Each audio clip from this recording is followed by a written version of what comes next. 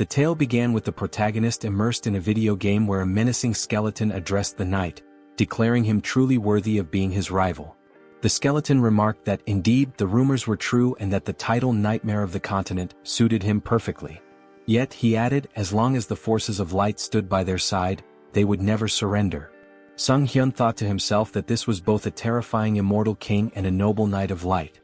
He sipped on his soda, wondering aloud if their dramatic clash was a bit overdone.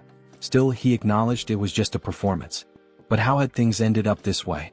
Even this unlucky guy stuck in his closet watching it all unfold, wasn't that also him? Before long there was a knock at the protagonist's door. A staff member, holding a pen and a piece of paper, introduced himself as being from the Special Ability Control Bureau Relocation and Investigation Department. He asked if Sunghyun was present. The protagonist confirmed with an eager expression. The employee explained that his identity had been verified and requested that, should he awaken, he report it immediately to the Special Abilities Control Bureau. Sunghyun reflected that it was the first time he had spoken to a stranger in half a year. Now that the conversation was over, he figured he wouldn't need to open the door for another 6 months. It had been 2 years since he last stepped outside. Some might call him pathetic. Others might accuse him of lacking willpower. But in truth he saw himself as a casualty of a twisted world. Suddenly the TV news caught his attention. A reporter announced that firefighters were battling a blaze at a shopping mall. The arsonist, it was said, was an awakened individual who had started the fire before transitioning to another world. Sunghyun stared at the screen in shock, thinking, an awakened person. Not long ago, people all over the world had begun awakening one by one, developing mysterious abilities referred to as special powers. After awakening, individuals were forced into another world within 24 hours, returning only after meeting specific conditions. However, very few ever came back alive.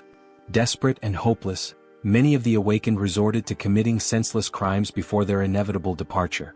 2 years ago, a reckless prank by one such awakened person had cost Sunghyun both his family and his leg. Though he had tried to muster the resolve to start anew, the effort seemed futile.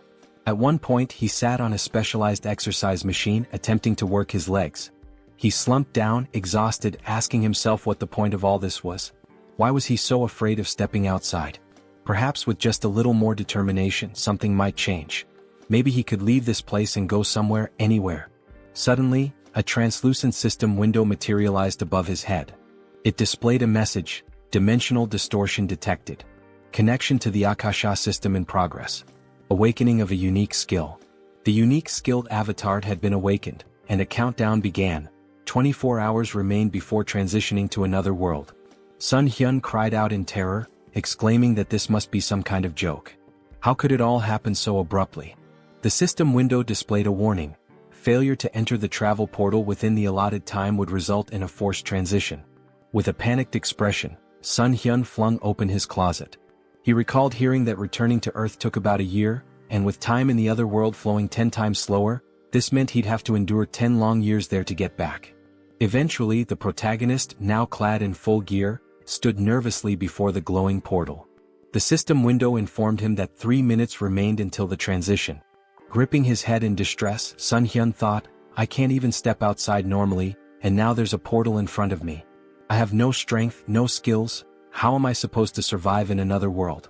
Suddenly he remembered his unique skill. Sunghyun shouted, determined, activate the avatar skill. At that moment, a clone materialized before him. He stumbled back in shock, gasping, that's me? Staring at the figure, he realized he was looking at a perfect copy of his own face. The clone saw everything he did as though they shared the same vision. This is dizzying, Sunghyun muttered, trying to move and control the avatar. The realization hit him. It was impossible to act simultaneously with the clone. Then the system window chimed again. 1 minute remained until the transition. Failure to step into the portal would trigger a forced move. In desperation, Sunghyun slumped against the clone's chest. This avatar is useless, he groaned. Just like me. If only someone else could take my place. Acting on a sudden impulse, Sunghyun directed the avatar toward the portal. The system window acknowledged the identity of the awakened individual, confirming the start of the transition. Watching the avatar vanish into the portal, Sunghyun cried out in astonishment. It worked. The move portal had accepted the avatar instead of him. The system window updated. The transition to the Auterica dimension was complete. Moments later, Sunghyun found himself looking at a dense forest. His heart raced with fear. The avatar was supposed to go. Why am I here? But then the system clarified. He could return to Earth via the return option in the karma store. However, karma needed to be earned through adventures and his current karma was at 0. Sunghyun's vision suddenly blurred. Realizing he wasn't physically in the forest but instead seeing through the avatar's eyes, he shouted, "I'm going to be sick." The nausea overwhelmed him and he abruptly woke up at home, sprinting to the sink to throw up. A few moments later, he sighed in relief. "At least I survived the move," he muttered. Gathering himself, Sunghyun added with determination, "Summon the avatar here." A double appeared before him, and as it approached, the protagonist asked in frustration what he was supposed to do with such a useless ability. Suddenly, a system window appeared, announcing that he had achieved something remarkable, returning to Earth without using the karma store. As a bonus, he was granted the ability to teleport back once daily to his previous location using a portal. Additionally, his karma had increased. Sunghyun was stunned, realizing that he had become the first awakened individual to return to Earth so quickly. The system window displayed his balance: 1,910,213 karma points. His jaw dropped in shock. Could this much really be awarded just for sending the avatar? In one move, he had earned points equivalent to 10 years' worth of effort. The system explained that karma is granted based on a person's impact in another world, whether through good deeds, misdeeds, murders, or honest labor. It made no distinction. Accumulated karma could be spent on improving abilities or returning to Earth. Sunghyun wondered if there had been some kind of mistake. What if he was still required to travel back to another world? Then, with a wry smile, he said, "Well, I didn't expect this to work, but who cares?" Turning to the system window, he noted that returning to Earth seemed pointless since he was already here. The system offered a suggestion: improving his unique skill for 300,000 karma or exploring other status enhancements. Intrigued, Sunghyun asked to see the details of the status upgrade section. Opening the tab, he saw an option to enhance regeneration for 10,000 karma. What is regeneration? He wondered aloud. Curious, he pressed the button. Instantly, a strange sensation coursed through his legs. Sunghyun looked down in amazement. His legs had been fully healed. The injuries that had defined his life, the source of his pain and isolation, were gone. This wound had been more than an inconvenience. It symbolized his tragic farewell to his family and his retreat from the world. Now it was as if none of it had ever happened. The system updated his status, informing him that his regeneration ability had surpassed the standard level 1 threshold. He had gained a new skill, super regeneration, which significantly enhanced his recovery powers. Later, Sunghyun smiled as he exercised his legs on the simulator. Reflecting on his progress, he marveled at how the karma he had earned not only restored his legs but allowed him to grow stronger. Watching his productive training session, he admired how much power his legs now had. With plenty of karma still left, he pondered where to invest it next. Spotting the option to enhance his unique skill, he eagerly clicked on it. As he activated the system window, he wondered aloud, what can I achieve by improving the avatar's skill? After some time, Sunghyun stood before his upgraded clone, grinning. "You're a real man," he said. The double, admiring its new physique, remarked, "You've put in some serious effort, haven't you?" Sunghyun chuckled, replying, "It's all thanks to hard training." After awakening the avatar skill, Sunghyun realized his consciousness had split in two, allowing him to move freely. Along with this, he gained a new ability to enhance his weapon skills. The system window explained that, with the mind center, he could choose what information to receive. Sunghyun thought, this means I'll no longer experience disorientation, and even if the avatar gets hurt, I won't feel any pain. Grinning, he grabbed a gamepad and remarked that he could now explore another world while comfortably sitting at home wrapped in a blanket. As he considered his newfound control over the avatar, Sunghyun noted that it felt just like playing a video game. But this wasn't the only change. Now he had 3 avatars.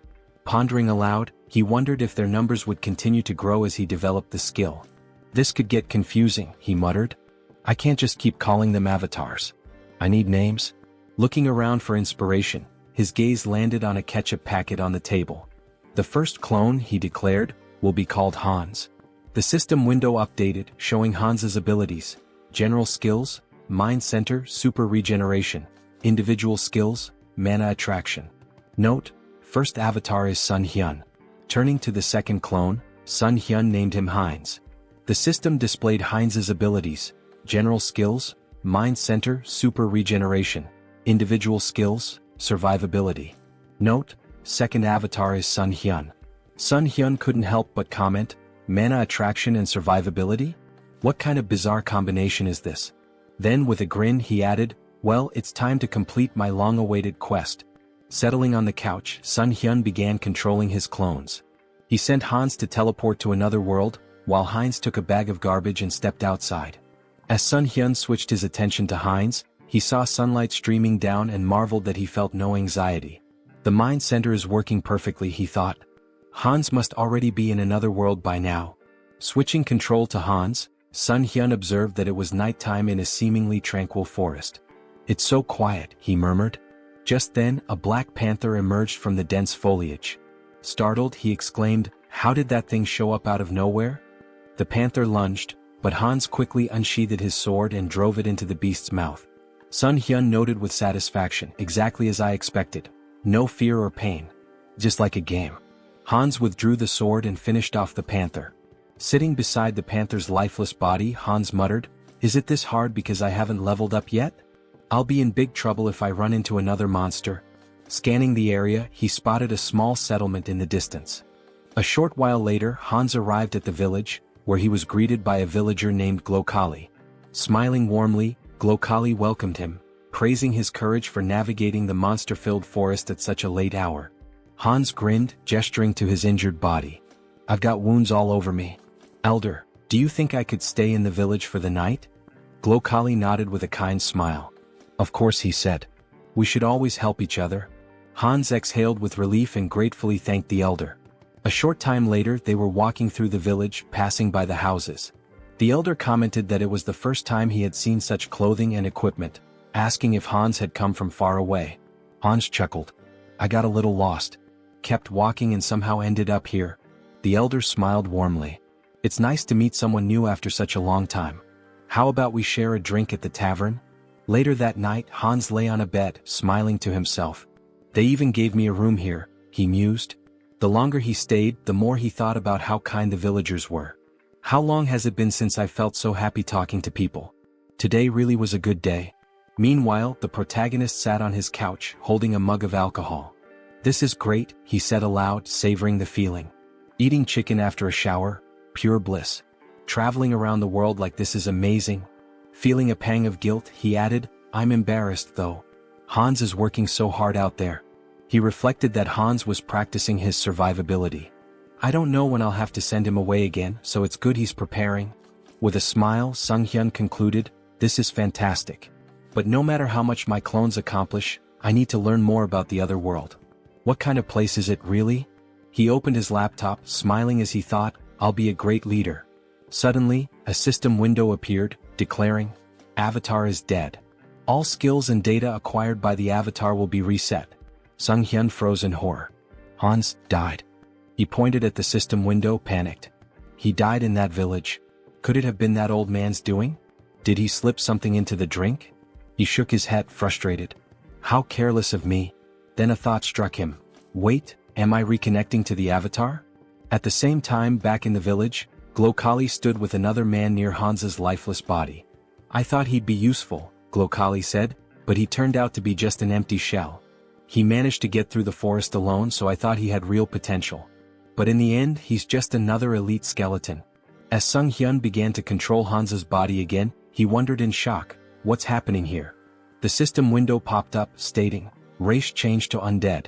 New skill acquired, decomposed heart. Hans's updated profile read, race, undead. General skills, mind center, super regeneration. Individual skills, mana attraction. Note, the mind center prevents mental damage. Sunghyun's thoughts raced in panic. What is going on? Glancing to the side, he spotted a large number of skeletons behind a glass wall. Fear gripped him as he realized, could it be that these lunatics turned all the villagers into undead? Just then, a living man entered the basement. Who is this? Sunghyun wondered. Wait, isn't that the guy from the tavern yesterday? The man, visibly annoyed, grumbled, how much longer do I have to stay in this dump? His gaze shifted to Hans's body on the floor and he stared at it intently. The protagonist anxiously wondered what the man was staring at. Did he really notice I've come to my senses? The man pointed at Hans's body with irritation and grumbled, "Why is this knucklehead still here? Why do I have to redo what everyone else has already done? Move the skeleton's body over there." Sunghyun felt a jolt of worry. "Even though my heart isn't beating, I think I almost had a heart attack." He could feel a strange force trying to move Hans's body against his will. By concentrating, he managed to resist the pull, but he decided it was wiser to obey for now. The man muttered with frustration, "Why does the old man always make me check on these weirdos? What a meticulous pain in the neck." Sunghyun reflected nervously. "This force, it feels so familiar. It's the same one that moved my dead body earlier. Could it be linked to the mana attraction skill?" His thoughts raced. "If that's the case, maybe I can figure out how to control it. And if I can control this force, I might be able to take command of all the other undead too." 1 week later. In the dim basement, Hans's undead body sat on a stack of wooden boxes, his skeletal fingers twitching with faint magical energy. Across from him, a skeleton lay crumpled on the floor. With a flick of Sunghyun's will, the skeleton stood up stiffly, moving as though animated by invisible strings. Sunghyun grinned. "I finally did it. I can control others now. Although it's not exactly what I imagined. I can only influence one undead at a time, not a whole crowd. Guess an elite skeleton like me isn't capable of much more yet." Suddenly, the sharp hiss of a rat caught his attention. He snapped forward, grabbing the small creature in his bony hands. "So, it was this little pest gnawing at my heels all week? You're a fast and nimble one, aren't you?" A tiny nasty thing. An idea struck him. "What if I use my magic on something small and fast like this rat instead of a person?" He focused his mana, and the rat's eyes glowed an eerie red. Sunghyun carefully set it down, grinning. "Operation Night Watch begins," he said to himself. "Let's see what secrets I can uncover with this little spy." Outside the warehouse, through the rat's glowing eyes, Sunghyun observed a man pacing outside. "Why is this guy whining so much?" he thought, amused. Then the man opened a heavy wooden door, revealing a second, dimly lit warehouse. The rat scurried forward, darting toward the open passage. Suddenly, a surge of energy pulsed through the air, halting its progress. Sunghyun recoiled instinctively, even with the emotional dampening of the mind center active. "That energy, it's overwhelming. I can't risk getting closer." From within the warehouse, he overheard a conversation. Jeffrey, a sharp-featured man, asked impatiently, "When will the maturation process be done? That fragment of the immortal king, it feels like it's sucking part of my soul every time I go in there." "It'll be soon, right? The teacher's been stuck in there for days." Another man replied, his tone cautious, "It should be soon. But isn't it funny? We're guarding this place so tightly with traps set all over the village and even here. Not even a mouse could sneak through." Sunghyun's thoughts swirled. A fragment of the immortal king? That must be what they're guarding. But where else can I gather information? And where did that old man disappear to? Moments later, a sudden flash of magical energy pierced the rat's body, shattering the connection. The elder approached, his expression calm and his tone almost amused. "A simple mouse," he said, brushing his robes as he inspected the remains. Sunghyun seethed from his safe distance. This old idiot. He noticed even a tiny spy. This is going to be more difficult than I thought. The protagonist's thoughts raced as he wondered, did they really figure me out? The old man stepped closer, inspecting the rat's lifeless body. "An undead?" he muttered, puzzled. "I don't sense black magic, but its body is brimming with dark mana. Could mana influence alone have turned this rat into an undead? There's only one place filled with such dark mana." He turned to the man nearby and asked sharply, "Jeffrey, you're in charge of the warehouse today, aren't you?" Sunghyun, observing from afar, felt a pang of guilt. "I'm sorry, little rat. You've done well. I'll avenge your death, I promise. Watch over me from wherever you are." Some time later, Jeffrey stormed into the basement, his face twisted in rage. "A rat? All this fuss over a damn rodent? That stupid old man?" He seethed, pacing wildly. Then, glaring at Hans's undead form, he barked, "Hey, why the hell are you standing there like that? Follow my order and stand up straight." As Hans's undead body remained still, Jeffrey's irritation boiled over. He approached menacingly, raising a fist. "Didn't I tell you to stand up straight?" he spat. Grabbing Hans by the hair, he yanked him forward. "Aren't you the fool who dared to stand against me? Didn't you threaten to kill me if I touched your family? Go on, repeat it." His face twisted into a sadistic grin. "Oh, that's right. I ripped out your tongue." Jeffrey sneered, tossing Hans to the floor like a discarded doll. "You should be thankful I let you live, even after we hunted down every idiot in your pathetic village. And your wife, she's here too, isn't she? What about your children? Oh wait, maybe they're with other families now. The tables turn. Suddenly Hansa's undead body sprang to life, lunging at Jeffrey and sinking his teeth into the man's neck. Jeffrey let out a horrified scream as he collapsed to the ground. What's happening to me? Stop, he stammered, his voice trembling with fear. Reaching out desperately, he began casting magic, but before he could finish, another undead figure, the reanimated body of Hansa's wife, pounced on him from behind. Together, the two undead silenced Jeffrey forever. Sunghyun, controlling Hansa's body, felt a grim satisfaction. Their revenge has only just begun. A bold plan. Meanwhile, Sunghyun switched control to Heinz and approached the village guards. My brother lives in this village, he shouted. The guards frowned. Your brother? He left not long ago. What makes you think we'll just let a stranger in? Heinz grinned. If that's the case, then bring me to the village elder. He'll recognize me. Moments later, Glokali arrived, his expression calm but inquisitive. What seems to be the matter? Heinz greeted him warmly, bowing slightly. Elder, it's a pleasure to meet you. I believe my twin brother Hans is somewhere here. Sunghyun smirked inwardly. Having two avatars really comes in handy for moments like this. While Heinz kept Glokali distracted, Sunghyun, through Hansa's body, infiltrated the warehouse and approached the fragment of the immortal king. The fragment pulsed with a dark, otherworldly energy, resonating with the undead around it. Is it absorbing the energy from the undead? No, it's more like it's replenishing itself. This explains why the people here are so unnaturally strong. That warehouse I was stuck in before must have been a dumping ground. And yet these fools dare to act superior? They'll learn soon enough. Sunghyun activated his abilities, drawing the fragment toward him. A powerful surge of energy echoed throughout the village, shaking the very ground. The elder's realization. Back at the gates, Heinz maintained his ruse. Twins are connected, he said with a sly smile. We always know where the other is. Glokali frowned, his suspicion growing. Hard to believe, he muttered. Suddenly his eyes widened in panic. He sensed a disturbance and shouted, something's wrong with the fragment. Kill this fool immediately. In a blur of movement, Glokali transformed into a monstrous, darkened form and hurtled toward the source of the disturbance, his face twisted with rage. The guards, startled by Heinz's sudden disappearance, raised their spears in confusion. Meanwhile, the protagonist reflected on the overwhelming surge of emotions emanating from the fragment. Such an irresistible flow of negative energy. Even with the mind center filtering the input, it's like a tidal wave. Could anyone endure this and remain sane? Suddenly, a deafening explosion of energy shook the area, and a system window materialized before him. System notification. Your essence meets the conditions.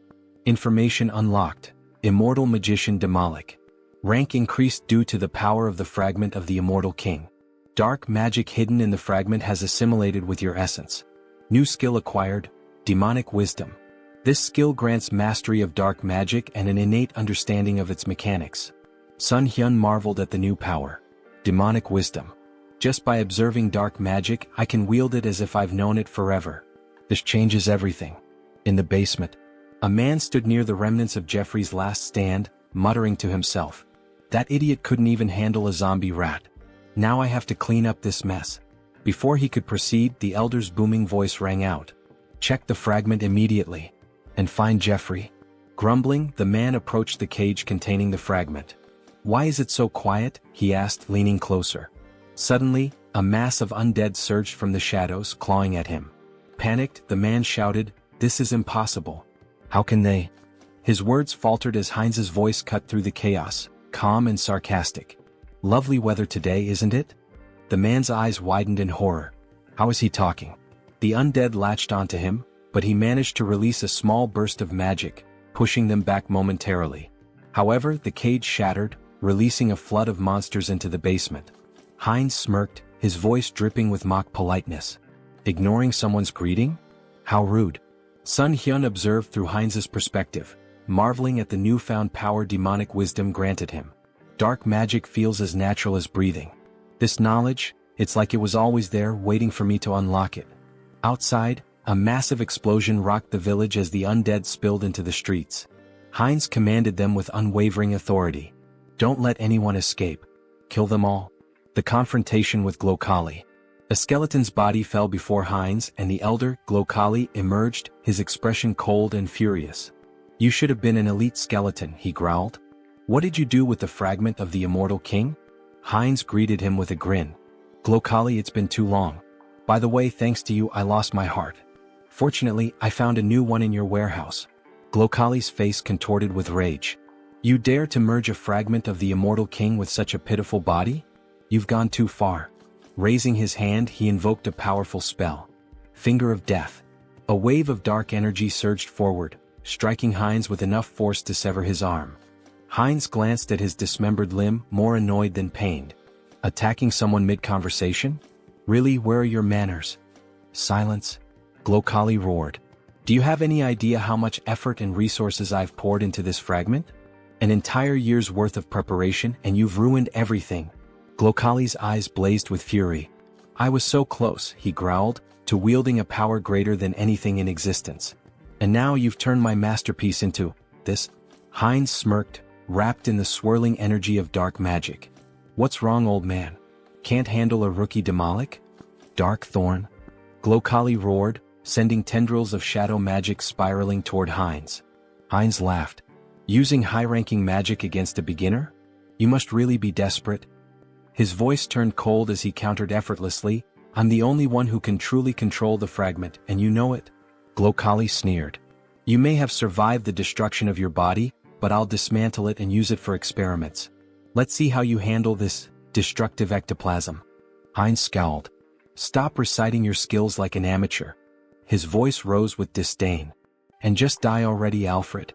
The elder froze for a moment. "Alfred?" His expression twisted into suspicion. "How do you know that name? Did you sneak into this village intentionally?" Before Heinz could reply, a surge of dark magic shot toward Glokali from behind. The elder reacted swiftly, deflecting the attack with ease. He narrowed his eyes. "You're adapting quickly to dark magic. Is it the fragment's doing? No matter. I have no time to waste." Raising his hand, Glokali activated another spell. Pact of Destruction. The battlefield dimmed as the souls of the fallen black magicians coalesced, swirling around Glokali like a maelstrom. A dark crown materialized on his head, amplifying his power. Heinz watched warily. "You're sacrificing the souls of your own allies for this? How fittingly vile of you." Glokali snarled, his voice thunderous. "With the full power of this fragment, I would have crushed you. But no matter." Now, flame of souls soaked in darkness. A massive surge of fiery dark energy erupted toward Heinz. The final blow. Before the spell could reach its mark, a streak of magic pierced Glokali's chest. The elder stumbled, his expression frozen in disbelief. Heinz stood unimpressed. "Took you long enough to tire yourself out. Honestly, I almost fell asleep while you were chanting all those fancy spells."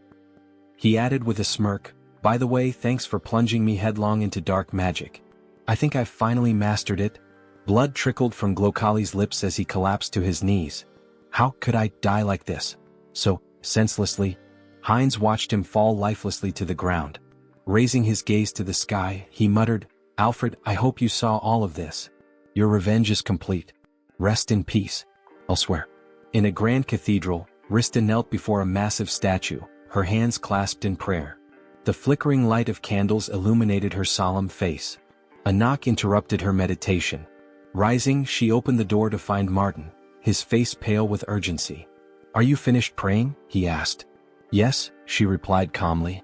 "What's the matter?" Martin hesitated, then blurted, "The ghost of the immortal king's resurrection has been detected in the west." Rista's eyes widened slightly, though she maintained her composure. "The immortal king?" Martin nodded grimly. "I'll summon the council immediately." As he left, Rista turned back toward the statue, her expression hardening. "The one who brought terror to this continent hundreds of years ago. I won't let it happen again." On the battlefield, Heinz surveyed the wreckage, the remnants of the battle littered around him. "Devastation," he muttered.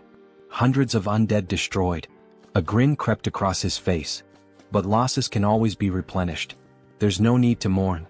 He turned, the dark magic emanating from him pulsating with new strength. "After all, this is only the beginning." Heinz stood, surveying his work. The most wonderful thing about necromancy, he mused, was the ability to create soldiers from corpses. He glanced at his missing limb, irritated, and muttered to himself, First things first, we'll need to take care of the hand. He had already walked a lot today, moving through the battlefield and observing the aftermath. His thoughts turned to his own body and the need to fix it before going any further. Looking around, Heinz's eyes fell upon a lone skeleton, its bones still fresh from the battle. Without hesitation, he tore off its arm, examining the form. This will do. He attached the arm to his shoulder with practiced ease and placed his other hand over the spot, enveloping it with energy. Super regeneration activated, he muttered under his breath. Clenching his fist, he tested the new limb. Perfect, he said, pleased with the results. The regeneration took a moment, but soon the arm was securely attached, and Heinz's body was as whole as it could be in its current state. Where to start? He wondered. He stepped forward, hands extended as he focused his energy. The skeleton in front of him was about to become his first test. With a commanding tone, he spoke aloud, "You must become my subordinate."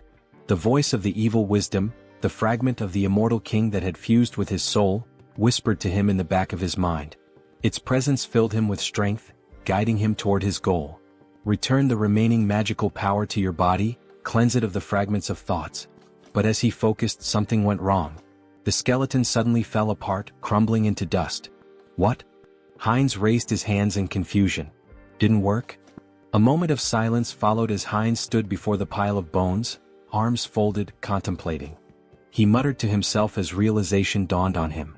I've been going about this wrong. After a few attempts, it clicked. He turned his gaze toward the village chief's body, still lying in the aftermath of the battle. A dark idea began to form. He pointed his hand toward the body and spoke slowly, "Should I turn you into an undead with a soul to extract information from you?" Grabbing the lifeless form of Makhem by the clothes, Heinz lifted him up for closer inspection. "What?" he exclaimed, his voice tinged with surprise. "The old man doesn't have a soul." Makhem's body had been stripped of any trace of life, except for the magical circle burned into his chest. Heinz examined the symbol and thought for a moment. So this is how they've been controlling things. Throwing Makhem's body aside, Heinz couldn't help but smirk at the oversight. It's strange they didn't think of this little thing, considering the scale of their operations, he muttered. But no matter. I can still use this. With renewed focus, Heinz concentrated energy into his hand. If the soul is gone, I'll have to make do with what's left. He directed the energy straight into Makhem's body, deciding that he would turn the old man into something more useful. A high-level undead with consciousness and combat skills. Heinz's magic spiraled through the corpse, desecrating the remnants of its magical power and cleansing it of any remaining fragment of thought. A few moments later, the body twitched and Makhem rose to his feet, now an obedient death mage. The undead mage stood before Heinz, waiting for orders. His voice was hollow but clear. "I await your command." Heinz looked at him with curiosity. "You're speaking." "I didn't even expect that result," he muttered, impressed. He turned to Makhem, his expression cold. "Your name is Makhem. From now on you will obey me." Without hesitation, Heinz slammed his hand against the undead mage's skull. Makhem flinched but immediately responded with desperation. I will obey." Heinz smirked, rubbing the bruise on Makhem's head. "Even if he lost his memories, his sins remain. I'll enjoy this." Turning his attention to Makhem's cane, Heinz casually remarked, "It looks pretty good." Makhem's bones trembled, his fear palpable. His new existence as a death mage was not one of autonomy, it was one of fear and servitude. The power of the immortal king's fragment coursed through Heinz, and with it, the ability to control life, death, and everything in between. Heinz's grin widened. "You're going to be a useful tool?" As the protagonist stood, looking over the gold he had gathered, his thoughts shifted to the mountain of corpses he had left behind. Among the undead, there was one particularly young zombie, a grim reminder of the recent battle. This young zombie, who killed Jeffy along with him, he thought. He placed his hand on the zombie's head in a strangely respectful gesture. Well, he should rest in peace with his family. With a flick of his wrist, he directed fire at the building nearby, setting it ablaze. The crackling of flames in the distance was the only sound that could be heard as the protagonist briefly considered the devastation he had wrought. No turning back now. Back in his hideout, the protagonist sat comfortably at a table, his belly full after a satisfying meal. He leaned back, smiling contentedly. I ate too much," he said to himself, his voice light. "God, that was delicious." He glanced at his phone, curiosity piquing. "What's the gold rate today?" he muttered aloud, tapping the screen. The village had been full of magicians, and given their affinity for treasure and arcane wealth, there was bound to be a lot of gold left behind. Just think, these people had accumulated a fortune. He began considering what he might do with the loot. Maybe I should take a closer look at what's left. With a deliberate motion he reached out, muttering, "Summon Hans." In an instant his avatar appeared before him, and an ominous aura filled the room. The feeling was intense, suffocating, his presence too strong for the quiet of the space. The protagonist's eyes widened in panic as he recoiled, covering his face. "Cancel the summoning," he shouted in fear. As quickly as the avatar had appeared, it vanished. He gasped for breath, his heart racing. "I thought I was going to die," he muttered to himself.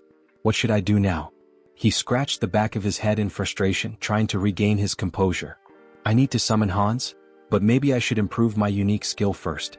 The protagonist's thoughts turned inward, and he focused on accessing the Karma Shop, a place where he could enhance his abilities. Moments later, a system window appeared in front of him. He marveled at the results. "I earned more than I expected," he mused. The last time he had just over 400,000 karma. Now the amount had grown. He selected the item to improve his unique skill and spent a hefty 300,000 karma. A message popped up on the screen stating that his skill had improved. The number of avatars you can own has increased. His mental strength exceeded the norm, and as the information sunk in, he clenched his fist, enveloped in a surge of energy. Serenity. This skill would protect him from external stimuli and mental attacks. A welcome upgrade for the challenges ahead. Later he began filling a paper bag with gold, thinking about the potential. With my normal state of health, Hans can benefit from serenity, unlike the center of the mind. It was incredible how he always seemed to pick the right skills when needed. When the bag was full of gold, he smiled with satisfaction. Great. Time to sell the gold. He quickly moved the filled bags as well as a backpack full of gold to the table in front of the committee. As he laid the bags out, the workers couldn't hide their astonishment. They gasped, shielding their eyes from the precious glow radiating from the gold. The protagonist nodded, maintaining his calm demeanor. "Please deposit all the funds into my account." He then turned and walked outside, leaving the employees to complete their task. They bowed in gratitude, thanking him for his trust. Sunghyun offered a smile in return, wishing them well. As he walked away, he glanced at his shadow on the ground, remembering how Hans had hidden it with dark magic just in case. "Maybe I was worried for nothing," he mused. The shadow was well concealed, even masked to avoid detection. Just as he was about to leave the area, an explosion echoed from behind him. The building rocked, debris flying through the air. Wolf stood amidst the destruction, his grin wide as he surveyed the damage. "Looks like we hit the jackpot," he said, his voice dripping with satisfaction. Holding a bag of gold in his hand, the protagonist, Sunghyun, grinned, looking at the treasure he had gathered. Who would have thought there'd be so much gold in such a remote place? He mused, clearly pleased with the haul. His grin was wide, but it was quickly interrupted as a bandit beside him urged, "Stop chatting, it's time for us to run." Without wasting time they made their way forward, running swiftly through the streets. "I know," Wolf shouted, his confidence undeterred as they sprinted. Ahead of them they spotted Sunghyun, who looked at them in fear and shouted, "Villains! Someone needs to report them. These criminals using their awakened powers for evil, and the ones who protect citizens from them are..." His words were cut off as a powerful blow struck his cheek. Wolf, dealing the blow, shouted, "Shut up." His voice was a harsh command, shutting down Sunghyun's words before they could gain any traction. The protagonist touched his bruised cheek and thought to himself, "The guards will probably track them down. I can't do anything." Meanwhile, Wolf ran confidently forward, saying, "Great. Everything is going according to plan." The bandit hanging from his back added, "We've got plenty of time. The guards will be here in about 3 minutes. We just need to reach the portal." "Is she here?" As they neared their destination they saw something that made them stop in their tracks. A girl lying unconscious on the ground. The wolf stopped and shouted, "Portal? What happened to her? She needs to wake up." His voice was laced with urgency. The bandit, looking around nervously, turned to the wolf and said, "Look over there." His voice trembled as he pointed, and the wolf looked to see a figure standing in front of them, masked and glowing ominously in the distance. "Hans?" the wolf muttered, trying to make sense of the situation. He couldn't help but ask, "Who's that?" "The guards?" The bandit, shaking his head, whispered, "That idiot isn't one of them." As Hans moved closer, he reached up to remove his mask. Sunghyun won't be able to do anything, Hans thought, but he knew that his avatar, was a different matter entirely. The bandits looked on in fear, raising their hands in surrender. Time passed and soon the guards of the South Korean Returned Association arrived at the scene, their boots pounding the ground as they ran. The lead guard shouted confidently, "Here?" He looked back at his colleagues, urging them forward. "Are we going to miss him again?" When they arrived, they froze in surprise. "What happened here?" the guard asked. He surveyed the area where the bandits lay defeated on the ground. The wolf, still dazed, had lost his mask in the scuffle. The lead guard assumed that someone had dealt with the villains but that they couldn't have gotten far. He turned to his colleagues, gesturing around the area. Searched the surroundings carefully. Meanwhile, Hans, like a shadow, moved swiftly through the area. He flew past the guards, heading straight toward Sunghyun. As they reunited, Sunghyun couldn't help but smile. "I see you've warmed up well," he remarked, pleased with the success of their plan.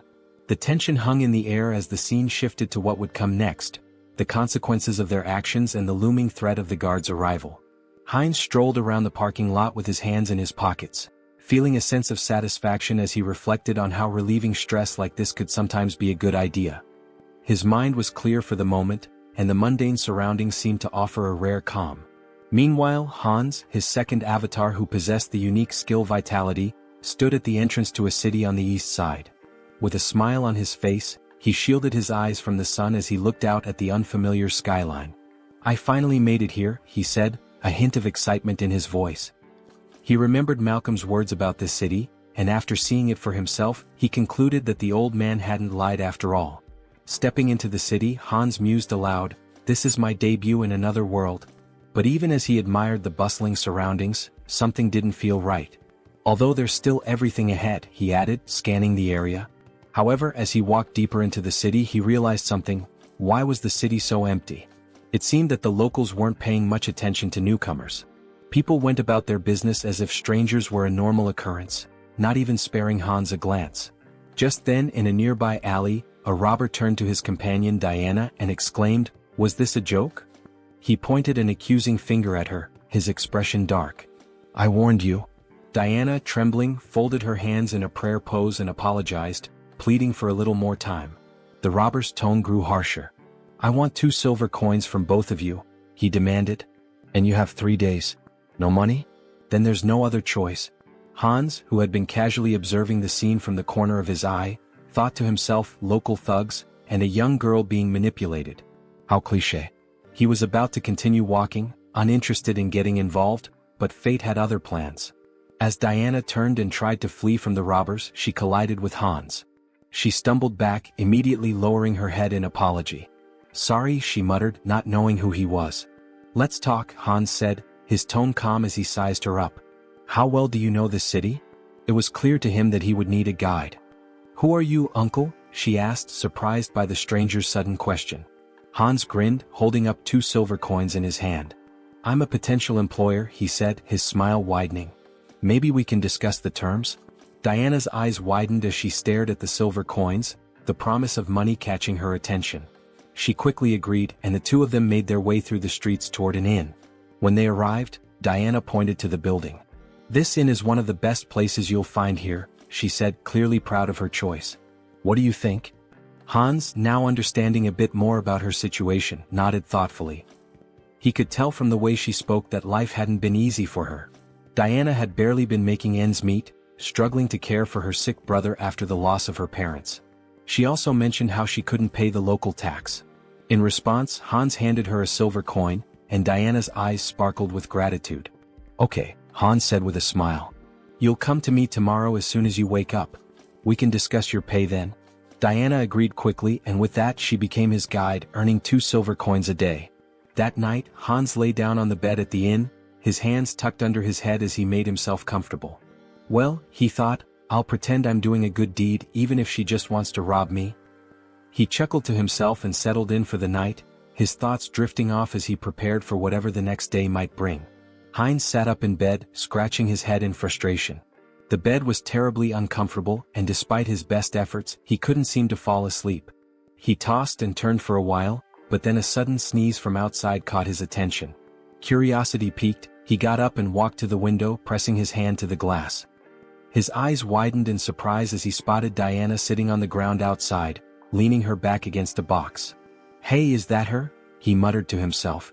Diana looked up at him, her eyes widening, and then smiled, waving in greeting. "Hello," she called up to him. Heinz was indignant. "What are you doing there?" he shouted down, clearly irritated. "Why are you waiting for me?" After a moment they were sitting together at the table eating breakfast. Heinz frowned as he took a bite, his frustration still simmering. "You shouldn't do that again," he said, trying to sound stern. "Next time, wait until closer to lunch." Diana, chewing a piece of food, nodded absent-mindedly. "Yes, uncle," she said. Heinz shot her a glare. "I've already told you not to call me that," he replied, annoyance creeping into his voice. She looked at him, then glanced at the piece of bread on his plate. "Are you full?" she asked. "Yeah, I'm fine," Heinz replied. "You can take it if you're hungry." With a smile, Diana took the bread and slipped it into her bag. "Thank you," she said, grateful. The town they were in was called Ozantu, a small village located on the western edge of the kingdom of Talia.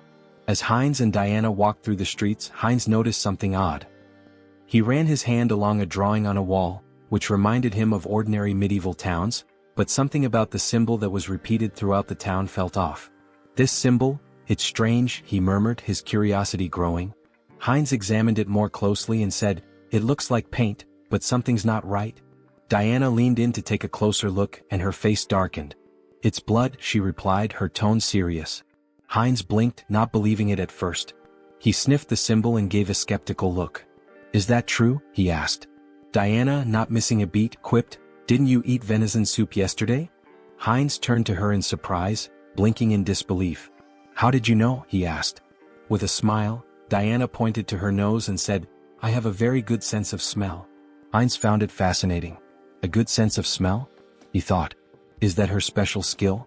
They continued walking through the streets, Heinz still pondering the implications of her statement. He asked, "What does the symbol mean?" Diana hesitated for a moment, then answered, "It's the emblem of the Varkalak Guild, which controls this place." But before she could finish, she froze, her face paling in fear. She began to slowly back away, bumping into Heinz. "What's wrong?" Heinz asked, alarmed by her sudden change in demeanor. Diana's eyes darted around nervously. "That smell," she said, her voice tight. Heinz furrowed his brow. "What smell?" he asked, not sure what she was talking about. Diana inhaled deeply, her eyes closed as she focused on the scent. Then, with a sense of urgency, she turned around, her fists clenched. "Freshly baked bread," she exclaimed. "I have to try it?" Heinz, confused but amused, asked, "Didn't you just eat a minute ago?" Diana pointed ahead, her face lighting up with anticipation. "I'm hungry again," she said, clearly excited by the smell.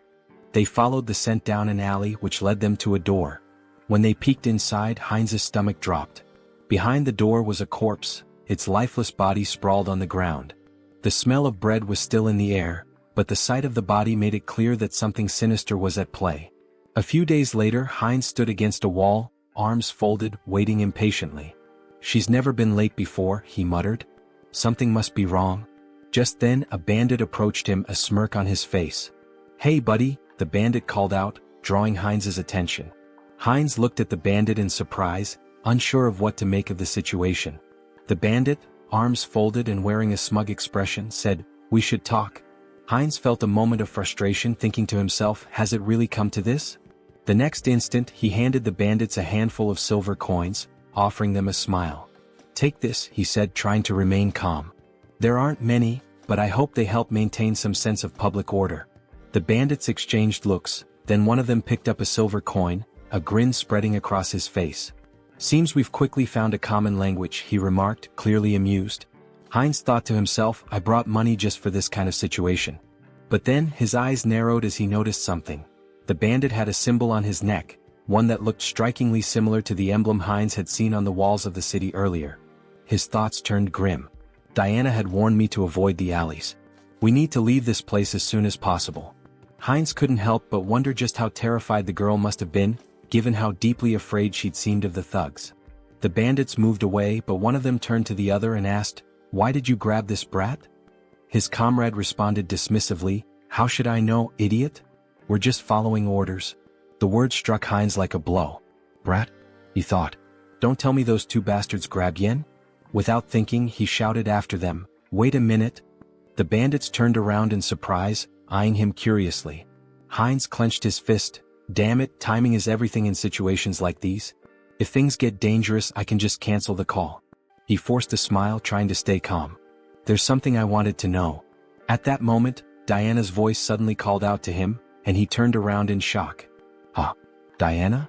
The bandit, now flexing his fist with an irritated expression, remarked, "So, what's your friend interested in?" Heinz gave an awkward smile, trying to keep the conversation light. "Is the silver I gave enough?" A little while later, one of the bandits returned with a bag in his hands. "They took everything," he said nonchalantly, tossing the bag aside before turning toward Heinz. The bandit's expression hardened. "And where's the rest of it? You were supposed to meet us long ago." Heinz shot him a glare. "Did you even know how much I gave you?" In that moment, Diana's face fell and tears began to form in her eyes. "My little brother is missing," she sobbed, her voice trembling. "He was just starting to get better, he could eat again, but now I can't find him anywhere." Heinz's mind raced as he recalled the conversation he'd overheard between the bandits. Could they be talking about Diana's brother? He asked, his voice tinged with suspicion. Could it be Varkalak? Diana looked up at him, her face stricken with terror. "No," she whispered, shaking her head in despair. Heinz frowned and asked gently, "What do you mean?" Tears streamed down Diana's cheeks. "They really took him," she choked out. "Aaron will die if they hurt him." Heinz's heart sank as he watched her crumble in front of him, the weight of her words sinking in. He knelt down beside her, trying to comfort her the best he could. "Don't worry so much," he said softly. "If they want a ransom, I'll pay it. You won't be alone in this." But Diana, her voice barely above a whisper, whispered in disbelief, "They really took him. Aaron will die." Heinz's heart pounded in his chest as Diana's words hit him like a cold shock. "Blood," she had said. He repeated the word in disbelief. "Why blood?" he asked, struggling to understand. Diana, still shaking with fear, managed to sit up. "This city," she whispered, her voice trembling, "is a warehouse for live blood bags. For vampires." Heinz's mind reeled as the weight of her words sank in. Before he could process it further, a voice from above cut through the tension. A vampire stood on the roof, his figure silhouetted against the setting sun. "The smell of dark mana is strong," he said with a low, cruel smirk. "Did they kill each other over the fragment of the immortal king? How unfortunate. I wanted to destroy it once it fully matured." The vampire folded his arms, his smile widening as he continued. "I don't know who stole it, but I know exactly where it's going. So, finding the thief won't be difficult." Heinz, still processing the bizarre situation, looked at Diana, his expression confused. "A vampire?" Tears streaming down her face, Diana nodded. "Yes, vampires. The Varkalaks and all the other organizations in this city, they're all run by vampires. Even if you escape the city, none of us will survive. They're all connected and they'll hunt us down." She buried her face in her hands, sobbing. "We've been trying our best to hold on, but we're just getting picked off one by one. In the end, I know what will happen to us." Heinz reached out, gently grabbing her face and forcing her to meet his gaze. "Listen to me," he said, his voice firm. "If what you're saying is true, we don't have much time. Do you know where they've taken your brother?" Diana hesitated, looking down at the ground. She looked at him, uncertainty in her eyes, and then whispered, "I don't know. But, if you try to help me, it will be dangerous. You won't survive either." Heinz smiled, though the weight of the situation hung heavily in the air. "Don't worry about that," he said confidently. "I know how to fight back against these scoundrels. We'll make it through this." In his mind, the mission to save the girl, and to get to the bottom of the sinister operations in the city, had just begun. Sometime later, in a dimly lit tavern, a group of bandits sat around a table, laughing and playing cards. One of them tossed silver coins onto the table, calling, "All in." His companion looked at him with a grin. "Where did a debtor like you get such a big pile of money?" The first bandit leaned back and smirked. "I robbed some idiot this morning. Made a nice profit." At that moment, the tavern doors flew open with a loud crash.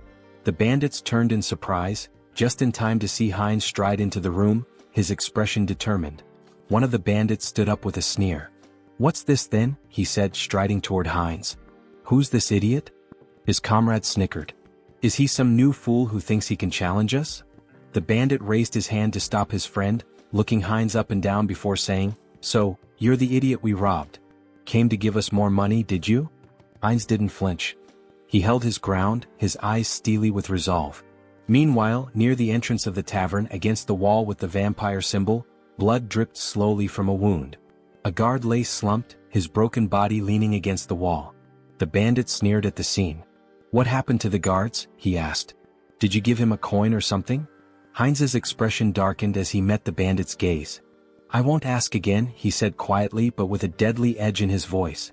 "Where did you take the child?" The bandit's face twisted in disbelief. "What?" he spat, raising his finger toward Heinz. "Are you out of your mind? Do you know who you're dealing with?" In the blink of an eye, Heinz drew a knife from his belt and drove it straight into the bandit's throat. The man gasped, his eyes wide with shock as the blood began to spill. "I know exactly who you are," Heinz said coldly, watching the life drain from the bandit. "You're scum. You prey on families to satisfy your own selfish desires." As the bandit crumpled to the floor, the others in the tavern fell silent, eyes wide with fear. Heinz stood over the fallen body, his knife gleaming in the dim light, ready to face whatever came next. The mission was far from over. Heinz stood in the midst of the fallen bandits, his breathing heavy as the weight of the fight settled in. His knife was lodged deep into his shoulder, but he didn't flinch. Blood seeped from the wound, but he didn't have time to focus on it. There were still too many enemies around. "Why are there so many?" he muttered to himself. He had lost count of how many bandits he'd taken down in the chaos. Each one had been dispatched swiftly, his skills in combat and the magical tools he'd brought with him giving him a significant edge. But now more were coming down the stairs. He wrenched the knife out of his shoulder with a grimace, his gaze scanning the room. A couple of new bandits appeared at the top of the stairs, looking down at the carnage below. One of them shouted, "What's all the commotion about? Who the hell is this guy?" Heinz paused for a moment, annoyed at his own carelessness. Damn it, he thought. His mouth had gotten him into trouble again. This wasn't the time for reckless talk. There were more screams from the building, growing louder as the fight escalated. The bandits kept coming one after another. 6, 7, 8. It felt endless. Eventually, Heinz stood alone in the middle of the fallen bodies, breathing hard, sweat dripping down his forehead. His shoulder throbbed where the knife had struck, but he had no time to think about it now. His focus was on the bandit still alive, groaning beneath him. He stepped over to the bandit, placing his foot firmly on his head. "Hey big guy," he said with a sneer, "where's the boy you captured today?" The bandit, still dazed and groaning in pain, glared up at him. "You think I'm just gonna tell you everything?" he snarled. "You're an outsider, aren't you? You don't even know who's behind this. You're gonna regret this." Heinz's expression darkened, his eyes cold as steel. "I don't care who's behind this," he said, his voice low but steady. "I'll find the boy and I'll make sure your little game ends here." The bandit struggled under Heinz's foot, but Heinz wasn't about to give him any leeway. He leaned in closer, whispering, "Tell me where he is and I'll make it quick. Otherwise, we'll see how long you can last." The bandit growled through gritted teeth, but Heinz could see the fear in his eyes. Despite his bravado, the man was terrified.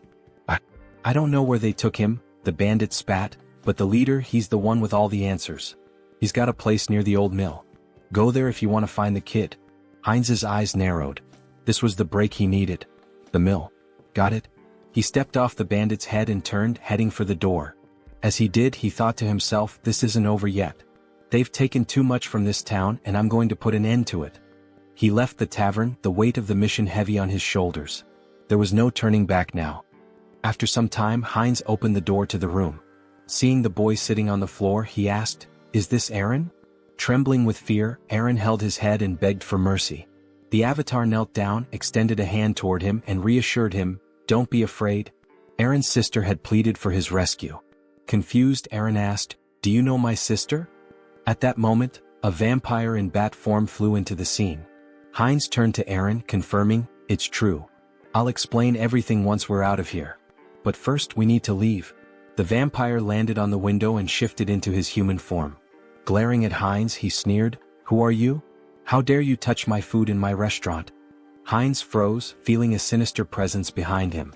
The vampire taunted him, saying, "Are you from an oath of disobedience?" Taking Aaron by the shoulder, Heinz thought, "A vampire." The vampire continued, "Or perhaps you're this boy's brother. Do you know what happens to those who defy us?" Smirking, the avatar replied, "Me? Just an outsider, robbed by your rabble." Shielding Aaron, he added, "It's pure coincidence I helped this boy. The vampire extended a hand and scoffed, "Really? How dull. I prefer my meals lively. Both of you will die here." As the vampire fired a magical projectile that shattered the surroundings, Heinz shielded Eren with his body, yelling, "Run!" The avatar, now lying on the ground amidst spilled alcohol, gasped heavily. He sat up, noticing the smell of liquor, and muttered, "Alcohol? Is that a barrel?" He patted Eren's head, asking, "Are you okay? This is it, you need to hurry and get outside." Just then the vampire landed nearby, sneering, "Dodged? You're faster than I expected. A good warm-up before dinner." The vampire lunged with claws extended, but the avatar shoved Eren toward the door, shouting, "Run and don't look back." Wielding his sword, he blocked the attack but noticed the vampire's claws growing longer. They pierced his body as the vampire mockingly praised his regeneration abilities. Heinz clenched his teeth, realizing the power gap was immense. The vampire, licking his lips, remarked, "Unexpected, but you'll make a fine delicacy." Despite the pain, Heinz thought, "If I hesitate, I'll die." He swung his hand, but the vampire severed it effortlessly, laughing, "Oh dear. I'll carve you up before I feast." Lifting Heinz into the air on his claws, the vampire declared, "This is where your resistance ends." As he leaned toward Heinz's neck, Heinz thought, "If strength isn't enough, then we'll both die."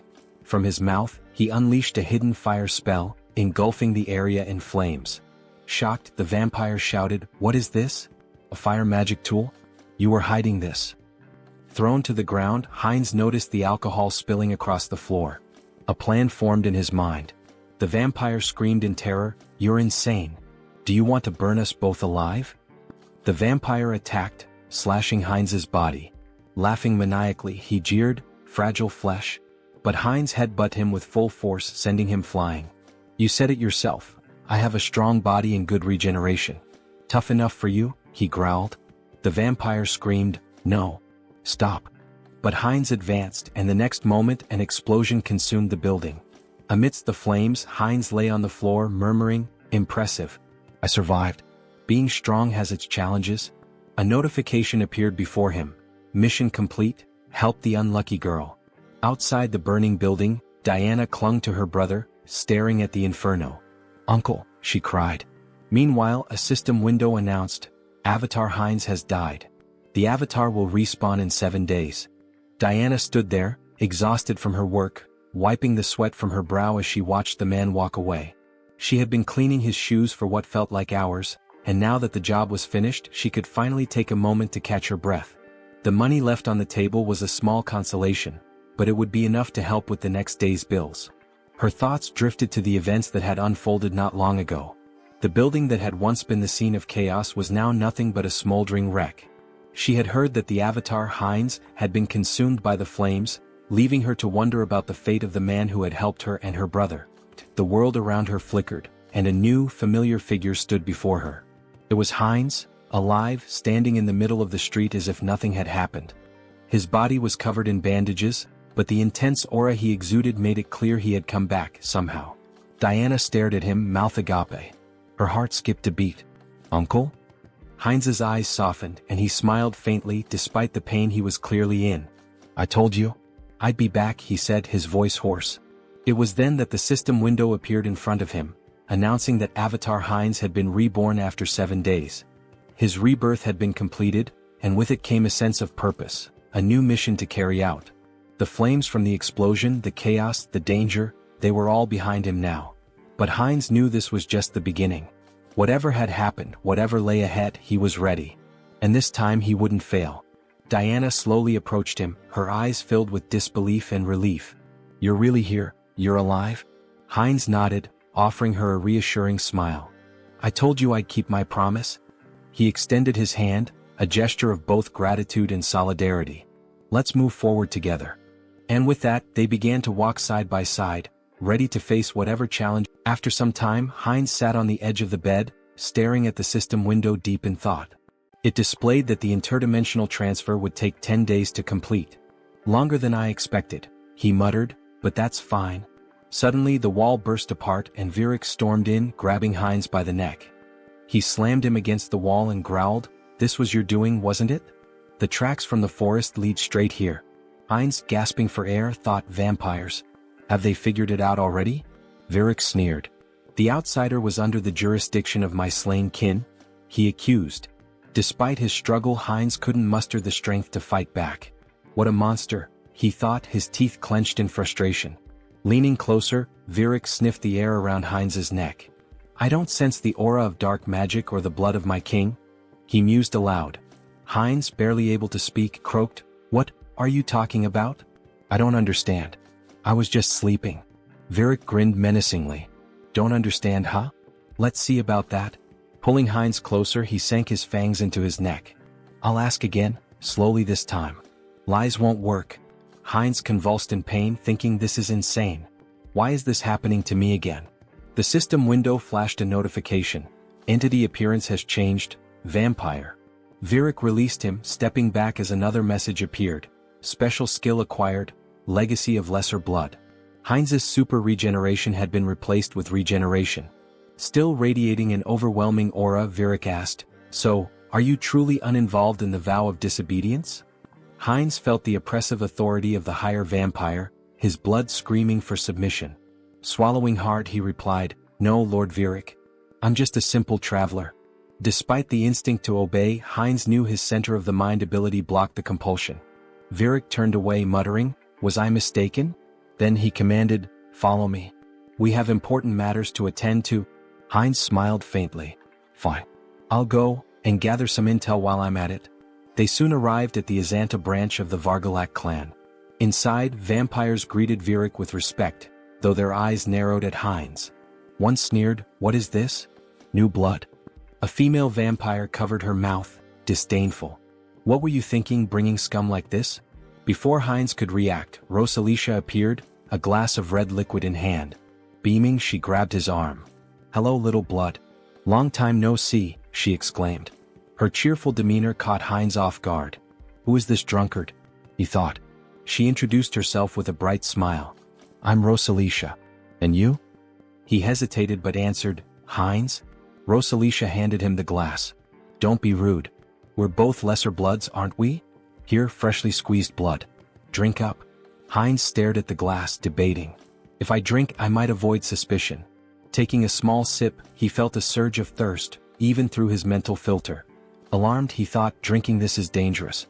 Blocking the taste and smell, he downed the rest in one gulp. Delicious, he said flatly.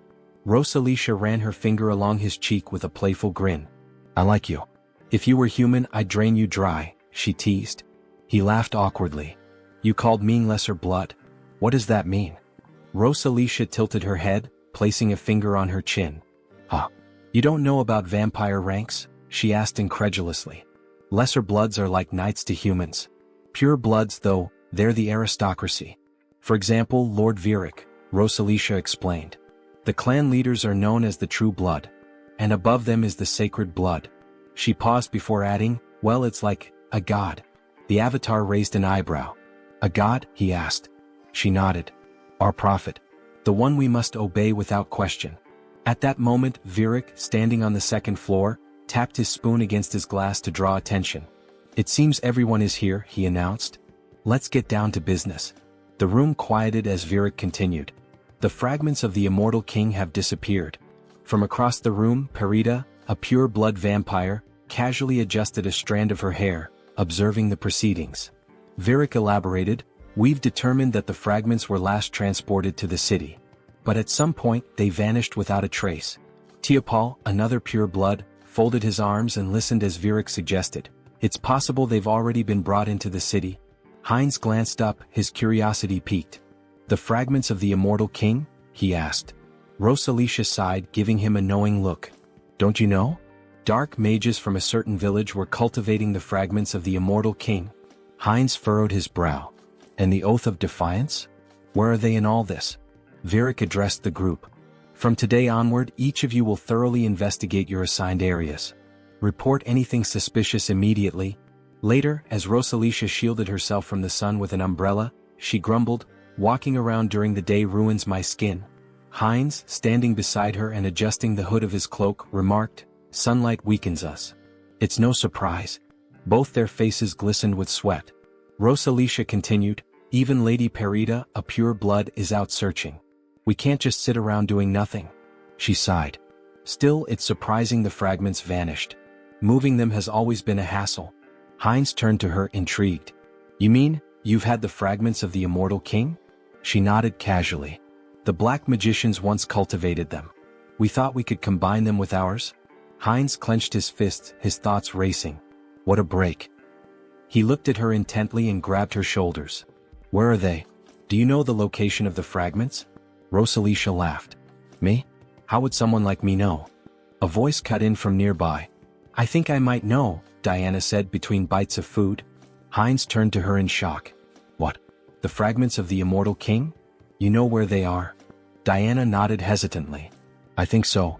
But it's been a long time, she said, pausing to chew. About a year ago, I was responsible for keeping the tomb clean. Every Friday, members of the Vargalak Guild would visit the stone chamber inside. But every time there was a foul smell in there. Heinz's mind raced. I should investigate this.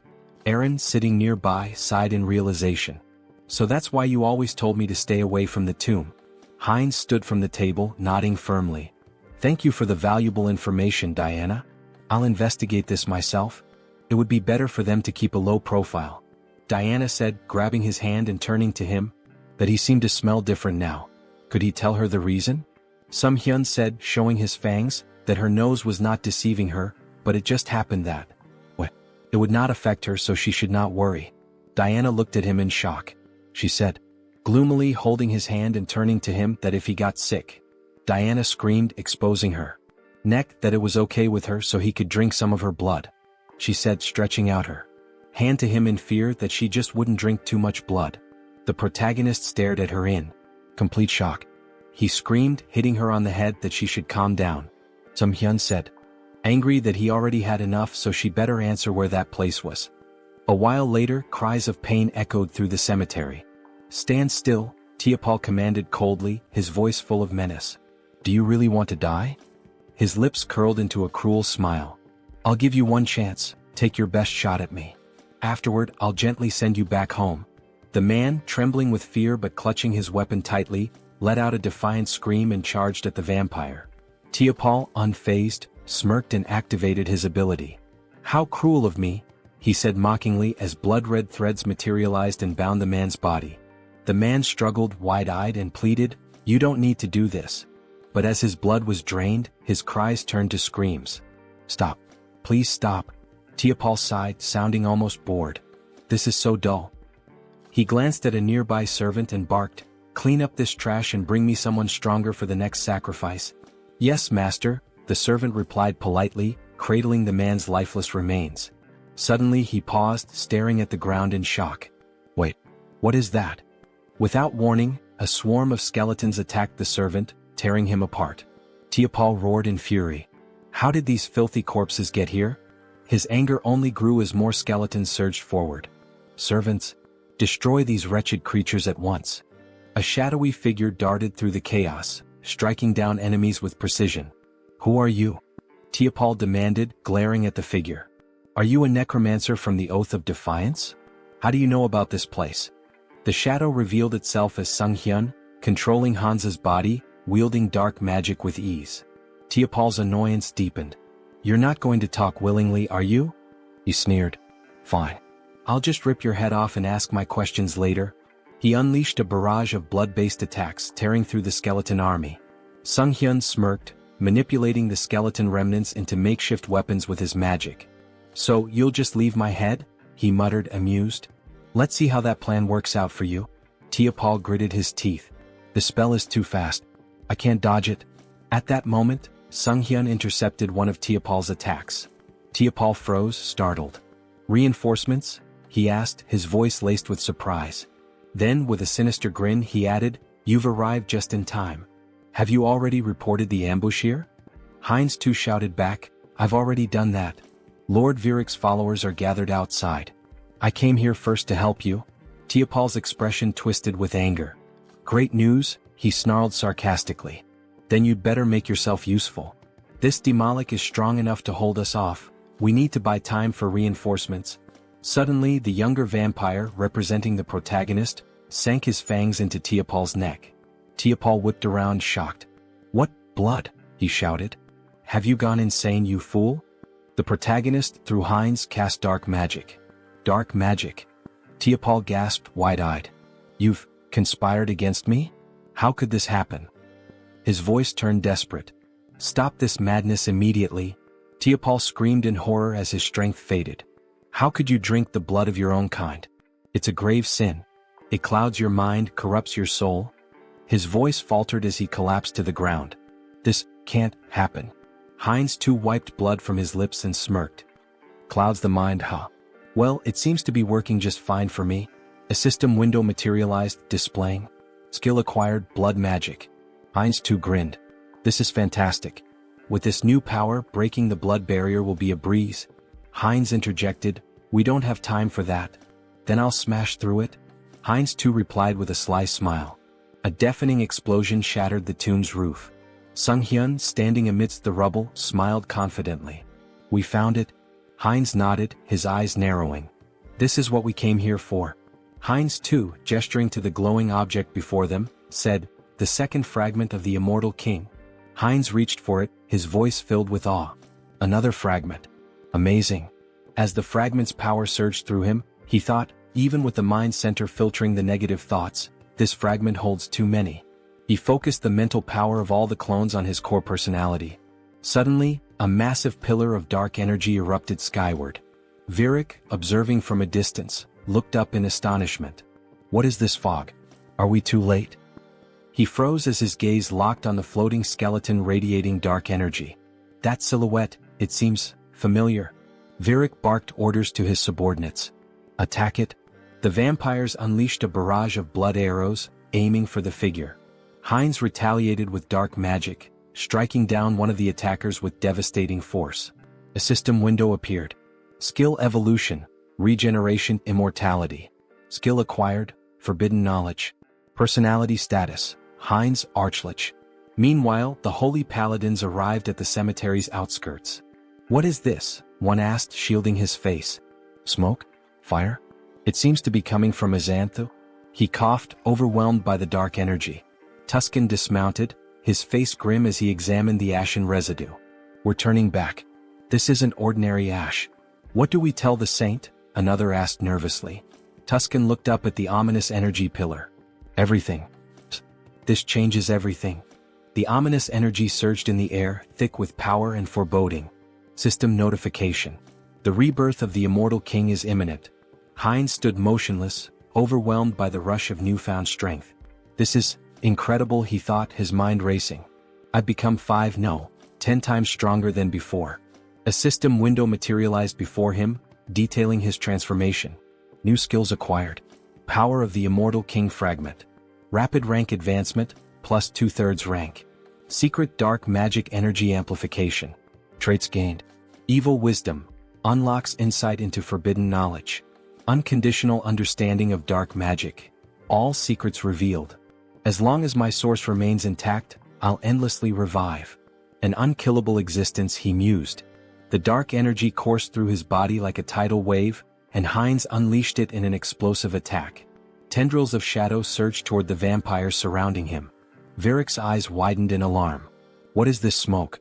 Is this a trap? What is your plan? A subordinate rushed to his side. My lord, we must retreat and recover our strength.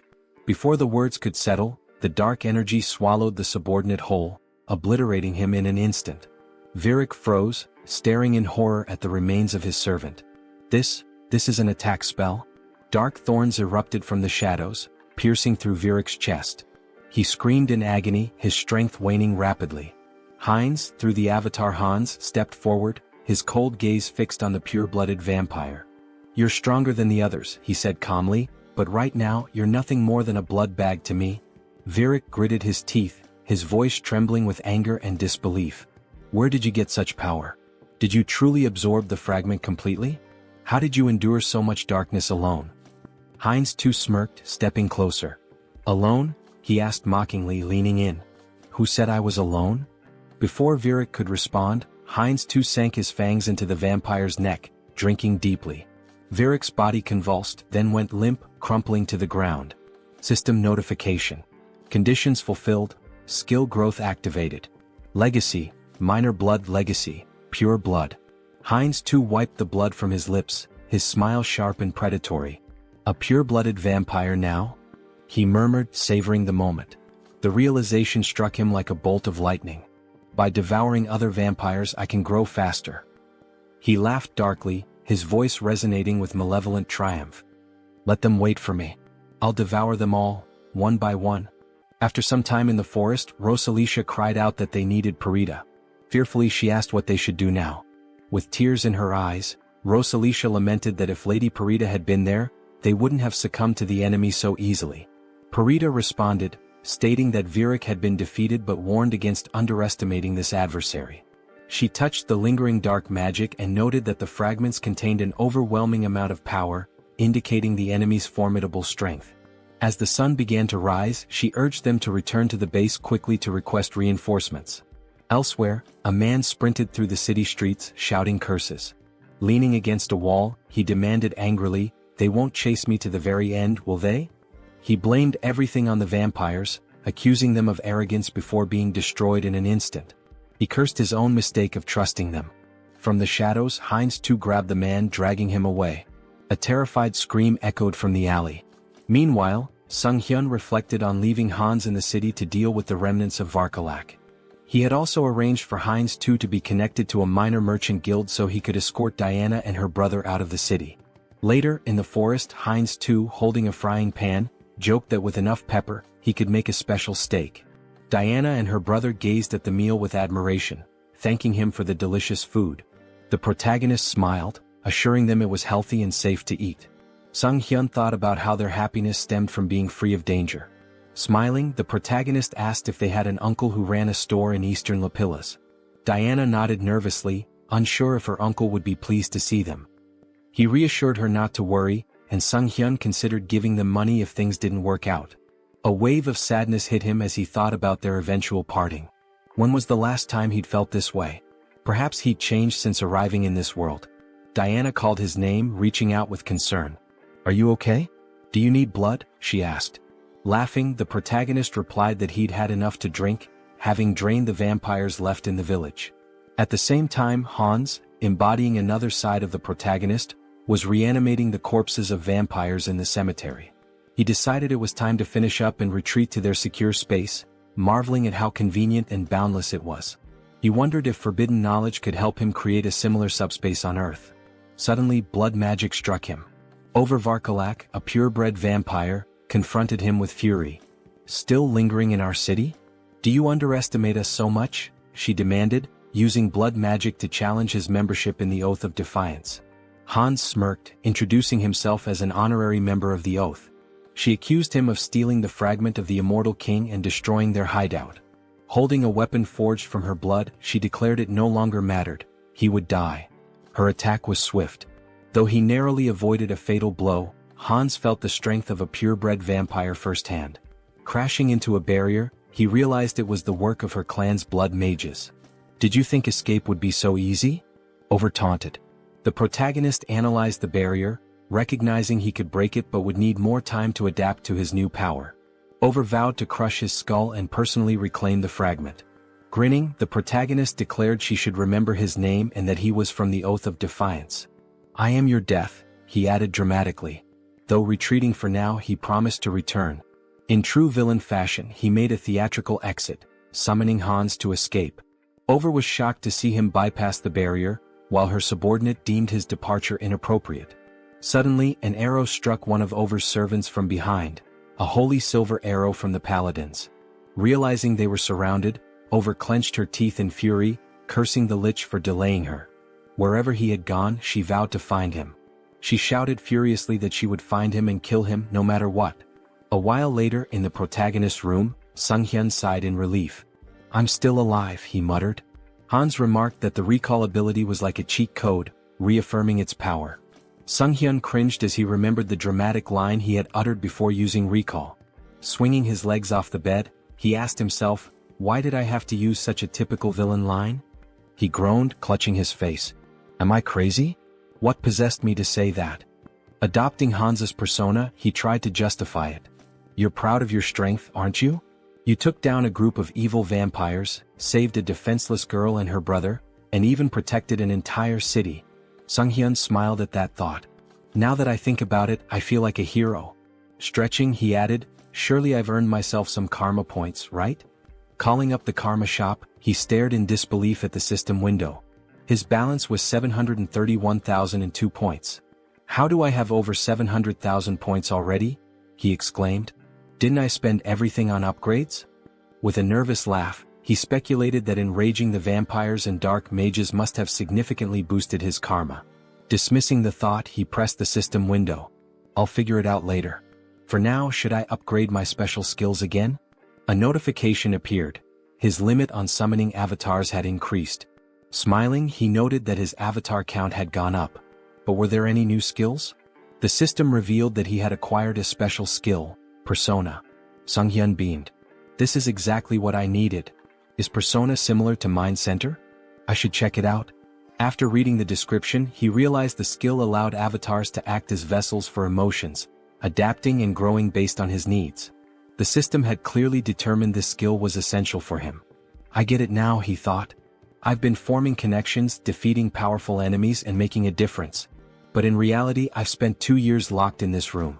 What happens there feels like a game, but the truth I've been avoiding is still here, right in front of me. He reflected on the loneliness, sadness, and anger he had suppressed, emotions that had accumulated over time. Turning to Hans, he said, I need to transfer these terrible feelings into a vessel. As he did, he felt a strange relief as though his emotions were neatly boxed away. Curious, he wondered how Hans, now burdened with those emotions, was handling it. Hans reassured him. Don't worry about me. Pain and despair have always been my companions. They don't bother me. Yet, Sunghyun noticed a subtle change in Hans's tone. Laughing, Hans confirmed, You noticed, huh? It dawned on Sunghyun that an avatar filled with emotions could develop its own personality. Before he could say more, a loud noise erupted outside. Was that an explosion? He asked, rushing to the window. Is there another villain? Here in the city? He groaned, holding his face. Let the guardians handle it. It's not directly in front of me like last time. It's none of my business. Hans interrupted. Do you need a reason to eradicate evil? Sunghyun met his gaze and realized the truth. Since transferring his negative emotions to Hans, things had become clearer. Avoidance had always been his habit. Despite his desire to defeat evil, he had lacked the courage to act. Hans, now exuding determination, declared, The world order is in chaos. Criminals are everywhere. It's time for me to become their law. Using his power and donning a mask, he left to confront the chaos. At the explosion site, residents gathered, expressing their frustration. How many times has this happened? Why haven't they called for reinforcements? Meanwhile, Hans observed the scene. He deduced that the villains had formed an organization, and their time was running out. He wouldn't leave empty-handed. Using dark magic, he created the Eye of Darkness, his new network of spies. You will be my eyes and ears in the shadows, he thought, ready to hunt down hidden sinners. In an alley nearby, a group of schoolchildren bullied a classmate. Bring him an ashtray, one taunted. They laughed as one boy held a cigarette to another, mocking him as the best ashtray ever. The schoolboy being held down screamed, begging them to stop. At that moment, a woman clutched her child tightly and asked where they could possibly run. A man, drunk and swinging his belt, shouted accusingly that she was lying to him. Meanwhile, a masked robber shattered a store window, climbed inside and declared, while opening the cash register, that this was all he needed. Hans observed it all, his thoughts dark and resolute. These villains were no better than trash, and he resolved to punish them. Their punishment would be a trauma so profound it would scar their souls. They would remember this day, and if evil ever sprouted within them again, darkness would come for them once more. Screams of terror echoed throughout the city. Hans felt himself growing more accustomed to his powers, but it wasn't enough, not nearly enough. There was still so much filth to cleanse. He needed to purify the entire city of evil. By the end of the night, Hans stretched and remarked how satisfying it was to rid the shadows of hidden garbage. While the Eye of Darkness had proven useful, its limitations were evident. In the presence of light, its power weakened and eventually vanished. He needed a more reliable method for detecting enemies. However, he couldn't unleash undead creatures into the city. What alternative did he have? The protagonist grumbled angrily about birds ruining his clothes, joking that he should just kill them all and make them his minions. Then, gazing at the birds in flight, he paused. Hans pointed out that an invisible, mobile eye capable of surveilling the city was an excellent idea. After some thought, the protagonist realized that familiars were a form of enslavement magic dark mages used to control animals. Hans, surrounded by birds, questioned why the magic didn't work for him. Sunghyun decided to experiment with various methods to create a familiar, though his attempts had failed so far. Hans mused that it would be ideal if the familiars appeared normal yet remained infectious. However, simplifying their appearance by reducing magic power would weaken their infectious ability. Sunghyun finally understood the complexities of the task. He likened it to debugging, where programmers grind their teeth in frustration. His latest attempt, a revised version of his contagious enslavement magic, was ready to test. Will it work this time? He wondered. A mutated cat leapt from a cage, leaving him disappointed yet again. After 3 weeks of research, significant progress still eluded him. Clicking his tongue, he eyed the last bird in the cage and muttered, "This one better work." As he carefully adjusted the amount of magic power, he grasped the bird and cast the spell again. Sighing in relief, he said he was finally done. But as the bird flew from his hands, he asked in surprise, "What does this mean?" Observing it closely, he realized it appeared normal now. The next step was testing its infectious ability. The bird landed among others, releasing dark energy. Sunghyun's eyes lit up. "This is a success," he declared. The infected creatures would serve as his eyes and ears in the city. Stretching out his hand, he commanded, "Fly and find the enemies for me." Meanwhile, in a forest nearby, Lucius knelt and touched the ground, recalling Hans's words when he used the recall skill. Tuscan approached, informing him that his knights had arrived. Irritated, Tuscan added that after interrogating the remaining vampires, they learned these captives weren't allies of the Immortal King's descendants. Lucius replied that more evidence was needed. The Immortal King was regaining strength, though they hadn't yet confronted him. Using the magic within his cross to communicate, he asked respectfully if there was any news. A saint responded via magical transmission, reporting that traces of the Immortal King's presence had been detected in a cave northwest of their location. Holding the cross tightly, Lucius expressed his gratitude and promised to meet their expectations. At the cave, Sunghyun thought about how he had successfully trained his familiars to report encounters with monsters. Now he had to confirm that the information was accurate. But something felt off. The ground familiars weren't behaving as usual. Instead, they seemed to be fleeing. Were they frightened? If they had found a monster, they would have reported it immediately. This behavior could only mean one thing: humans? Why are people in such a remote area? He wondered. Could this be an ambush? But that seemed impossible. How could such a large group remain unnoticed while hiding their presence? Suddenly, one of his familiars was struck down. Tuscan stepped forward and declared, "You are a participant in the oath of disobedience. Your pathetic tricks won't work on us," Tuscan declared. "No evil can escape the saint's sight. You won't leave here alive." Drawing his weapon, he demanded surrender and promised divine justice. The protagonist recognized them immediately: Holy Knights. He had seen their emblem during his training in Brokislak.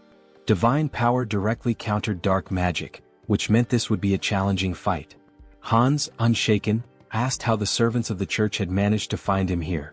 Tuscan struck him sharply with his weapon, silencing him. "You have no right to speak," he snapped. "Don't think you can fool me with your words." The protagonist muttered to himself that his opponent was far too stubborn. Should he deceive them and flee instead? Tuscan seemed to read his mind. "Cheap tricks won't work against us," he said, wielding light magic. "You cannot deceive the servants of the saint." A weapon infused with light pierced the protagonist, and he winced in pain. "Do you truly consider punishing villains a crime?" he asked. "Silence," Tuscan barked, his light magic intensifying. "From the moment you embraced forbidden power, you became one of them. A villain." Sunghyun activated his dark magic and retorted, "Where's the logic in that?" He felt an unusual weakness. Something had been interfering with his magic recently. The Holy Knight's anthem began to play, sapping his strength. Tuscan ordered the singers to keep going. The hymn was draining Sunghyun's energy, but he couldn't bring himself to harm innocents, even if it meant stopping the song. He groaned in frustration as a weapon stabbed him from behind. "Now's our chance," Tuscan declared. "Restrain him." Sunghyun realized his mistake. He had been too careless, and now he was bound in chains. These restraints were not ordinary, they blocked both his movements and magic. "Impressive work catching me," the protagonist admitted. Tuscan smirked. "Exactly as expected. No evil has ever escaped these chains. Will you resist any longer? Grinning, the protagonist replied, as if I'd make it that easy for you. He knew there was no reasoning with them. It was time to part ways. Let them think they had won. Tuscan, now wary, activated his light magic. I don't know what you're planning, but don't think I'll just stand by and let you try anything. He launched another attack. But the protagonist only smirked. The strength of the chains didn't matter anymore, because Hans was already free. Tuscan's eyes widened in disbelief. He broke the chains? Impossible. Who is this man? Later, lying exhausted on his bed, Sunghyun sighed. Trouble seemed to follow him wherever he went. First, the Shadow faction and the Oath of Defiance. Then the Varkalak vampire clan. And now, the Paladin Order, one of the most powerful forces on the continent, had joined the list of his enemies. He called up the system window, his thoughts racing. There must be a reason for all this karma I've been accumulating. Is it because I keep attracting villains from across the continent? He groaned and decided to focus on his original plan for now. Sometime later, in the city, the protagonist prepared to test the fruits of his research. Controlling the essence of black magic was simple in principle. His familiars could serve as his eyes and ears, even covering a massive area like Seoul with ease. His thoughts were interrupted by a terrified scream. A girl, tears streaming down her face, begged for mercy. Please, I'll do anything. Just let me go. She spotted a figure in the window and pleaded, help me. I'm being held here against my will. Don't just leave me. The man holding her sneered, gripping her hair tightly. Scream all you want, he said. No one will hear you except me. He explained that his ability rendered them invisible to others. Go on, scream louder, he taunted. You've got such a cute voice. As he raised his weapon to strike her, he boasted, you'll be among the top 3 in my collection. At that moment, Hans burst through the ceiling, wielding dark magic. The man with the knife asked, bewildered, how could this happen? My ability is sound suppression and invisibility, isn't it? The protagonist glared at him, his voice cold. That won't work on me. Your vile deeds end today. Angered, the man demanded, who are you? A guardian? How did you even get here? Holding the weapon to the woman's throat, he threatened, don't come any closer or she dies. Sunghyun activated his dark magic. Is that so? He said, snatching the woman away with a surge of power and holding her safely in his arms. Now what will you do? The man with the knife gasped in disbelief. A Ritterney? You dare to steal my prey? Then I'll kill her along with you. He lunged at the protagonist but was suddenly restrained by tendrils of dark energy. Judging by his words, Hans deduced, this isn't your first victim. Binding the man tightly with dark energy, he pressed his fingers to his forehead. You won't mind if I confirm that for myself? Using necromancy, Sunghyun activated the Cry of the Dead skill, peering into the man's memories. He saw vivid scenes of the man torturing and murdering his victims. You're a serial killer, Hans declared grimly. I don't need to look any further. His tone sharpened. I sentence you to death. The man screamed in agony as the dark magic overwhelmed him. Sunghyun muttered, even death is too merciful for someone like you. He considered for a moment. But I need an undead servant for my work. You'll do just fine. With a cruel smile, he activated a spell that drained the blood from the man's body. The system window appeared, announcing the creation of a new undead, Ghast. Satisfied, the protagonist said, I'll need to prepare the subspace portal. It'll come in handy later. Looking at the unconscious woman, Hans pondered. What should I do with her? Clean up the mess? Maybe just call emergency services. A short while later, the police arrived, cordoning off the crime scene.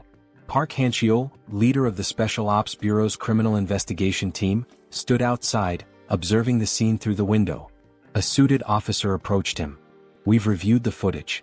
It's definitely the serial killer we've been after. Han-cheol, irritated, asked, and the person who stopped him? A Ritterney? The officer nodded. Confirmed. But the killer's body is missing. There's evidence of dark magic and blood at the scene. Someone definitely died here. It's a mess. This case is a nightmare, Han-cheol muttered. A rogue playing hero. Do they think the law doesn't exist? Meanwhile, the protagonist stood atop a roof, surveying the city. A passerby on the street pointed upward.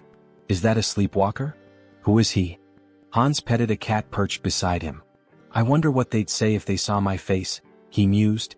Elsewhere, at the South Korean Citizens Repatriation Association, Seoul South Branch, a secretary entered Yoon Ji-yoon's office. Sorry to interrupt, but there's something urgent. Yoon, still recovering from a late night, groaned. What time is it? What's going on? The secretary handed her a file. A request from the Special Ops Bureau. They're investigating the serial killer case and... Yoon skimmed the file.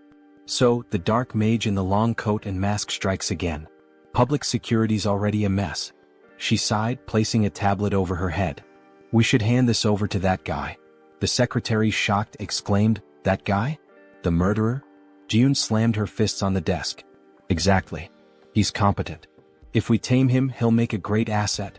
The secretary frowned. You want him as a guardian? Are you serious? Stop complaining and get back to work, Yoon retorted, gesturing at the towering stack of documents. Frustrated, she threw her hands in the air. I'm going to tear those villains apart myself. Later, Han stood by a window, stretching. With a satisfied smile, he muttered, Punishing villains feels good. His gaze swept the bustling streets. Soon I'll have to deal with a few more pests. The villains' organization was wreaking havoc, causing complete chaos. Having pieced together the situation to some extent, Heinz decided it might be time to shift his focus to the other world. When he arrived, Uncle Diana and Aaron were in tears, shouting his name.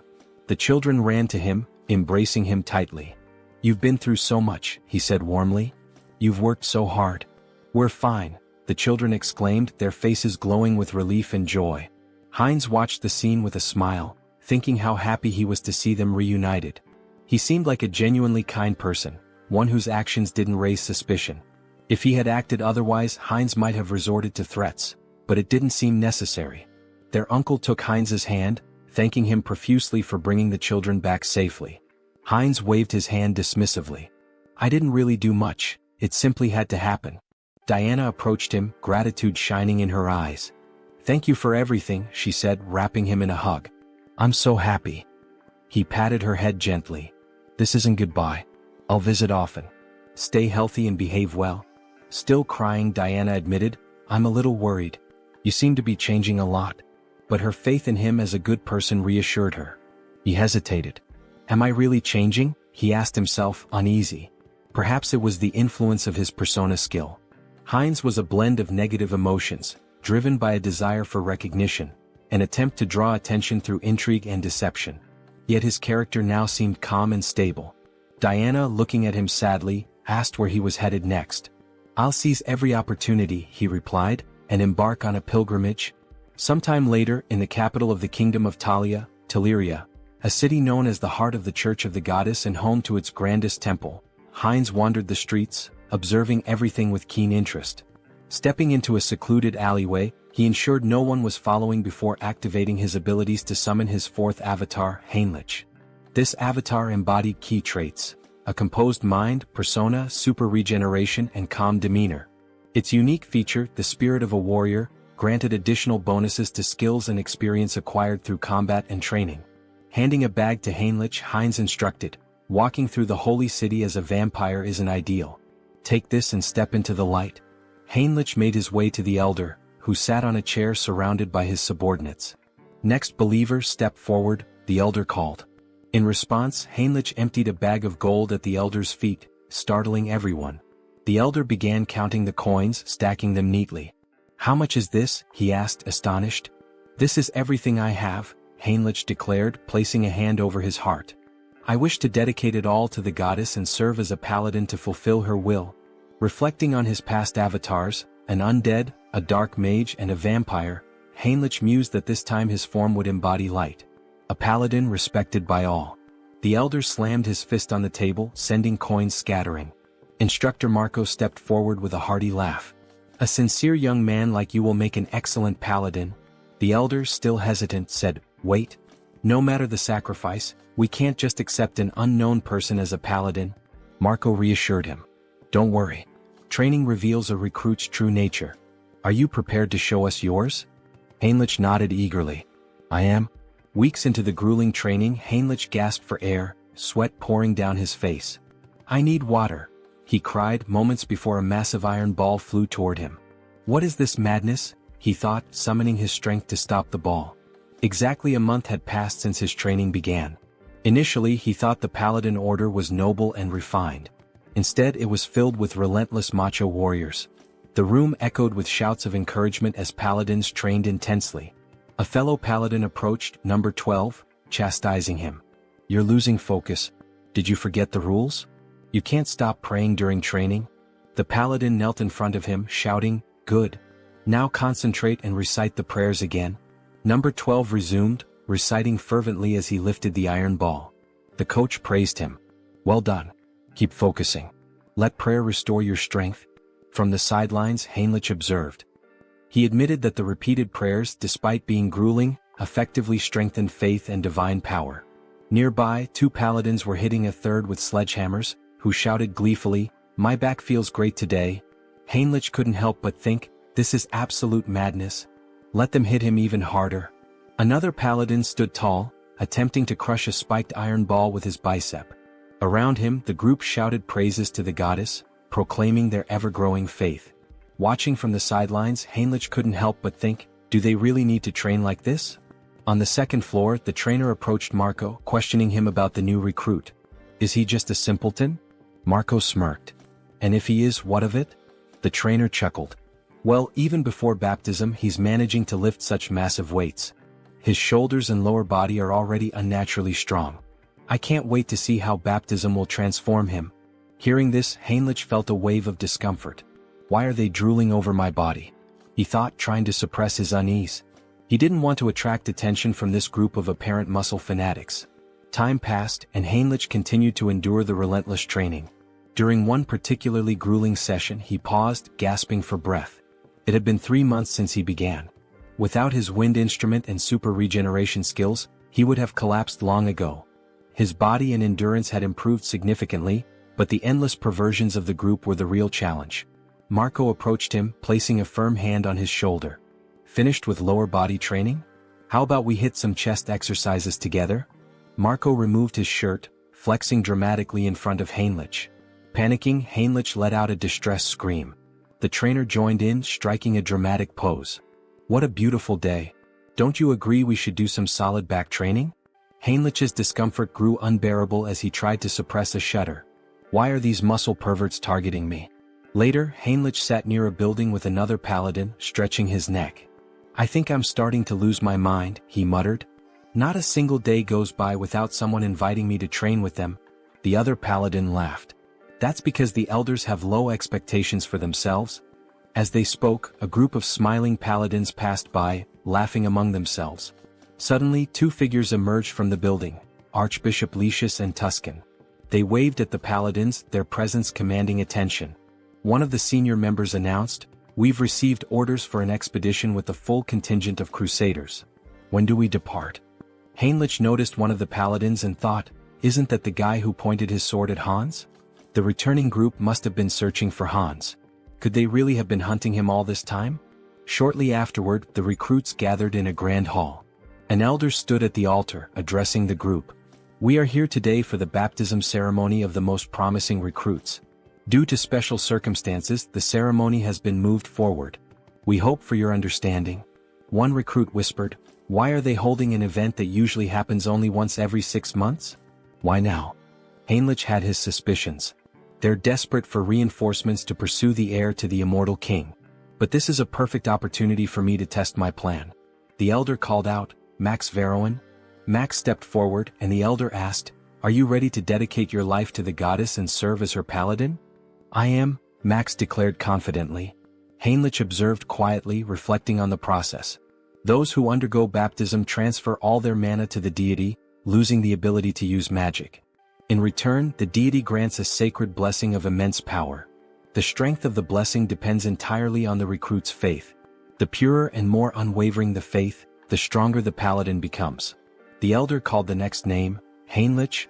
Smiling, Heinrich stepped forward, thinking, I'm fortunate to have devised such a brilliant plan. Until now, he had used his center of the mind skill primarily to suppress external stimuli and control emotions. But he had realized it could be reversed. By combining this with the persona skill, he could project the illusion of absolute faith in the goddess. As the high priest extracted his mana, Heinrich would filter out any mistrust or doubt, leaving only pure, unblemished energy. When the high priest initiated the ritual, the room began to glow with an intense sacred light. Gasps and whispers filled the air. "This is unprecedented," someone exclaimed. "The sacred power is reaching the very head of the goddess's statue." The high priest, astonished, placed a hand on Heinrich's shoulder. "You've just undergone baptism, yet your sacred power rivals that of a priestess. Such unwavering faith. I'm truly impressed." Heinrich's plan had worked perfectly, and he smiled inwardly. Heinrich continued to train diligently, a smile forming on his face as he thanked those around him. Suddenly, a system window appeared before him, informing him that he had acquired the holy baptism skill. This skill allowed him to distribute spiritual power more effectively among his avatars. As he examined his hand, he pondered, "Is this the limit of holy power?" The thought brought him some relief. He had been skeptical that a false faith built on illusion could yield any results. Still, it seemed the skill hadn't worked to its full potential. He reflected further, the church's deity appears closer to the system, a personal god tied to the individual. When he opened his mind earlier, he felt a peculiar sensation. If he had to describe it, it was akin to curiosity, a distant, watchful presence. Is this what it means to be monitored? He wondered. Such power, he decided, should only ever be used for good. Later, in one of the meeting rooms, Lucius and Tuscan stood before a tactical map, moving pieces around as they discussed their strategy. "This is a mess," Tuscan said grimly. "We've been searching for a month and haven't found even a single village connected to the heir of the immortal king." Lucius sighed. "I have nothing to present to the deity." He glanced at Tuscan and added, "And beyond that, I sense the kingdom of Talia's support is waning. The vampire organization hidden within their borders is likely involved." Tuscan moved a few pieces on the board and replied, "During the pursuit of Hans, the misunderstandings surrounding the vampire slope and the oath of disobedience have grown too large to ignore." He picked up one of the game pieces, continuing, "The assassination squad has failed to achieve any meaningful results. Political pressure from the state is mounting, and they're leveraging this situation against us." Slamming his hand against his head in frustration, Lucius declared, "The assassination squad will be disbanded. My subordinates will return everyone to the capital." Tuscan nodded in acknowledgement and left to carry out the orders. As he walked away, he thought about the precarious situation they were in. "We're surrounded on all sides, and the paladins' numbers are no longer sufficient. What should I do with this knowledge?" Looking out onto the training yard, he observed the recruits sparring. "Are these the ones baptized today?" he wondered. Suddenly, something caught his attention, a recruit striking Heinrich with a weapon. Heinrich reacted instantly, countering with an elbow to the face that sent his opponent sprawling to the ground, disarmed. The trainer shouted, "Heinrich wins this battle." A system window appeared before Heinrich, announcing that his avatar had achieved enlightenment through repeated training. He had unlocked the Crusader fighting technique skill. As he stood there, Heinrich noticed a wound on his body healing rapidly. With his super regeneration and newfound sacred power, the injury disappeared entirely. The defeated recruit, wiping sweat from his face, asked, "Did you let me hit you on purpose?" Heinrich extended a hand to help him up. "The effort was worth it," he said with a smile. "Tactics are my style." Yet inwardly he thought, this still isn't enough. To grow further, I need to evolve my abilities.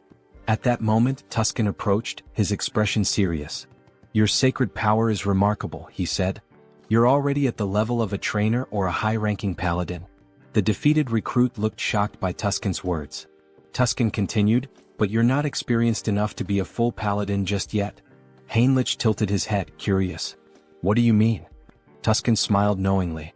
"You've likely felt it, more than others." He extended his hand to Heinrich. "I can make you much stronger. Will you come with me to the Rosalia Temple?" The protagonist inquired about his purpose in the Grand Temple, to which the response came as a question. Did he have any particular issue? Heinrich extended his hand reassuringly, stating that there was no problem and affirming his desire to accompany him. Tuscan, with a dissatisfied expression, began walking away, remarking that if he wanted to follow, he should do so immediately. The protagonist hurried after the paladin, requesting time to gather his belongings, but Tuscan advised him to entrust that task to someone else. They entered a room and stood on glowing runes. Tuscan placed a hand on the protagonist's shoulder, acknowledging how sudden everything seemed. He assured him that everything would be explained in detail later. The protagonist nodded, indicating his understanding. Soon they arrived at the renowned Great Temple of Rosalia, the largest sanctuary of the church, positioned at the continent's center. This sacred site was where both the father and the goddess had once dwelled, marking the heart of the faith. Inside, Rister greeted them warmly, expressing her hope that their long journey hadn't been too exhausting. They knelt before her, expressing their gratitude. The protagonist reflected on entering this sacred space, where the goddess resided, as an opportunity for immense growth. He believed it to be the ideal place to develop his skills and gain recognition as a paladin. Determined, he resolved to hone his abilities while handling covert tasks with Hans's assistance. Meanwhile, Hans sat atop a rooftop surrounded by corpses, scrolling through news about the saint on his phone. Acknowledging his newfound fame, he noted that remnants of a human trafficking ring had been eliminated. However, something peculiar caught his attention: mentions of a divine retribution society by the defeated villains. They had cursed him repeatedly, claiming the society would not forgive anyone who failed to act against him.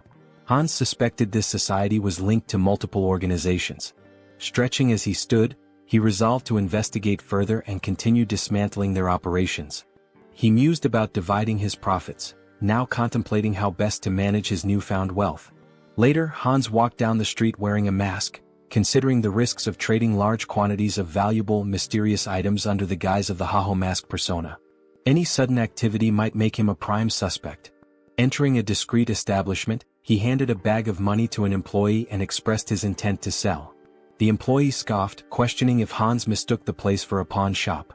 However, Hans emptied the bag's contents, revealing its valuable items.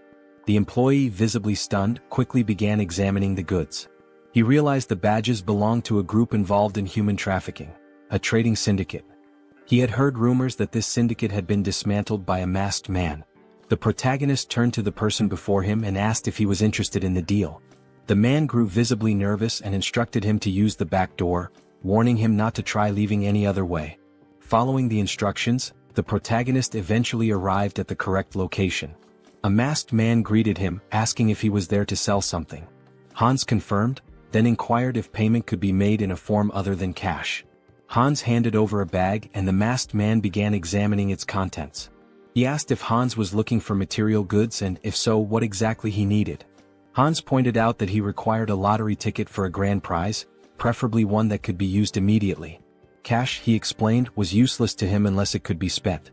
What he needed were legal funds for his real identity, Sunghyun, and a lottery ticket would provide clean, untraceable money. The masked man confirmed that a lottery ticket was possible but mentioned the commission would be steep. Hans assured him it wasn't a problem and asked how much it could sell for.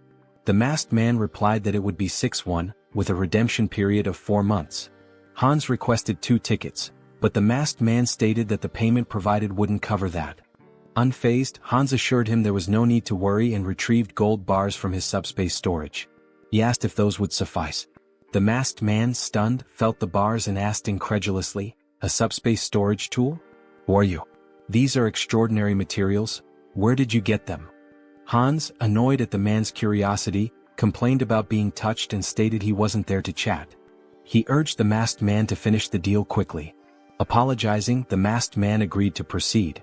As the transaction concluded, Hans used his heightened senses and noted the faint scent of blood lingering in the air. It wasn't his imagination after all. Moving closer, he remarked that this wouldn't be their last deal and predicted they'd see each other often in the future. Later, Hans stepped outside, smiling as he inspected the checks in his hands. He mused aloud about how he'd used his dreams to win the lottery. Now he pondered what to purchase. Subordinates would make such errands easier, as constantly running back and forth was inefficient. Taking a moment to enjoy the cool night air, he observed the bustling streets. Only a few months ago, they had been eerily empty due to the human trafficking syndicate's presence. Now life had returned and the streets were alive once again. Perhaps it was all the rumors he had heard, but he felt relieved to know that he was somehow involved in promoting peace. Out of nowhere, Gamma approached from behind and whispered in his ear, asking where he was from. Startled, the protagonist turned around, alarmed. He thought, who is this? How did he sneak up on me unnoticed? Gamma, noticing his reaction, tried to calm him down, assuring him there was no reason to worry. He simply wanted to have a conversation. The protagonist, still uneasy, asked what exactly Gamma was talking about. He had snuck up behind him and even sniffed him. What was going on? Gamma asked if he was a vampire. The protagonist froze. That's right, Gamma confirmed. He was at level 6, born from Demir's transformation. Gamma pressed further. What's your name? When did you return to Earth?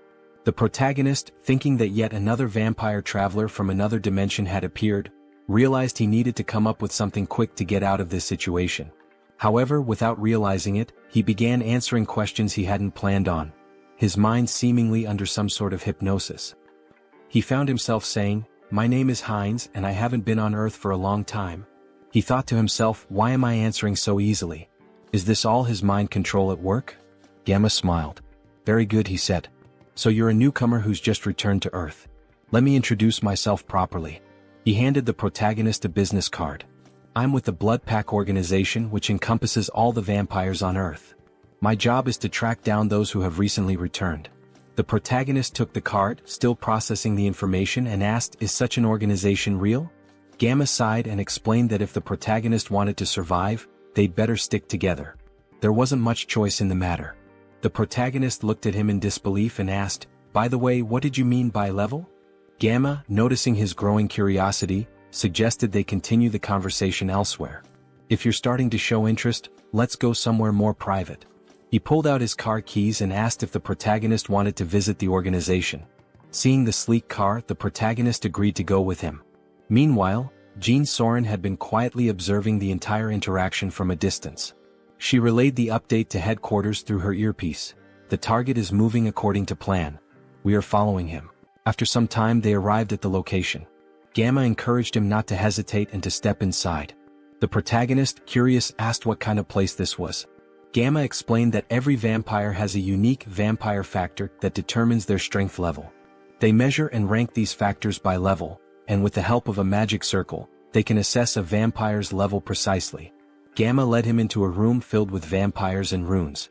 Heinz was astonished by what he saw, wondering if this was truly a magic circle. The scene struck him as highly suspicious. Gamma gestured toward the circle, urging him to enter it without delay. The protagonist hesitated, thinking he could cancel his participation if it turned out to be dangerous. However, the presence of a skull emanating dark magic caught his attention. Examining it more closely, he realized this was no ordinary dark magic. It involved shamanism, curses, alchemy, and various other mystical practices, all fused together. He wondered how such a thing could even exist. Since the returnees began appearing about 20 years ago, magical tools remained rare, and magical technology had not advanced significantly. This was due to the differences in energy laws between abilities and dimensions. Yet, here was an organization capable of merging such disparate powers. The Blood Pack, it seemed, was far more impressive than he had anticipated. One of the vampires asked him to extend his hand. The vampire made a small cut on Heinz's palm, warning him it might sting briefly. To Heinz's surprise, his blood began to levitate, forming 5 orbs. A vampire noted that this indicated he was at level 5. Observing the tight connection between the orbs, they commented on his strong regenerative abilities. The protagonist thought about purebreds from Alterica, estimating their levels to be around 5 or 6. Gamma smiled knowingly, remarking that he was already nervous. Coming from a dimension no one had heard of, Heinz had only reached level 5, a mere waste of time. At this level, amputating limbs wasn't necessary. The vampires in the room all agreed and activated their abilities. Alarmed, Heinz realized there was another motive behind this ritual. It was far too elaborate for a simple level assessment. He urgently needed to summon help. At that moment, a knock at the door startled everyone, making Gamma visibly tense. The door burst open as Rand stormed in, commanding everyone to freeze. She declared her intent to apprehend Gamma, a level 6 vampire from the Blood Pack, for kidnapping and killing other vampires. Gamma appeared unfazed, questioning her rude intrusion. The protagonist found Rand familiar but couldn't place where he had seen her before. Rand pointed out that when she first heard rumors of vampires being abducted, she doubted their truth, but now the evidence was undeniable. She demanded that Gamma release the vampires and surrender. Gamma mocked her, calling her a naive servant of the Blood Pack. He questioned why vampires needed to live in subjugation, follow human rules, and hide underground. Rand, enraged, argued that it was the actions of warlike vampires like him that forced their kind into hiding. Gamma dismissed her argument and asked whether her comrades shared her perspective. This caused doubt to spread among the vampires behind her. Shocked, Rand questioned their loyalty. Just then one of her allies betrayed her, activating his ability and striking her down. As she collapsed, she demanded to know why he had turned against her. The traitor explained that in his dimension he was a powerful lord. Now, trapped in this reality, he was reduced to working as a bouncer in a club. Not all vampires could adapt to her way of life. Gamma leaned in and Rand, struggling, asked about his ultimate plan. Was he kidnapping vampires to start a rebellion against the Blood Pack? Gamma smirked and dismissed her as foolish. Such an endeavor would take centuries. Instead, he revealed that they had discovered a way to grow stronger quickly. He demonstrated this by lifting the body of a vampire and alluded to breaking a taboo. Shocked, Rand accused him of creating mad vampires again. Hines, observing, realized she was referring to cannibalism among vampires. While it wasn't practiced on Earth, when vampires from different dimensions consumed one another, their vampire factors merged, increasing their strength but at a severe cost. This act often led to profound mental instability, a grim legacy from their ancestors. If someone fails to control themselves, they become mad vampires, driven insane by an unquenchable thirst. The first appearance of a mad vampire marked them as a global threat. Gamma, however, smiled confidently and assured everyone that this wasn't a concern. After extensive research, they had discovered a way to remove residual bloodlust. Suddenly, Gamma's victim began screaming in agony, exclaiming that they were being used as experimental material. The protagonist observed the situation closely, realizing that the magic circle wasn't merely for separating empirical factors. It was designed to transfer a drug to vampires without causing side effects. Minhyun reminded Gamma of his promise, pointing out the risks he took to follow him secretly. Gamma, keeping his word, tossed him a pill. Minhyun consumed it and his body began to transform, becoming larger and stronger. Smiling, he marveled at his newfound strength, unable to believe the change.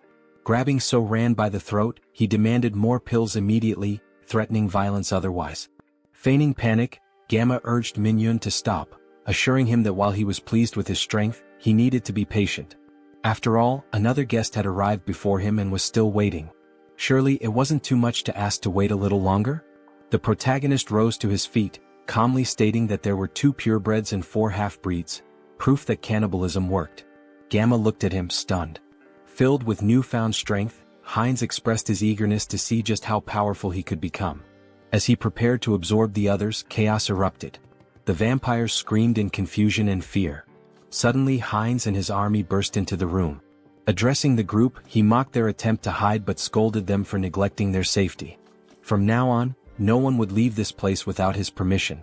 His army launched their attack, causing Minhyun to panic. He turned to Gamma, demanding answers about who their attackers were. Gamma roared for everyone to stay together, warning that separation would mean death. Using his abilities, he charged into battle, targeting Hines directly. Hines observed Minhyun's unusual transformation, noting that vampires from different dimensions often had distinct appearances. Slamming his staff to the ground, Hines summoned magical spikes that pierced through Minhyun's body. Smirking, Hines declared that minimizing casualties was part of his plan. He leaped into the fray, mocking Minhyun's organic transformation, claiming it posed no threat. Biting into Minhyun, Hines thought to himself that there would be more prey ahead.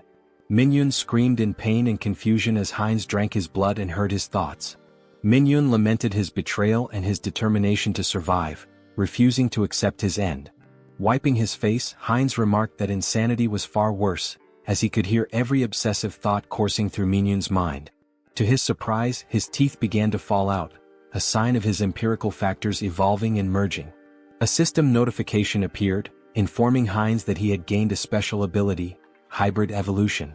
This ability significantly enhanced his physical attributes whenever he absorbed new empirical factors, allowing him to steal traits from the target's bloodline.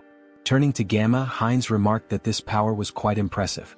If he were to lose control, he could become exceptionally dangerous. Now he needed an organization to enforce his will. The Blood Pack could serve his purpose, or they would face the alternative of joining his undead army. As the battle continued, Hines devoured the remaining vampires. Another system notification informed him that he had acquired a new vampire trait, Insight. This skill allowed him to assess the physical condition and stats of his enemies. Hines dismissed it as relatively useless but realized that vampires possessed a supernatural ability called heritage, tied to their origins. Using hybrid evolution, he could master this ability and steal all their powers. Gamma, now crucified, demanded to know how Hines had managed to remain sane while devouring his own kind. Approaching him with a grin, Hines taunted Gamma, asking if he was curious about how to resist corruption. The secret, he teased, was to ignore the whispers that accompanied the act. Gamma, panicked and disbelieving, screamed in protest. His cries turned into agony as another system notification revealed that Heinz had gained a new skill, camouflage, which allowed him to conceal his presence. Observing Gamma's transformed state, Heinz smiled slyly, commenting that Gamma must have been using camouflage all along. Not bad, he remarked, relishing his growing power. There were many ways he could use this ability. Should he dive into this bastard's thoughts? Gamma reflected on research, collaboration, support, and the public retribution technology. He also recalled a promise he had made to Mr. Beta. The protagonist panicked, wondering who the hell is this? Was this person Gamma's patron? And once again the Public Retribution Society was mentioned. It seemed like this intricate ritual was also their doing. What were these people planning, aiding the blood pack like this? Later that night, Heinz and So-Ran were driving through the city together. Heinz glanced at her and asked if she was finally coming to her senses. Startled, she yelled at him, calling him trash for selling his life and demanding to know where he was taking her. Grabbing him by the throat, she shouted furiously. Heinz gasped, pleading for her to stop and look around. They had captured him too, and if she didn't let go, they'd crash. Reluctantly, So-Ran released him and apologized, asking for an explanation of what had happened. Heinz asked if she had heard of Ho-Ho's mask. He mentioned that the masked figure had escaped during the chaos when a group of vigilantes burst in. Placing her hand over her heart, So-Ran expressed her gratitude, saying that even amidst the chaos, Heinz had gone out of his way to save her. As Heinz observed her closely, her face and voice felt oddly familiar. Yet no matter how much he tried to place her, he couldn't shake the feeling that he'd seen her somewhere before. He asked why members of the Blood Pack were fighting one another. So-Ran explained that the group was divided between radicals and moderates. She and her team had discovered evidence that the radicals had kidnapped one of their own, so they infiltrated the radicals' territory. She expressed relief that they had escaped in one piece and even managed to learn the radicals' plans. She intended to inform the higher-ups and put an end to it. Heinz, skeptical, thought to himself that resolving this wouldn't be so simple. It was likely that even the highest-ranking members of the radicals were involved. So-Ran cheerfully asked about Heinz's identity. Who was he as her savior? He seemed incredibly strong. Heinz replied that she could call him whatever she wanted, as she felt comfortable. She asked if she could call him up for convenience, to which he nodded, mentioning he'd recently returned to Earth and hadn't formed any bonds yet. Heinz explained he had followed Gamma out of curiosity about the Blood Pack. So-Ran smiled and suggested that he join the group, mentioning that most vampires were part of it. She assured him that moderate vampires didn't engage in shady activities and had steady blood supplies through partnerships with blood banks. Heinz expressed interest and So-Ran promised to show him more. After some time they arrived at their destination. Inside, a little girl named Nahi ran to the door when she heard them. So-Ran greeted her warmly and Nahi hugged her, asking if she was okay. Smiling, So-Ran reassured her, introducing Heinz as their friend and a new member of the Blood Pack. Nahi, looking nervous, greeted Heinz. He waved back with a friendly smile. So-Ran patted Nahi's head, asking her to stay and play while she showed Heinz the room. Nahi agreed but asked her to return soon. On the way up, Heinz commented that Nahi seemed very small. So-Ran clarified that it wasn't just her appearance. Nahi wasn't a returner. Confused, Heinz asked if all vampires weren't returners. So-Ran explained that wasn't true. Nahi had been born and raised on Earth, but her father, a returner, had turned her into a vampire to save her from a chronic illness. This revelation made Heinz reflect on why the government wanted strict control over vampires. In many ways they were like an infectious disease. So-Ran continued, explaining that turning someone on Earth took significantly more power than usual. Nahi's father had reached his limit but wanted her to live confidently, even under the sun. Eventually they reached a room. So-Ran let Heinz in, telling him to call her if he needed anything. Since it was late, she suggested he rest. She said goodbye with a distinct gesture. Heinz froze, startled. That gesture, her voice, it all seemed so familiar. Pointing at her, he asked, "Is she the streamer Orchid?" So-Ran's eyes widened in shock and she screamed in embarrassment, covering her face. She stammered, asking if he'd just mentioned her stream. She blushed, saying that moment from her stream was stuck in her head, then nervously asked if he was one of her subscribers. Heinz awkwardly waved, denying it, explaining that her videos had simply popped up in his recommendations a couple of times.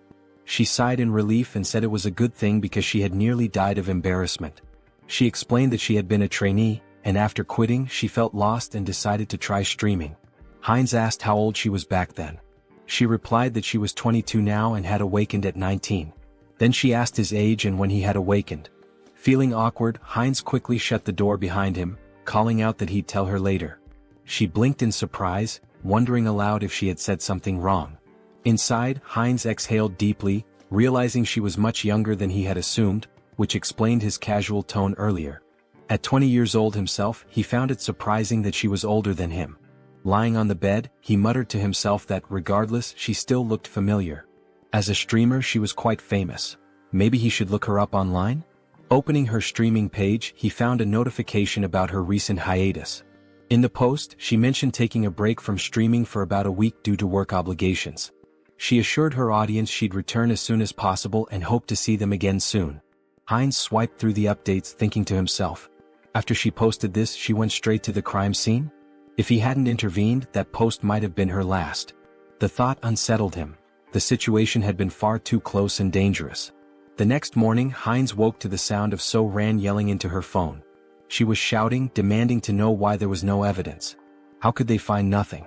Groaning from his headache, Heinz got out of bed, wondering what the commotion was about so early in the morning. Heading downstairs, he heard her shouting again. He says there's no proof of this. How is that even possible? Noticing Heinz, So-Ran paused her argument and asked if he was awake. Holding the phone away, she explained that her colleagues had gone to the crime scene yesterday, but everything had been burned. There was no evidence left, and now they couldn't act against the radicals. Heinz clenched his fist, thinking to himself, they've gone too far. Were they trying to erase all traces of me? Out loud, he sympathized, saying it was unfortunate, but then he asked her something. Could she tell him where the radicals' base was? Her eyes widened in surprise. Why do you need to know where the radicals' base is? She asked. Then, raising her voice, she added, don't tell me you're against the blood pack. Heinz raised his hands to calm her down, assuring her it wasn't the case. He explained that the radicals were dangerous, and it would be better to know their locations to avoid them.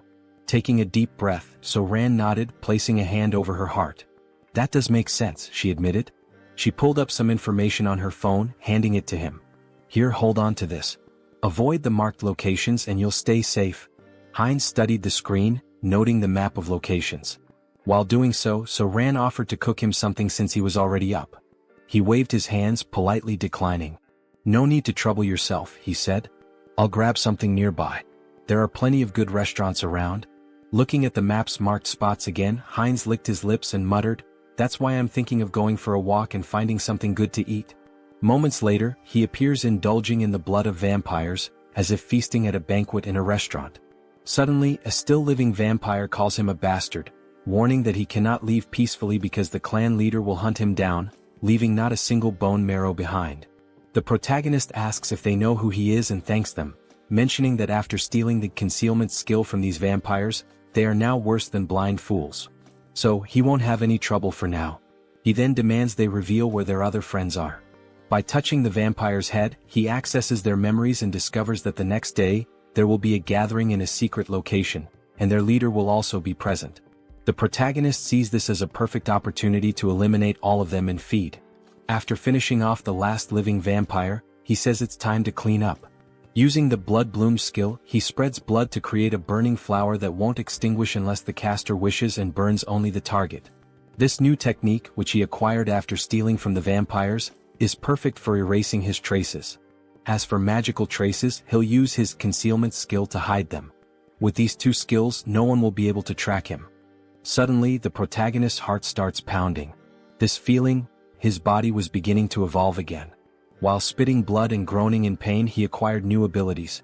The special skill, Bloodline, Pure Blood, evolves into Bloodline, True Blood. Due to the effects of hybrid evolution, he gains enlightenment and acquires the skill, Blood Flow Amplification. His recovery ability has transcended its limits, and the skilled regeneration has evolved into hyper-regeneration. Finally, he has become a True Blood and gained some new abilities. Let's test what they do. He makes a deep cut on himself and within seconds his artery heals. Now he can control blood and has absurd regeneration. During a fight, he can absorb the blood of enemies to recover, making him practically invincible. If a True Blood is this strong, imagine how powerful a Holy Blood might be. In the next scene, we see Jean Soren thanking someone for donating 1 million cheeses. The donor earned 1,000,000 points in her heart. She thinks this donation will allow her to buy many blood packs without worrying.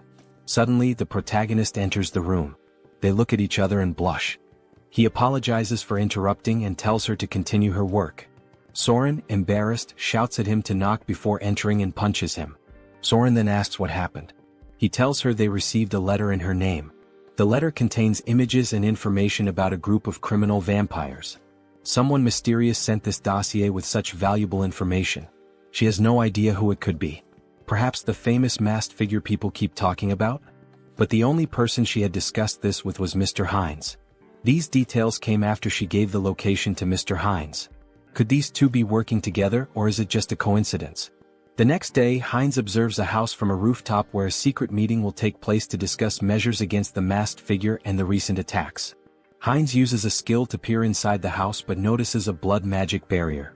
On the first floor, he sees several high-level vampires emanating intense energy. Alright, let's go in. Hans will use the shadows and I'll go from above. Let's enter together and wipe them all out. Hines enters through the window like a scene from an action movie. Prepare yourselves, you criminal bastards. But when he looks, there are no vampires on the first floor. Suddenly, the wall begins to crack and a voice claims, I would have loved to capture the masked one, but only some random vampire appeared. No problem, we'll hunt down this mosquito. Beta 1 Beta Shin, do you recognize this vampire? We don't know him. He seems to be level 7 but he's entirely unfamiliar. It looks like this vampire came from somewhere unknown. Hines recalls the name Beta from the vampire memories he absorbed. Their leader is called Alpha, while the others are Betas and Gammas. Both Betas are here today. The big problem is the masked members. Perhaps they belong to the secret divine society I've been searching for. I can't sense their energy, they're using a strong skill to conceal it. For now, get this bastard out of my sight, and, of course, the one hiding in the shadows. They point toward Hans.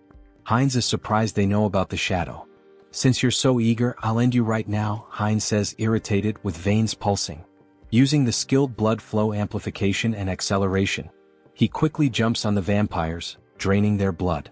The other vampires are shocked to see Hines cannibalizing his own kind, which is unacceptable. Hans, meanwhile, summons skeletons from the shadows. One vampire tries to flee, begging for his life, but Hans appears in front of him, saying, You're not the only ones who can create barriers. From now on we'll perform the dance of death, where there's no place to run. And so, the dance of death begins. Vampires lose their lives one after another. Beta 1 is stunned by the strength of this unknown vampire. This power doesn't make sense, he's only level 6 or 7. There must be some trick. One charges at Hines, but Hines uses his extended claws to stab one. One, however, hardens his skin like crystal to block the attack. Realizing the enemy blocked him, Hines decides to increase his strength and lands a heavy punch on one's chest. One is shocked to see his crystal armor shatter, something that had never happened in combat before. Recognizing Hines's superior strength and speed, one orders the other vampires to assist him. Hines taunts, Do you think these small fries will stop me? With open hands, Hines releases jets of blood, piercing one's subordinates. Enraged, one seizes the moment while Hines's hands are occupied, slicing off one of Hines's arms with a sharp strike. But it's useless. Hines absorbs blood from the fallen vampires and regenerates his arm instantly. Gaining a new skill, invisibility, Hines disappears in front of one, reappearing behind him and driving his hand into one's body, humorously described as into the vampire's butt. Checkmate, Hines declares as he begins to absorb one's blood. New vampiric factor collected. The skilled blood magic evolves into the special skill Mystery of Blood. Mystery of Blood absorbs subordinate skills, Blood Bloom, and Blood Flow Amplification. Hines feels the surge of power, now able to control all abilities with sheer will and manipulate them rapidly. Beta Shin curses Hines for devouring his own race, calling him a corrupted bloodline, and blaming his strange abilities on it. Hines responds, So what? Are you just going to keep yelling nonsense all day? Why don't you come at me like your brother did? Or are you too scared for that? Beta Shin charges at him, shouting, Bastard. Hines uses Mystery of Blood and traps Shin with blood chains. Shin continues cursing, saying, These tricks are unfair. Unfair tricks? That stings a little, Hines replies sarcastically. Let me tell you something too. Checkmate. He slices the vampire's neck. As Hines absorbs Shin's blood, the other vampires are terrified, muttering, This vampire is insane. Who would have thought the masked one would have such a strong helper? Prepare the orb, we need to deal with him now, says one assistant. One of them casts a spell and launches it at Hans. At that moment Hans appears saying, "That's an interesting spell," and reflects it back at the vampire who cast it. The other assistant, now terrified, says, "The enemies are too strong. There's no hope, we need to flee." The leader, hearing this, declares, "We're not running," and uses a skill on the subordinate, saying, "You've been useful until now, but you'll be even more useful by dying for the Society of Divine Retribution. Go and die for freedom." The leader then uses a spatial manipulation skill to escape. Hans notices something strange about the vampire left behind. Auto-destruction mechanisms? And abandoning your subordinates on your own? What an irresponsible leader. He thought this spell would force me to leave the battlefield. What a pity, it's nothing, Hans says. Inspecting the vampire's body, he observes, there are 2 energy orbs attached to him. If they are removed? Hans continues, I control the rules of death here. Do you think you can escape death in my presence? Meanwhile, the leader is teleported to an unknown location. It was tough escaping such a strong barrier, and the magic didn't work properly. But it was enough to survive, he says. Suddenly Hans appears behind him. So, you were here, leader? Hans contemplates playing with the leader for a while but decides it's better to act decisively to prevent another escape. Hans places his thumb on the leader's forehead to access his memories about the Society of Divine Retribution. However, a defense mechanism activates, an unknown memory technology from the society. Hans is transported to the mental realm. A mysterious voice echoes, saying it didn't expect Hans to reach the realm. Hans questions, so you've been watching this whole show from inside your own mind? He realizes this is the leader of the Society of Divine Retribution. That's correct, Haho Mask. Why don't you join us? The entity asks. Hans considers and asks, what's the society's goal? The mysterious entity replies, it's simple. Freedom for the returned and creating a world led by them. Hans questions, an organization formed so recently already has such ambitious goals? Recently, the entity retorts. We've existed for a long time. We've been fighting for our freedom endlessly. Hans presses further, so you've been committing acts of terror for ages, haven't you? Answer me. A system alert activates. Warning, Mind Hub is regulating emotions.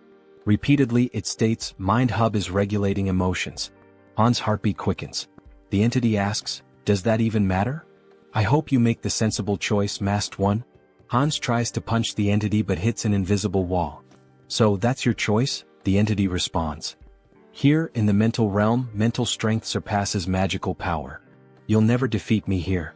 Hans laughs, saying, is mental strength really the deciding factor here? In that case, combining all of our consciousnesses, you're the one who can't defeat us here. Meanwhile, Heinrich trains intensely. 1,021. 1,022, he mutters while lifting a gargoyle statue. Finally, a system message appears. The entity has achieved the conditions and acquired the special skill, Blessing, Sturdy Body. The entity gains the skill, Out Erica Sacred Art, through repeated training, achieving a power level equivalent to a high priest. Heinrich reflects that he didn't expect to surpass his limits with mere physical training. With these new abilities, I've earned the qualifications to be a holy knight. Maybe it's time to discuss the next step. Suddenly he hears a feminine voice, it's the saint in the flower garden.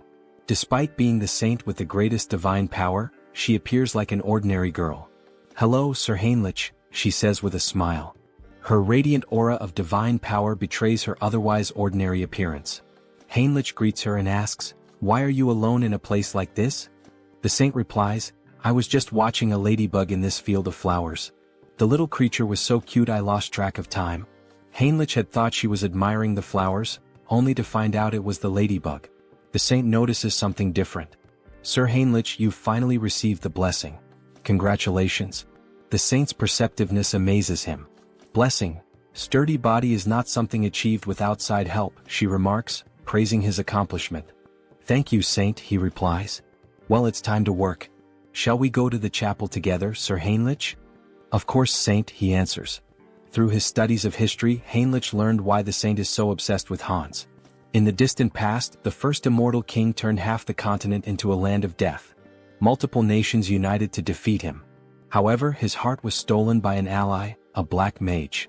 He reincarnated as the second immortal king, causing the fall of the Great Western Empire. Although the chosen of the order managed to destroy his heart, it was split into 3 parts and scattered across the continent. Every time an immortal king crisis arose, the great divine order was always at the forefront. They knew the heavy toll it took, with countless lives lost along the way. For the saint, who sees her followers as family, her intense hostility and obsession with the immortal king are natural. For now, though, Heinrich reflects, there's no need to worry much about that. The current immortal king is surprisingly gentle and kind-hearted. Alright, back to the main topic. Let's focus my mental strength on Hans. Upon changing the scene, we see a vampire spitting blood. Your Excellency the Arbiter, are you alright? Get out of my way, you're disrupting my focus. This can't be happening, I'm being pushed back. Me? In a battle in the mental realm? How is this possible? Hans begins punching the mysterious entity.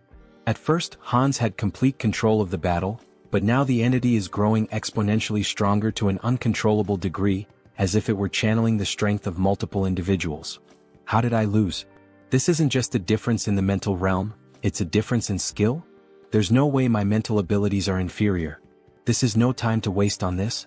An urgent directive is issued to the Soul Branch. Immediately cease all operations, erase all information and go into hiding. Especially for the Korean branch, this is the top priority right now. Inform the commander, a monster is in Korea. Even with Mind Hub and Serenity, Hans wasn't a weak opponent. His resilience would require further study.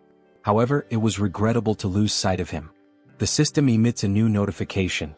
The entity absorbs someone else's karma, transforming the skill Black Magic into the special skill path of sorcery. Thus, this fragment is the remnant of something scattered across the mental realm. Absorbing its karma means my growth comes at the cost of its reduction in power. That's fine. By reading the memories left behind in this fragment, I'll track the hidden members of the Society of Divine Retribution. So this is the Korean branch of the Divine Society, hidden deep in the forest.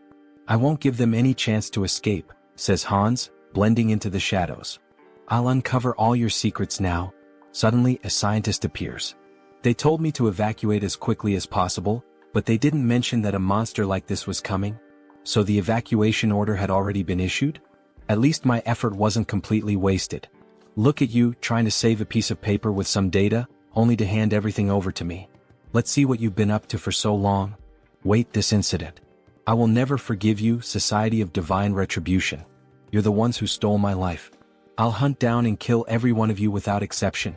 Heinz refines excess blood stored in his body into blood crystals, which he plans to use to enhance other vampires' vampiric factors. This refined blood connects these vampires to Heinz, creating a hybrid clan loyal to him. Those who resist will be crushed. The next day, Jean Soren is stunned to learn that Heinz has eliminated all vampires in the region and intends to meet with the leader of the moderate faction. Wait a minute, this is a lot to process. I need to verify these facts, Soren says. Verify? What do you think of this as proof? Heinz interrupts, demonstrating his overwhelming power. Soren is terrified by such a display of power.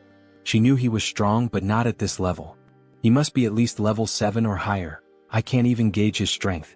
Very well, I will contact them now. To think that you eliminated all the vampires with your own hands and now intend to absorb the rest. This is quite an unusual proposal, almost bordering on unsettling. I have no intention of giving absurd orders. The goal is simply to maintain peace and order, to track connections of the Divine Retribution Society, and eradicate every member. Don't you think these two objectives are contradictory? That depends on where you set the standard. It seems she won't be easily persuaded. If she refuses, then we'll have to use force. Fine deal. What are you relying on to accept so quickly? What am I relying on? Of course, I'm relying on myself. I will help you absorb all the remaining vampires, Mr. Heinz. You can start with Soren. She will be the bridge between us. Very well, that's exactly what I wanted. But I don't think that will be the case for them. Alright, then we should begin sharing the details of the discussion, how to absorb the vampires and about the new faction you mentioned. Let's start with absorbing the remaining vampires and becoming the leader of a new faction. That will be the first step toward taking control of the Blood Pact. Stay still. If you move, you might get hurt. Now let's begin. Heinz inserts a blood crystal into Soren. She feels the refined blood entering her body, healing it, making her blood pulse faster. Her muscles and bones are expanding. This feeling, it's as if she's been reborn. She doesn't feel like she's in her old body anymore. The refined blood crystal reaches a maximum of 30% enhancement. That's not a small number, but it continues. Soren then asks what they should do next. Lord? Heinz asks. Yes, Lord. You're creating a new clan now. Now that a lineage has been stabilized on this land, we'll need to find a new name for our clan. Do you have something in mind, Lord? A name? I'd like something that stands out, something different. Vampires who accept the blood crystals are renamed Heterosis, embodying the hybrid vigor of Heinz's blood. He declares, beware remaining vampires. I will hunt you down and make you the strongest within the blood pact. Returning to the original avatar, Heinz's issues are being addressed, but it's still not enough to bring down the Divine Retribution Society. They've vanished from Korea, but they are a global organization. More preparation will be necessary, enough to eliminate them all at once when they reveal themselves. For now, it will be necessary to expand influence in the other world as well and accumulate karma. For example, events like wars and terrorism. Wait, what the hell am I thinking? If I do that, I'll be killing innocent people. Is there any way to create accidents without anyone getting hurt? Maybe I should give up. As the protagonist glances at a book, an idea emerges. The Demon King Hans wants to destroy humanity, and the hero Heinrich will defend it. Hans will use corrupt nobles to expand his forces of evil, while Heinrich defends against malevolent organizations and becomes a hero. This is a perfect story, gaining karma points from both bad people and good people. It's a win-win game. Alright, let's take this one step at a time. Harley, it's time to act. A system message appears. Harley is the fifth avatar of Han Seong-gyeon's adaptation. He can adapt quickly and efficiently to extreme conditions. I intended to strengthen him appropriately after creating him as a new avatar with an extended limit. In the meantime, I'd like to further develop his adaptation. There might be a way. Yes, this is the right path. After exterminating the remaining members of the Divine Retribution Society, experiments were being conducted underground. They were transplanting demon bodies into humans, something akin to chimeras. Among the samples, the item I was searching for was this. Something that would contribute to stronger absorption, more powerful traits, and evolution. Dragon blood. If Harley can adapt to this process and I manipulate some discoveries I've made, he will become a living weapon, a biological creature. Days later, under rainy skies, the saint is seen gazing at the overcast heavens as though troubled by something. What is worrying the saint? Ah, Sir Heinrich. Why do you wear such a worried expression even in the rain? I'm not entirely sure, Sir Heinrich. Perhaps it's because of this somber rainy weather. I just feel suffocated, as though my instincts are trying to warn me of something, as if there's a weight pressing on my chest. Even so, Saint, if you catch a cold, it would be a major problem. Please come inside the temple. Alright, the saint said. In the next scene, as expected of the saint, how impressive. Even in the middle of these remote mountains, surrounded by double barriers reinforced with dark magic, she can still sense that something is amiss in this hidden refuge. Fortunately, it doesn't seem she has uncovered what is truly happening. With this dose, we can continue to the maximum scale of the experiment. The dragon's blood evolves continuously, acquiring traits from its consumed prey. Combined with the research data from those bastards in the Divine Retribution Society, my forbidden knowledge, and finally, the perfect test subject. Let's begin, shouts Harley, exhilarated by the idea. Sir Heinrich, you are the sword and shield that will protect the righteous. Do you swear to be a holy warrior of the great divine order and defend the innocent? Yes, your grace. Then, from this day forth, I hereby name Heinrich Landguard a holy warrior of the great divine order. The system emits a notification. The Blessed One has fulfilled the conditions and attained enlightenment, acquiring the special ability Blessing Leap. Meanwhile, Sir Heinrich's necklace radiates a brilliant light. Oh, such grace, exclaimed the bishop, astonished by the strong glow. To receive a divine blessing during the ceremony, this is proof that God, our deity, is watching over us and praying for us. May God protect us. Once again it happened. For just an instant, something touched Heinrich's shoulder. A divine sensation resonated within his body, akin to what he felt during his first baptism, as if the divine were watching him directly. Why is this happening? Could it be because I came from another world? It doesn't feel like a human emotion, like curiosity.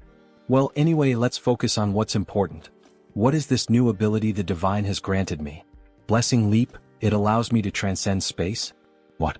Transcend space? Isn't that basically a teleportation skill? It doesn't mention any limits on usage or distance traveled.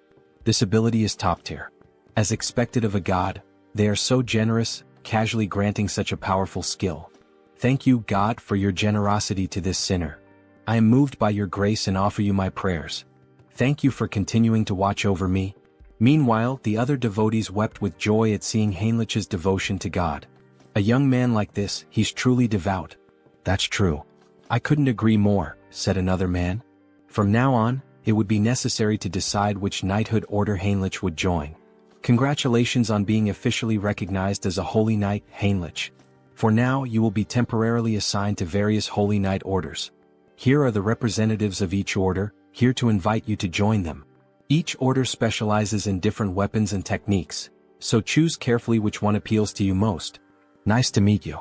I'm from the Order of the Sky Shield. We specialize in defending the outer perimeters of fortresses using long-range spear techniques. I'm from the Order of the Sun Wolf. We take the front lines in battle and wield highly destructive greatsword techniques. I am a veteran of the Order of the Thunder Claw.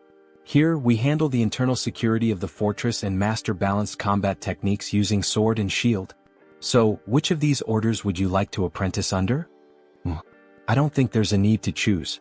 I'll train with all the knight orders. What? With my warrior spirit and growth acceleration abilities, there are no limits to my body. I will absorb all the sacred warrior's combat techniques. However, that person in the corner, isn't he also part of a knight order? Why hasn't he introduced himself or said anything yet? Over there, well, obviously. Suddenly the man was interrupted. Our order only selects the best of the best to join us. But looking closer, you're not too bad. With that level of divine power, perhaps you're qualified to take the test.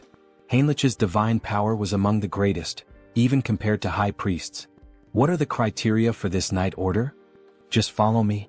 Our knight order has a singular purpose: to protect the most important thing within the fortress of the Great Temple. The most important thing? What exactly are you referring to? That. I'll tell you if you pass the test. Suddenly they entered a room, a library in the castle dungeon. Inside, a man wearing a strange mask sat beside a shadowy statue holding a parchment. That hood and mask, he's a heretic inquisitor. All you need to do is read the text on the table. Make sure you read it clearly so the divine can hear your prayer. Strange, is this some kind of device to weed out spies? This is bad. Could Heinrich's identity be exposed? What is this? I'm offended that my faith is being questioned in this way. It's just a procedure. Is there any reason you can't read it? Damn it. I am the messenger and sword of the divine. Thus, I swear to remain silent under any circumstance to protect this secret. I would throw myself into the fire and carve the mark of faith upon my own body. Suddenly, Heinrich's tongue began to burn, and a sacred symbol appeared. It burns? You are now permitted to enter. What did you just do to me? A prohibition against revealing secrets? A prohibition? No, this is a blessing. The blessing of silence protects you from being forced or willing to reveal the secrets of this place. That's literally a prohibition. Let me explain. We are the Order of Radiant Knights. Our mission is to guard and protect the underground of the Great Temple with our lives.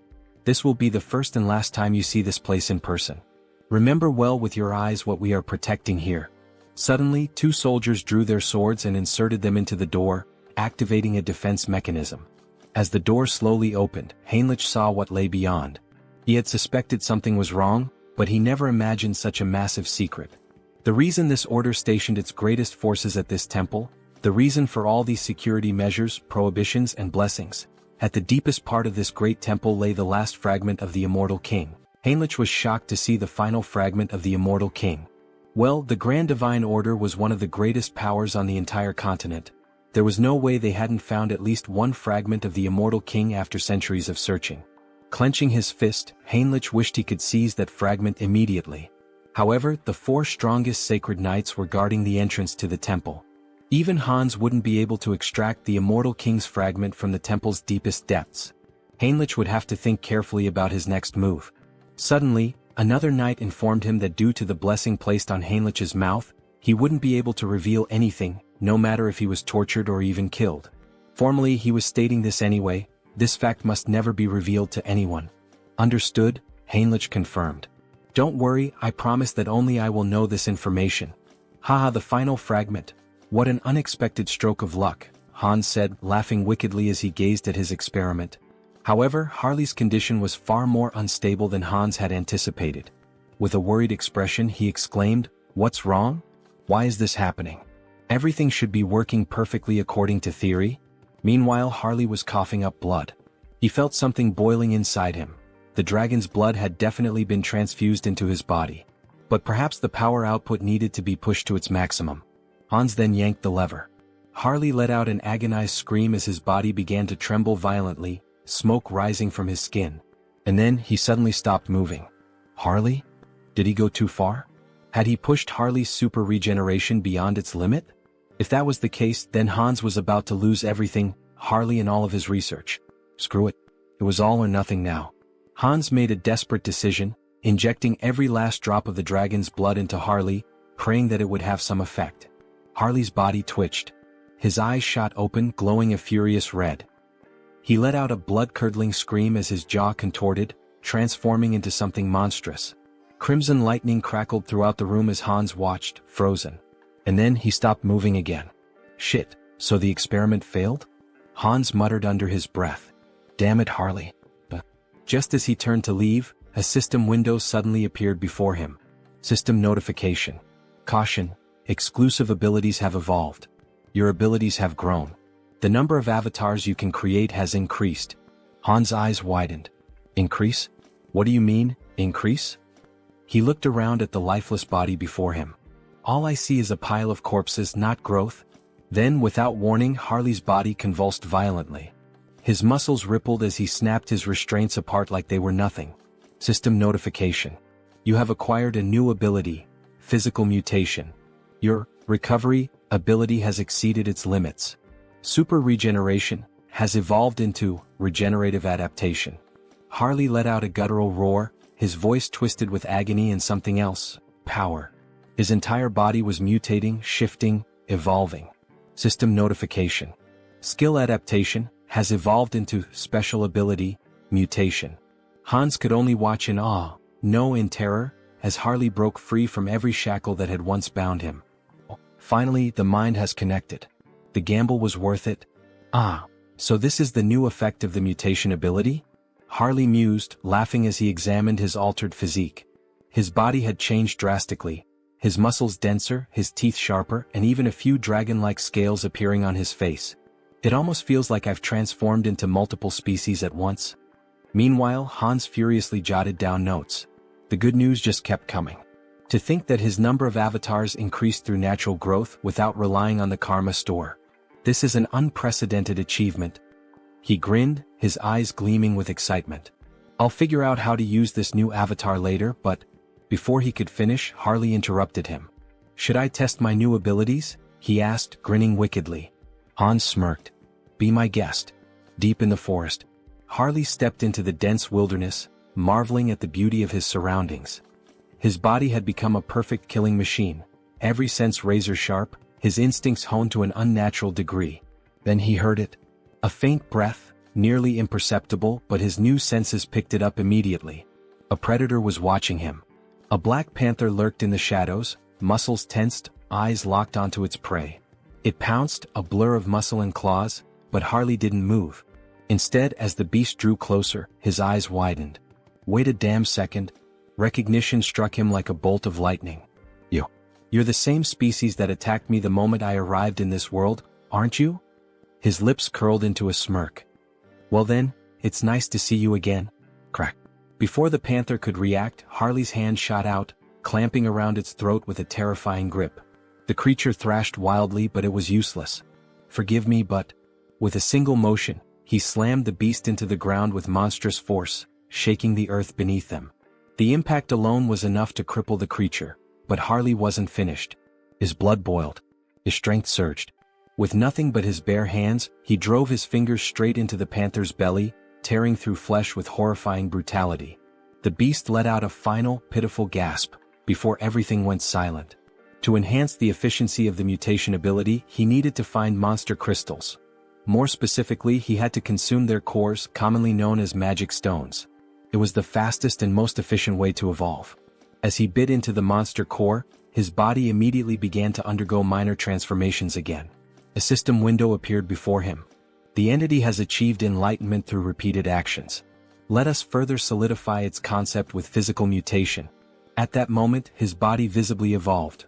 His muscle mass expanded, his height surged, and within moments he stood close to 2 meters tall, his physique now overwhelming and powerful. Having a large and muscular body is undeniably an advantage in battle, isn't it? Another system alert followed. You have acquired the ability, Gluttonous Feast, a new skill that allowed him to consume and digest anything with ease, ensuring that he could always eat more. But using his mutation ability had drained him, leaving him starving. Without hesitation, he tore a chunk of flesh from the dead beast with his bare hands. With this new Gluttonous Feast ability, there shouldn't be any issues if I eat this meat, right? Harley thought, drooling at the sight of it. The moment he took a bite, his body shivered. The meat was incredibly tender, and the blood coating his lips sent a strange, refreshing sensation through him. Is this because of the mutation? He couldn't suppress his laughter, or his growing urges. At this point, anyone watching would think he had lost his mind. His behavior was completely primal. Primal, huh? That word stuck in his mind. He recalled rumors of an isolated barbarian tribe in the southern regions of this land. In that case, Harley smirked, licking the blood from his fingers, perhaps it's time for a class change. The country of Tulek Kingdom, Tarak. The scene opens to the entrance of the guild in this city. What the hell? A barbarian from the south? What's he doing here in the west? The tension in the air is palpable. Welcome. Everyone seems completely on edge. Well, of course they are. This body is stylish and intimidating. Harley figured it might be too much, but in the end it suited him just fine. But he wasn't here to make an impression just yet.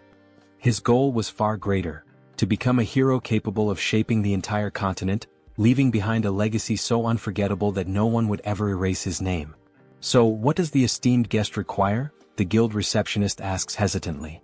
Harley leans in, smirking. Isn't it obvious? He says, slamming his hand down on the counter. I'm here to exterminate the monsters in the northern mountains, near the steel fortress. Isn't that what this city is for? The guild worker flinches but quickly composes himself. Oh, of course. I'll register you immediately for deployment, rookie mercenary. Harley grins. Good.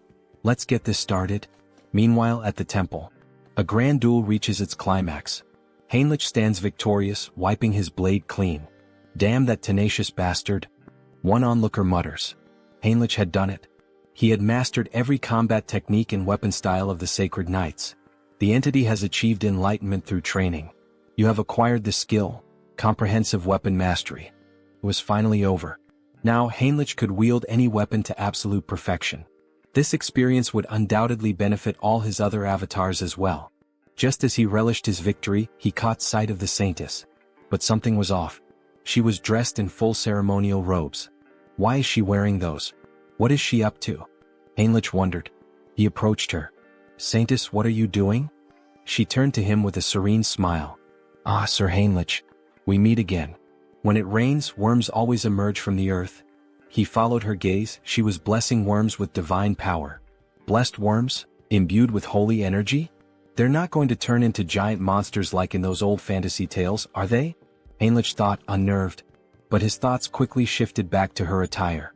There's some kind of ritual happening, isn't there? The Saintess nodded. Yes. In fact, it is an extraordinary event. One capable of tracking the Immortal King. It is about to begin soon.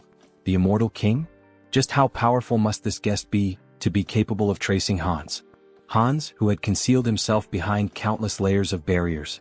I'm not sure I can explain it properly, but if you're interested, perhaps, you would like to participate as an honorary guardian warrior?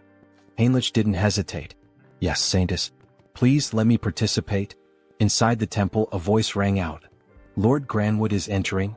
A noble figure strode inside, surrounded by an entourage. Heinrich's sharp eyes scanned the unfamiliar formation. Someone powerful enough to track Hans? I need to confirm this myself. Then more guests arrived and the room fell silent. A formal greeting echoed through the hall. Salutations to the Saintess. But then Heinrich noticed something. Those ears. A high elf. His heart pounded. The guest they had all been waiting for was none other than Rayfury Granwood, a high elf from the Elven Kingdom. In the next scene, we see a luxurious shop filled with magical items, trinkets, and jewelry. Oh, so this is made of bronze? The texture is quite interesting, an old man muses. A shopkeeper approaches, his tone polite but firm. Sir, it's perfectly fine to browse and admire our goods, but it's been 2 hours. Are you planning to buy something, or will you just keep looking? My sincerest apologies, shopkeeper. My knowledge is still lacking, the old man replies. At this moment we are introduced to the protagonist's sixth avatar, Hubert. Hubert, the sixth avatar obtained thanks to Harley's progress in previous scenes, possesses the initial ability of appraisal. This skill grants him the power to see detailed information about items. Material, ruby. Weight, 12 grams. Material, bronze. Weight, 480 grams. However, his proficiency is still low. For now, he can only view basic details about objects.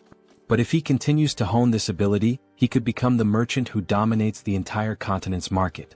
Of course, before that can happen, he must navigate the opposition of existing merchants.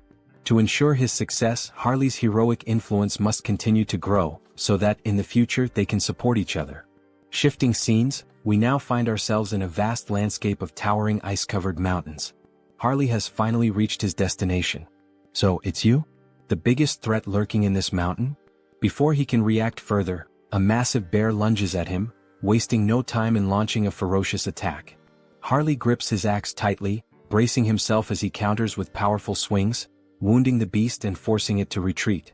Seeing an opening, he leaps above the bear, ready to deliver a devastating strike to its head. However, just as his attack lands, his axe shatters in two. Before he can even curse the bear, a massive paw strikes him with full force, sending him flying several meters through the trees. Damn it! The axe didn't work. As the bear charges at him once more, Harley quickly decides to activate his body mutation ability. His arm becomes covered in dragon scales, reinforcing his strength. He clenches his fist and, as if standing in a boxing ring, delivers a full-force punch straight into the bear's mouth. The impact is immense. The bear is sent flying. Tisk, fighting barehanded is more effective than using weapons. But with power like this, I'll never be recognized as a hero. He begins to wonder, could he harness the vitality of monsters without physically altering his body? If so, it might be the key to controlling his own evolution. Determined to test his theory, he focuses on extracting only the energy from the beast, not its physical traits. At that moment, a system notification appears. The entity has met the conditions and achieved enlightenment. A special ability has been acquired, Aura. It worked. A fiery orange aura begins radiating from Harley's arm. Finally, an ability that lets him grow stronger while remaining human. But before he can fully grasp his newfound power, something approaches. A colossal monster emerges from the icy mist. Without hesitation, the creature kicks Harley, sending him skidding across the frozen ground. As expected from the northern mountains. First a bear and now an ogre? Harley smirks, cracking his knuckles. Well then, maybe this is the perfect time to test my new ability, he says, letting out a wicked laugh. The ogre stomped down on Harley, letting out a deep, guttural laugh, convinced it had finished him off. But then a firm grip. Harley was still there, clutching the monster's foot. You think this is funny? You really want to see something funny? With a smirk, Harley began lifting the ogre's leg as if he were simply doing strength training. Let me show you something amusing. With one final push, he sent the ogre off balance, then used the momentum to leap onto its back. In his hands was a new weapon, gleaming with power. As if invoking the might of a god of war, he roared. The slumbering ogre of the forest, awaken. And with that, he tore into the beast, carving deep, brutal gashes into its flesh. Blow after blow, he cut it apart, reducing it to nothing but lifeless remains. As he stood victorious, his gaze shifted toward his new axe. With this, I will become a hero. But then, a foul stench filled the air. A scent both revolting and strangely nostalgic, like the rotten musk of a neglected wound. Harley turned toward the source, deep within the forest. From the shadows, two armored legs stepped into view.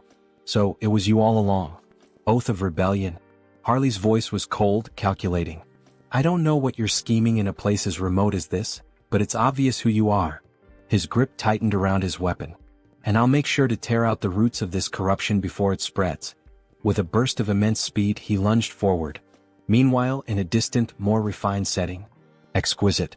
This tea is truly exquisite, said the elf, his tone filled with satisfaction. We are deeply grateful for your warm hospitality, Saintess.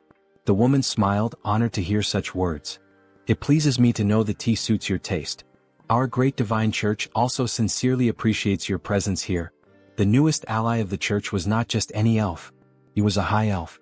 Hailing from the kingdom of elves on the continent of Enamel, a land where the elves revere the world tree. Though their faiths differed, the great church of the supreme god and the elven kingdom had long recognized one another, maintaining a steady exchange of knowledge and culture. For in the grand scheme of existence, acknowledging another's presence and choosing an object of worship were two entirely different things. The High Elves stand at the pinnacle of elven society, the highest class within their kingdom. If one has come all this way, could it mean they intend to use the World Tree's power to find Hans? Regardless, this is incredible. Their pupils, shaped like stars. Ah, so my eyes have caught your attention? The High Elf remarks with a knowing smile. The Saintess, flustered, quickly averts her gaze. Oh, was I staring that much? My apologies, I didn't realize. It's quite all right. In the end, it's an interesting topic to discuss. These eyes are the mark of a High Elf. Elves born with these celestial eyes serve as priests, bridging the connection between the World Tree and their people. However, such a birth is exceedingly rare. Only 2 or 3 are born per generation at most. And even then, most of them have been elderly in recent times. That is why the birth of a new High Elf is an event of great urgency and hope. So, this urgent request for aid, is it related to that situation? Correct, the High Elf affirms. A divine revelation was received not long ago. A child of great potential was born on the continent of Ion. However, before she could be protected, she was captured by slave hunters and sold as a sacrifice to a dark sorcerer. That is why we sought the aid of the great church of the supreme god.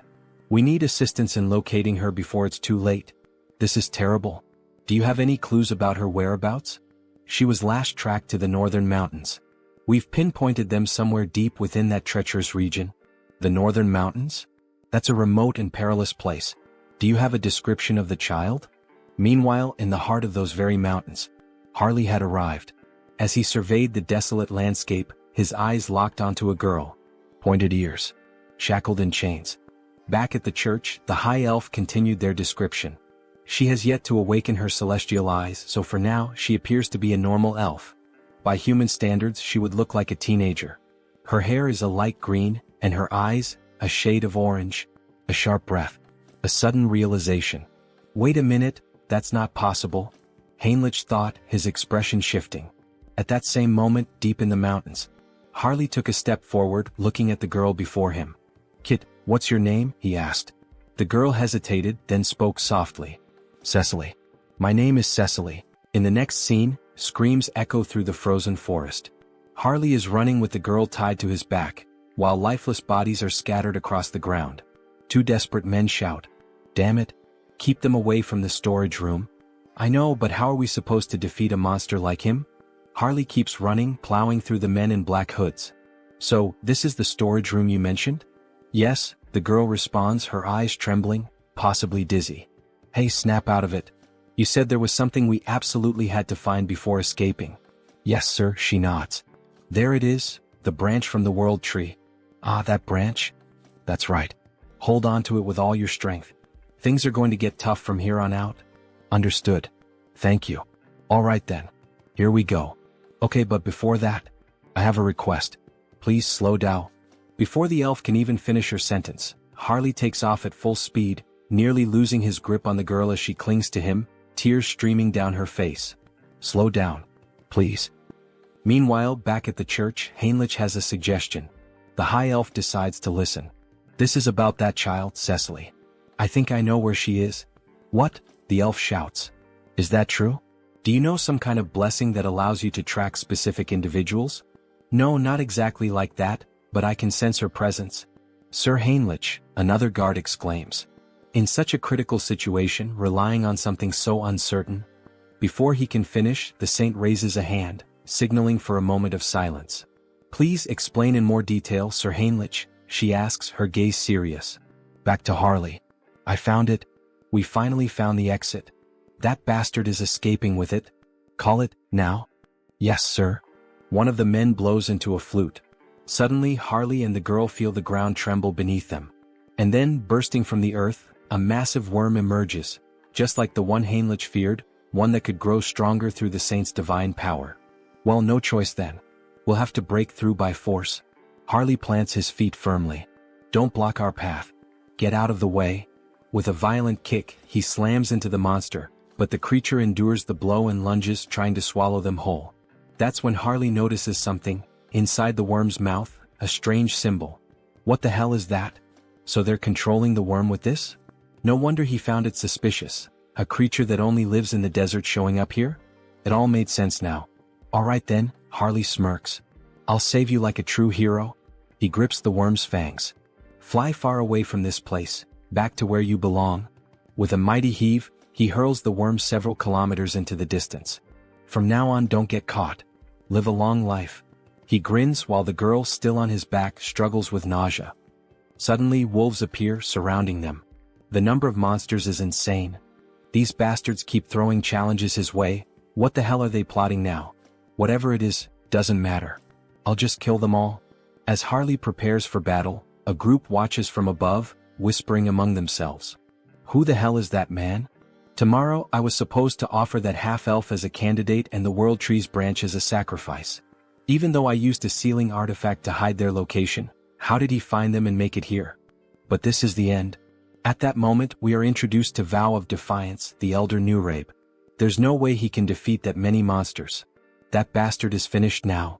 Just as a wolf lunges at Harley, he transforms his arm. Scales erupt along his skin, shattering the wolf's teeth upon impact. Their numbers are overwhelming, sure, but Harley crushes one of the wolves with his bare hands, extracting its magic stone.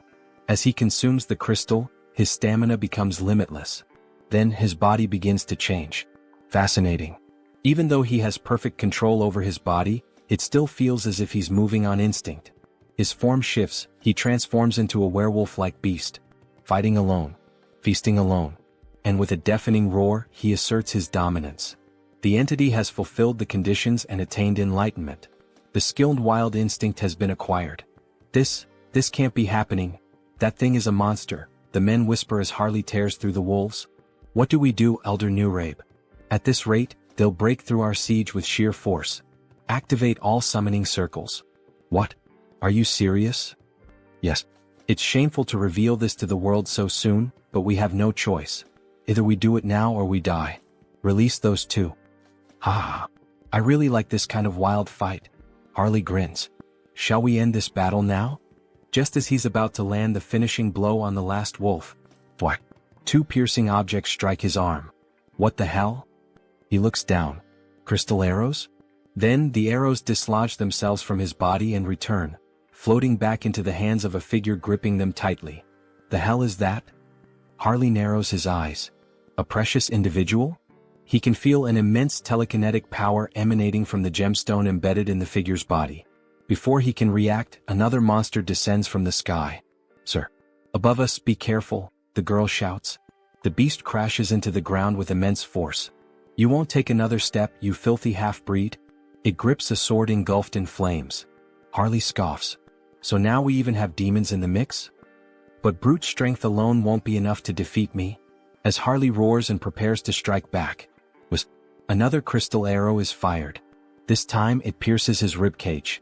And before he can react, bam! The demon lands a brutal punch to his face. Give up, half-breed. You can't win. The girl cries out, Sir, are you alright? The demon raises his flaming sword. You're dead now. The blade comes down. Yeah, this really is over, Harley mutters. Even a demon is capable of speaking the truth. Then, a blinding light bursts forth from the heavens. It shines intensely between Harley and the demon. What? Where is this overwhelming holy power coming from? Harley smirks through the pain. You got here just in time, Heinrich. Going back to the past, my lady. Are you really going to believe in a theory and an uncertain feeling in such an important situation? How can you say something like that? Sir Heinrich is someone the church can trust wholeheartedly, but he has never been blessed with divine favor for exploration. Since the divine has shown interest in him multiple times, he must have received some kind of revelation from our own God. The elf becomes irritated, standing up abruptly and slamming the table. It doesn't matter whether this is a revelation or just another guess. That's irrelevant. If it leads us to the child, I will follow any decision. Show the way, Sir Heinrich. Returning to the present, a great battle is taking place in the mountains. Sir Heinrich is facing the demon of the flaming sword. They clash blades, but when Heinrich imbues his sword with divine power, he delivers a clean and flawless strike, slicing the demon in two. Before dying, the demon himself mutters, so strong, both this divine power and his swordsmanship. This paladin is not normal. The gem-covered creature sees its fallen companion on the ground. However, before it can react, Harley suddenly appears, ready to land a punch on the monster. "Where do you think you're looking?" he taunts. Yet, before Harley can strike, the monster covers its entire body with crystal arrows, striking multiple points on Harley's body at once, including his eye. "Not a bad attack," Harley remarks, gripping the monster's head. He then smirks. "I'll be taking your eyeball as payment, for the one I just lost." Then he begins pressing the monster's head with all his strength. Cracks start forming, spreading slowly until, finally, the gem-like head shatters completely. Gritting his teeth and groaning in pain, he carefully and quickly removes the arrow still lodged in his eye. "Since you were the one who took and destroyed one of my eyes," he mutters, "I'll replace it with yours." With that, he implants the gem into his empty socket. A system notification suddenly appears. A new body part has been transplanted. Ability acquired, Jewel Eye, Psychokinesis unlocked. Ha. Ha ha ha ha. He bursts into laughter. Now he can attack from a distance. As the gem fully assimilates into his eye socket, it gleams with power. "I can't believe it. Those two were actually defeated? But who the hell is that paladin who suddenly showed up?" "Don't act recklessly," a voice warns. "They are just one man and a child, nothing more. Begin the ritual, prepare the other monsters, and get ready to withdraw." But then, a noise. "Elder Nurabe?" A sickening thud echoes through the air. One of the cultists is suddenly struck by an iron club, his body crumpling to the ground. "I'll crush your skulls, you bastard heretics." Paladins charge in on horseback, roaring their battle cries. "The Holy Knight Order." "Damn it," one of the cultists panics. "Elder Nurabe, what should we do? Should we start preparing the teleportation spell to escape?" "Screw that," Nurabe growls. "There's no turning back now." Gripping the arm of one of his devoted followers, he begins the ritual. One by one, their souls are drained, their lifeless bodies collapsing to the ground. With a wicked smile, Elder Nurabe offers up every last soul as a sacrifice. "Descend upon us. Incarnation of greed." Then, a massive pentagram begins to form. "Burn them all," the elder commands as he completes the ritual, his voice laced with eerie finality. Slowly, something monstrous begins to emerge. "Reduce them to ashes." But before the creature can be fully summoned, a radiant light pierces through the darkness.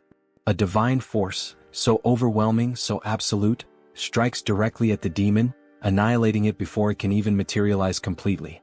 "Forgive me, but the only thing burning today will be you, heretic." With those words, the paladin invokes the light once more, this time beneath the elder's feet. A massive explosion erupts at the mountain's peak, so powerful that even those far below hear its devastating impact. "Looks like things are just about wrapped up here," a voice calls out. "Hey kid, you can stop hiding now. Come on out." Shaky footsteps. A hesitant voice. "That was terrifying. Suffocating. I feel like I'm about to throw up." "Haha. That just means you're healthy," Harley chuckles. "As long as you're not hurt, that's all that matters." The girl lets out a small, relieved laugh. "Sir Heinrich, it seems we arrived at just the right time, all thanks to you." "Thank you." Sir Paladin Tuscan, Heinrich greets in return. But the high elf standing nearby seems troubled. "You were absolutely right about the location, Heinrich. But, how did you know the girl would be here?" "I'm not sure," Heinrich admits. "I just knew." Then, suddenly the elf calls out. "Lady Cecily." For the first time he lays eyes on her, his voice filled with emotion. "It is an honor to meet you at last, Lady Cecily." He kneels before her, his expression solemn. "I am Rayfury of the Elven Kingdom." Cecily looks at him, confused by the formal greeting. Harley watches closely, analyzing the situation. So this is the gaze of a high elf. "Ah. I'm truly glad you were able to reunite safely with your kin," Harley says. "It was an honor to help you as a warrior, Cecily." Cecily smiles warmly. "All right. Thank you so much, warrior." The elf then turns to Harley. "How could I possibly repay you for protecting Cecily?" "Ah no," Harley waves him off. "I didn't do this for a reward." "You are truly an admirable person," Rayfury acknowledges. "However, since I have received your aid, I must express my gratitude properly. That is the way of my people." Harley grins. "Well then, if that's how it is, I'd be honored to accept." "All right, Sir Harley, could you lower yourself a little for a moment?" The elf looked clearly uncomfortable with the situation. Cecily then leaned forward and placed a soft kiss on Harley's forehead. "May nature's blessings be with you." A glowing symbol appeared on Harley's forehead, and an overwhelming energy surged through him. It felt like the very presence of the world tree itself. "This is a blessing that only high elves can bestow," Rayfury explained. "The blessing of nature, a high-level enchantment that can only be used a limited number of times." He glanced at Cecily. "Cecily isn't a high elf yet, so this won't be as effective. But once she awakens her true sight, she'll be able to reinforce the enchantment and make it even stronger for you." Then, with a solemn expression, Rayfury continued, "And of course I must give you a proper gift as well. Please extend your hand." Harley complied, and Rayfury placed a small, intricate token in his palm. "This is our elven symbol of promise. Should you ever need assistance in the future, we will come to your aid." "Seriously?" Harley blinked, a bit taken aback. "Thank you. You guys didn't have to go this far. I'll accept these gifts with gratitude. Here, take this as well. One last thing." Harley looked at the additional item, curiosity flickering in his eyes. Meanwhile, another conversation unfolded. "That young man? He has quite an impressive physique," Rayfury observed. "He's just as capable as you, isn't he? You two know each other?" "No, this is our first meeting," Rayfury admitted before smiling faintly. "But I have a feeling this will be a good connection." "If it's your intuition, then I trust it completely," Heinrich said. "The order must also express its gratitude properly." Heinrich took a deep breath, his thoughts racing. "We've gained the favor of both the Elven Kingdom and the Grand Divine Order." Then a voice called out, "Lord Tuscan, thank you for handling this issue so swiftly. Now it is our turn to assist you." "Just hearing that gives me courage," Tuscan replied. "We have only one request. For the peace of this island, please find the Immortal King." Heinrich exhaled slowly. So, in the end, was making contact with the High Elves all for this? He looked up at the sky. The World Tree is the root of all trees. The High Elves can borrow its power, sensing energy anywhere there is life, anywhere trees grow. But, Rayfury added, it will require some form of support. Support? I need some knowledge about the energy we're searching for. The energy of the Immortal King. All right. Follow me. They used teleportation to return to the church. Heinrich never expected to visit this place again so soon. No matter how many times he saw it, the sight remained awe-inspiring. A colossal sacred barrier, its complexity beyond even his full comprehension. Bringing in outsiders only made the church distort the path further, twisting it into an intricate labyrinth. Even someone like Hans would need a considerable amount of time to break through a barrier of this magnitude. We've arrived. Even if an intruder somehow managed to slip inside, the Holy Knights and High Priors stationed throughout the entire building would immediately mobilize. And then, at any moment, this is a fragment of the legendary Immortal King? Alright then. Let's begin mapping its energy trail. The High Elf would track Hans. Meanwhile, elite forces would be gathered, prepared to face him once more. Wait a second. That means there's a path. Fine. On that day, with my own hands, I will seize the final fragment of the Immortal King. In the next scene, an empty chair sat ominously. It's time. Have all the representatives gathered. A vast chamber came into view, lined with chairs, bathed in an eerie glow. The flickering of purple fire cast unsettling shadows across the room. The challenge vote. The executive meeting room. The first to respond was a pink flame, its shape vaguely humanoid. The representative of the Empire is present. Next, a dark violet silhouette flickered. The representative of the East, also in attendance. And finally, as for Nurabe, he is dead. He will not be joining us. A heavy silence hung in the air. You've all heard the latest news? A voice finally spoke. We still don't know how the Order or the High Elves managed to track and eliminate Nurabe. First, Marcos, who was cultivating a fragment, and now Nurabe, who had gone into hiding, yet was still found and killed. Aren't we all getting a little too careless? Another shadow stirred. The resurgence of the Order must be tied to the appearance of the Immortal King's heir. Another voice mused. This heir of the Immortal King. Could we not use him to our advantage? You're suggesting we ally ourselves with the very fraud that's been backing us into a corner? A pause, then a low chuckle. Now that is an interesting idea. No matter how many layers of barriers I erected, no matter how deep into the mountains I hid, they still managed to track my location. It seems the Saint used my fragment to trace me. In that case, all I need to do is hide the fragment in the subspace I created. But the moment I tried to send it in, it was repelled back. Damn it. Did I fail? It seems this fragment won't enter a normal subspace. But if that's the case, then what if I store it inside Han's body instead? Would that be enough to contain it? Would that allow me to transport it without being detected? Then Hans himself would become one with the fragment. As he absorbed the fragment into his own body, it worked. Now he could draw upon its full power while perfectly concealing any trace of its energy. Perfect. With that problem solved, I've eliminated my greatest headache. Now the only thing left to do is erase the crime scene. Let's burn everything in this room to ash.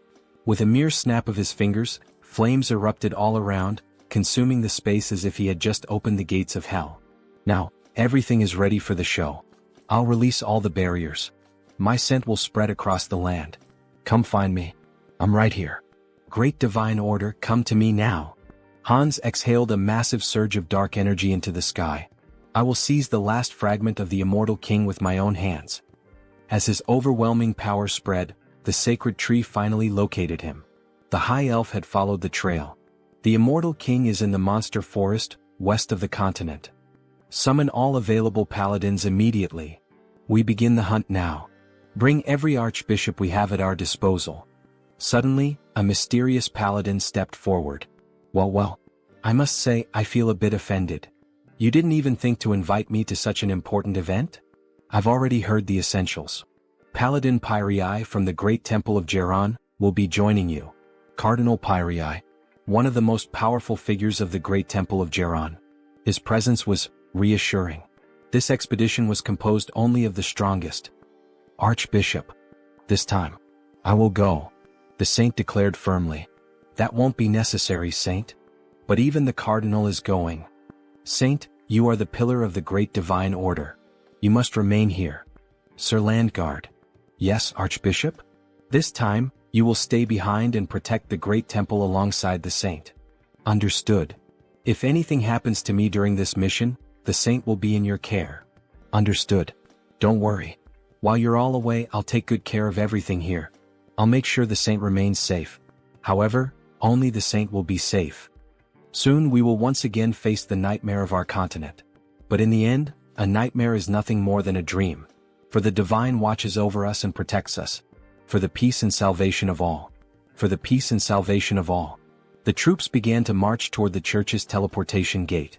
As they departed, the protagonist and the saint stood in silence, watching them go. Don't worry so much, saint. I'm sure everyone will return home safely. Really? Did the divine grant you some great revelation? Not exactly. But for some reason, I just feel that's how it will be. Meanwhile, Hans appears. His dark mana was on high alert, sensing everything around him. Standing in front of the church, he could not see through the divine barriers, but he could feel them, woven into the very walls like chains binding the structure. Even if he used a skill to bypass them, the internal barriers would still remain. In that case, I'll force them out of my location. And buy some time. Raising both hands, Hans unleashed several spells into the night sky. They burst into the air like fireworks, a midnight display of destruction. The hell is that in the sky? A guard shouted. Another turned eyes wide. Look down there. We're under attack. Sound the alarm. Call everyone. From the shadows, an undead legion began to swarm toward the church. Meanwhile, deep in the forest, under the cover of night, this is getting complicated. We've searched every inch of where his presence was detected, but there's nothing here. The high elf refused to believe it. He was certain this was the place. If Hans had moved, the world tree would have warned him. But wait, could he have realized he was being tracked? Did he set this up to mislead us? Everyone return to the great temple immediately. That's an order. This is his trap. It was all a distraction. By the time they returned to the church, it was in ruins. Bodies of soldiers, skeletons, and undead littered the ground. And standing there, waiting for them, Hans. Finally we meet. The last fragment of the immortal king. The time for the immortal king's resurrection begins now. With those words, Hans began to absorb the final fragment into himself. Move quickly. The bell is ringing, signaling that they are under attack. The undead are advancing. Move fast. They seem to be in serious trouble now. Well, good luck to them. Heinrich has been assigned to guard the garden, so all he has to do is wait and then slip in unnoticed while Hans takes care of the rest. Everyone move in this direction, a soldier shouts. Don't stop, hurry. However, Heinrich is starting to feel uneasy. There are more of them than he expected. He sees several paladins, warriors, and other people he has never encountered before. Well, in any case, they still don't know that Hans has already reached the depths of the dungeon. They will be too preoccupied with the undead both outside and inside the castle. But then, someone appears above Heinrich, something almost angelic. The figure begins to speak. Everyone listen. The undead outside the castle are merely a diversion. The heir of the immortal king has already reached the depths. Head to the sealing chamber, all of you. Heinrich is stunned. Who the hell is this person? Wait, that's an inquisitor. How the hell did they figure out our plan so fast? Damn it. Heinrich dashes toward the soldiers. He must intervene before this turns into a complete disaster. If they get there quickly, Hans won't be able to retrieve the last fragment of the immortal king. The ceiling begins to crumble bit by bit. The saint looks on in shock. She cannot believe it. How did an intruder manage to reach the sealing chamber without anyone noticing? Are you telling me that they, the enemy, teleported into our temple? She questions. That part, we don't know yet, someone replies. The saint begins to panic. The immortal king was this close all this time and we didn't notice? All because I wasn't good enough to sense his presence or track him. Oh my god, this is all my fault. So many lives will be lost because of my failure. If the immortal king truly comes back to life once all the fragments are reunited, what the hell can we do? Nothing. Tears stream down her face as she cries. Any apology we give will be too late after so many lives are lost. Then a soldier speaks to her. The road was too crowded, but Sir Heinrich is here. From now on he will take command. The saint, who had been crying in despair just moments ago, now cries for a different reason. A radiant smile appears on her face. Sir Heinrich, you have no idea how relieved I am to see you here. Please, lead us with your strength to fight against this evil. Back to Hans. Thinking about how many undead they have managed to eliminate from the army, they are proving to be more resilient than he initially thought. Countless skeletons lie scattered on the ground, including an inquisitor. One of them has an especially angelic face. Malcolm was no ordinary opponent. He was like an elite boss. Rest well, Malcolm. You fought so bravely. After searching for a while through the war-ravaged battlefield, Hans finally finds it. The last fragment of the immortal king is right before him. Finally. Come to me now, fragment. He begins to absorb all the energy from it. The immortal king's final legacy will belong entirely to Hans. He continues drawing every last drop of residual power from the fragment, devouring it completely. However, when he finishes, he feels something strange. What the hell is this feeling of weakness? Even after consuming the last fragment, he doesn't feel any stronger. Could it be that it takes time to fully absorb the fragment's power? Then he hears a noise, an intruder. Two paladins soar toward Hans, weapons in hand, ready to strike him down. Hans quickly casts a spell, sending them flying backward with a powerful blast. They crash to the ground and everyone looks on in shock. A nun rushes to their side, immediately using healing magic to purge the remnants of dark energy with divine power. Heinrich decides that it's time for him to join the fight. He cannot just stand by and watch them battle like this. However, the saint grabs his hand, telling him that he cannot. It is necessary to first analyze the immortal king's power. They cannot be reckless. Do not charge in alone, Sir Heinrich. Hold your position a little longer. Understood, my saint, he replies. Inside, Heinrich is in turmoil. His entire plan was to buy time by pretending to fight Hans. Give up, lackeys of the order. The fragment is already mine, fully and completely absorbed. Behold my power. Hans declares as dark energy surges through the entire chamber. Do not listen to him. Keep attacking, attack with all your might, someone shouts. Hans knows this battle would be much easier if he simply unleashed his full power on them. However, he cannot take the lives of the innocent.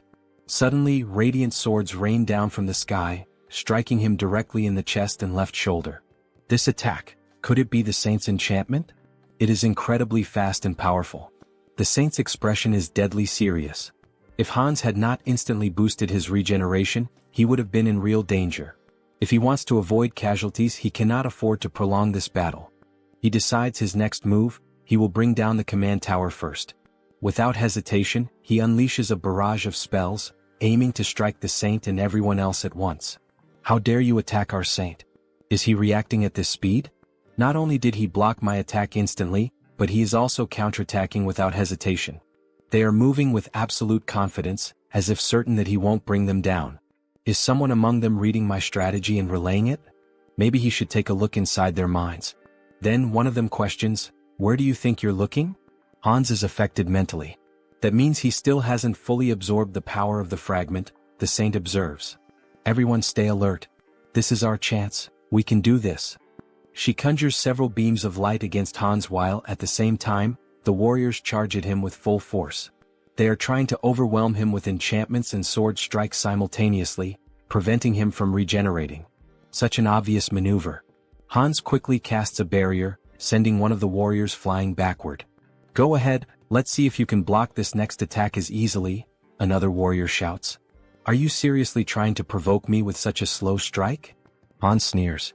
He then summons a spectral hand, binding magic, trapping the soldier as if inside a cage. Damn it! How the hell did this happen? How is he reading every single one of our movements now? He shouldn't be able to block psychic intrusion. "Forgive me, senior?" One of them speaks hesitantly.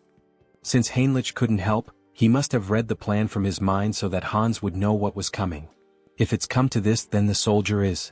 However, he is cut off by Hans's laughter. "It's too late, you poor fools. You were too slow." Inside him, the fragment of the immortal king, finally, has completely fused into one. A vision appears as if a heart is pulsating violently. Hans begins to laugh uncontrollably as the atmosphere grows heavier and denser, thick with the overwhelming energy surging from within him. No, this energy. The saint stands in shock, unable to comprehend what is unfolding before her. Sir Heinrich, however, cannot hide the joy on his face. This can't be happening. The saint stands frozen, unable to react, before tears begin streaming down her face. We were too late. The immortal king is truly coming back. We see Hans slowly beginning to transform. You dogs of the order, tremble in fear. System notifications start to appear. You have experienced death, overcome it and conquered it. You have now transcended. Achievement unlocked. He has returned. The immortal king. The calamity of the sidereal dimension. The immortal king. Quickly. We're almost at the sealing chamber. We need to support her holiness immediately. However, as soon as the guards rush into the room, they are struck speechless by what they see. That figure. Could it really be the immortal king? Is it truly him? Are we already too late? Hans stands before them in a new form. He appears more human now, his body no longer just bones but covered in flesh, yet undeniably more powerful than before. We still have time. This is a sacred space that suppresses the immortal king's power. We will sacrifice our lives to stop that demon right here. Sir Pion. Everyone get ready. We attack together. You truly believe you can stop me? Hans scoffs. Since you cannot see the status window, it's easy for you to fall for such delusions. Achievement unlocked. Rewards, grants immunity to instant death. Special abilities Decayed Heart and Immortal have evolved into Immortal Heart. Hans has truly become a mystical being, now even capable of escaping death itself. He is invincible. Very well, come at me, all of you. Let me show you the power of the immortal king. He places his hands over his eyes and activates the Eye of Darkness ability. All the soldiers are instantly ensnared by it. With just a glance, he instills overwhelming fear and confusion in his enemies while also exerting control over lower-ranking demons. The guards begin to hallucinate, some even see worms crawling out from their own bodies. This is the legendary Eye of Darkness. Never look directly into them. Now it's your turn. Hans gathers energy in his hand. Rise once more, my legion of the undead. Return to life and claim the souls of our enemies. Bones and corpses begin to gather around him, forming something monstrous. Be careful. That thing is a corpse golem. If you get hit by its attacks, you're finished. Dodge. The skeletal golem charges forward, laying waste to everything in its path, causing mass destruction. What a pathetic sight, Hans says. Let's end this now. The saint is desperate. She must do something, she must make a decision. If she hesitates here, not only the church but the entire continent will fall into danger. Clutching the cross at her chest, an idea suddenly comes to her. Sir Heinrich. Yes, my lady? She will entrust him with her token. Please take this and retreat. You must become stronger and stop the immortal king in the future. Attention everyone. We must clear a path for Sir Heinrich. Protect him with your lives so that he may escape safely. Understood, your holiness. Everyone pursue the immortal king. Stop him at all costs. These buzzing flies. I'll finish all of you at once. Just then, a soldier attempts a stealth attack, but Hans notices immediately. To think you would try that failed move again. How foolish. It doesn't matter, the soldier says, even as Hans' magic tightens around his throat. Our goal is complete. What? What goal? If we could save Sir Heinrich, our hope, I would throw away this worn-out bag of bones as many times as necessary. Very well, fool. Your wish is my command. I'll crush this skeleton right now. Before he can finish, Hans is sent flying by a sudden punch to the face. It was Sir Heinrich delivering a powerful, blessed strike. Without giving Hans time to react, Heinrich draws his sword and launches a flurry of rapid, precise strikes. Hans watches, impressed. Your movements are excellent, he admits. But Heinrich's sword is too dull. It cannot cut him, much less kill him. Hans retaliates, launching several black energy spears straight at Heinrich, piercing through his chest. However, they do not wound him. He can feel the impact, but the spears have only punctured his armor, not his body. This is the climax. Hans unleashes another spell, causing a massive explosion across the battlefield. The saint screams in despair. Sir Heinrich, what? Even after I told you we should entrust the future to you. She collapses to the ground, sobbing. Why didn't you run away? I did not join the church to save my own skin, Heinrich replies. How could someone who turns his back on his comrades, who stand ready to face death and sacrifice themselves for a greater cause, ever hope to protect the world? The cross-shaped token in his hand begins to shine intensely. Immortal King, you said my sword was dull? Even if my blade breaks today, I will kill you here and now. You have achieved enlightenment by fulfilling the conditions. You have acquired the special ability, Blessing, Rod of Light. This is the third blessing. Excellent. Shall we head toward the conclusion? Sir Heinrich charges forward, striking Hans directly in the chest. That was a wonderful line, Hans chuckles. The emotional delivery was top tier. Now, let's wrap this up with our final comments and bid farewell to our audience. Everyone stares in disbelief at what has just transpired. Servant of the Church. What is your name? I am Heinrich. Heinrich Landguard. How dare you wound me? The ability, immunity to instant death, has been activated upon receiving a fatal attack.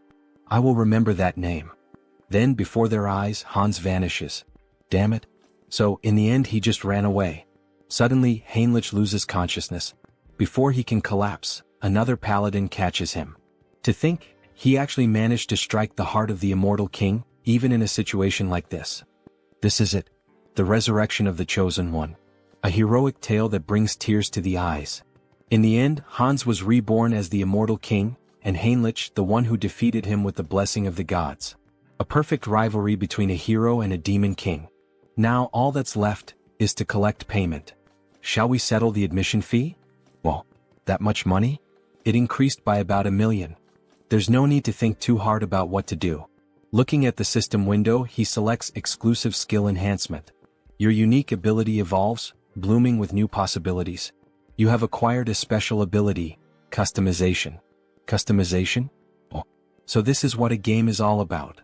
A full customization window for Hans appears. Colors, horns, outfits, every model available. The newly acquired customization ability opened up 2 possibilities for him. This includes creating the avatar for the updated feature and modifying the avatar for the new feature. First, in modifying the avatar for the new feature, we see all the possible changes that can be made to Hans. His hair, body, and some details about his status such as SRT, INT, DX, and POW. This allows him to alter both the appearance and the stats of existing avatars. On the other hand, the avatar creation ability lets him define the appearance and stats during the initial creation, including features like hair and eyes. Above all, the biggest difference in this category is the gender selection option, which allows him to choose between being a man or a woman. Feeling excited, he reassures himself that he isn't thinking anything inappropriate or strange. He's just pressing the button out of curiosity. After all, he needs to find out what the difference is. So he presses the button to become a woman. However, it is not possible. The system notifies him that the selection is currently locked, leaving him with only the option to choose a man. However, a new option appears. And what is this below? Media selection. You can generate related species by consuming a specific medium. A medium related to a species? Could it be the branch from the world tree that Cecily gave him last time?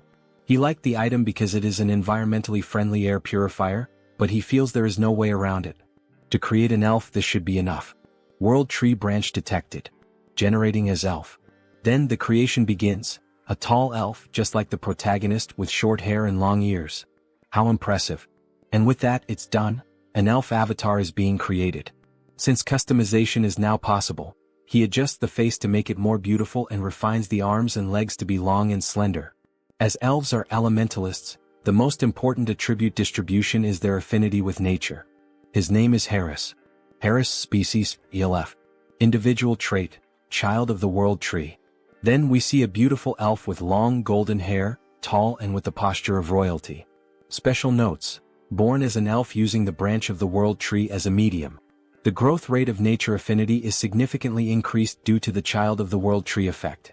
That well-toned body and that beautiful face, haha, just as expected from an elf. But then the new avatar reacts. How unpleasant, he says before making a face as if he's about to vomit. But what's happening? Hansa's dark magic makes him feel as if Harris is being completely destroyed, as though the dark magic is killing a delicate young plant. Oh shit, why didn't he think of that? He had already gotten used to Hans, so it never even crossed his mind to worry about it. Hans, cancel your summoning. Since the mental center isn't functioning, could it be due to the elf's affinity with nature? He nearly lost the new avatar without even realizing it. For now, he decides to save Harris for later. Then he walks over to the shelf and picks up a book titled Conan the Baba. Maybe it was time for him to start writing the story of the mercenary king this time. Meanwhile, back to Harley, we see him looking quite excited. He really enjoyed that ear-floating feature. The young woman laughs, saying that it's a relief and that it suits him well. Thanks for your support. Hubert had found just the right item for him. Turok truly is the city of artisans. On the streets, we see a few people going about their day, making it feel like an ordinary town.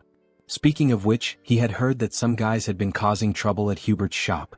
Maybe he should head over there and teach them a little lesson. Then, a group of 3 people starts making comments. What's with those tattered clothes and tattoos?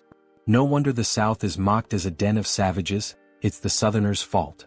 Harley tries to ignore the spiteful remarks, but he just can't. Hey, what the hell are you guys even talking about? Which bastards just insulted the Southerners? Was it you? Or maybe you? You bastards better watch yourselves. I'll knock some sense into you. But when one of them swings at Harley, the wooden club shatters the moment it makes contact with his arm. That idiot, he just broke his own weapon against nothing but Harley's body in bare hands? Harley starts thinking. He would say that's pretty rare for this avatar. Ha. All these guys must be true Southern warriors. Tattoos, strong bodies, fierce gazes. That just means he needs to live among them and start building relationships. The great hero of the South and his closest companions who support him. In other words, he might actually become a true Southern warrior.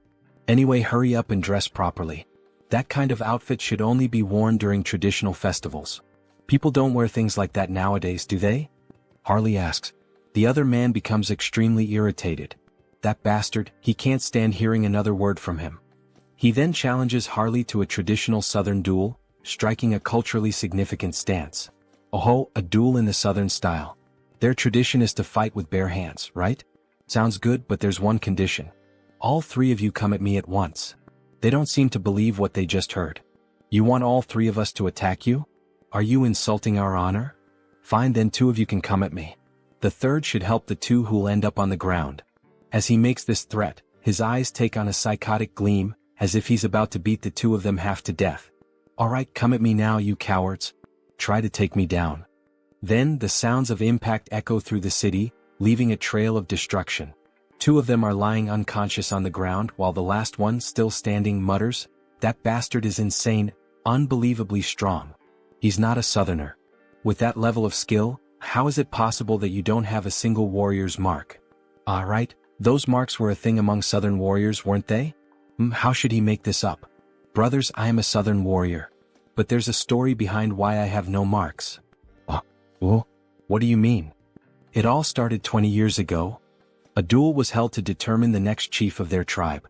The scene shifts to an arena, where 2 warriors battle while the rest watch from the sidelines. Harley's father, the strongest warrior in the tribe, won the championship, earning the admiration and praise of every member present. "Congratulations," said the king. "As per tribal tradition, you will be granted one wish. Speak, what is your desire?" His wish had already been decided from the very beginning of the tournament. I will not marry the chief's daughter. What? Everyone was stunned. Outrageous. How dare you make such an absurd request? Explain yourself. Well, he had a good reason for making that request. The reason was, she and he were bound by blood as siblings.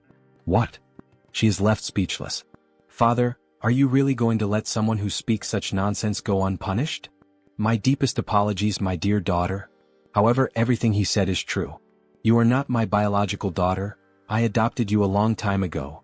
Guards, kill this insolent fraud.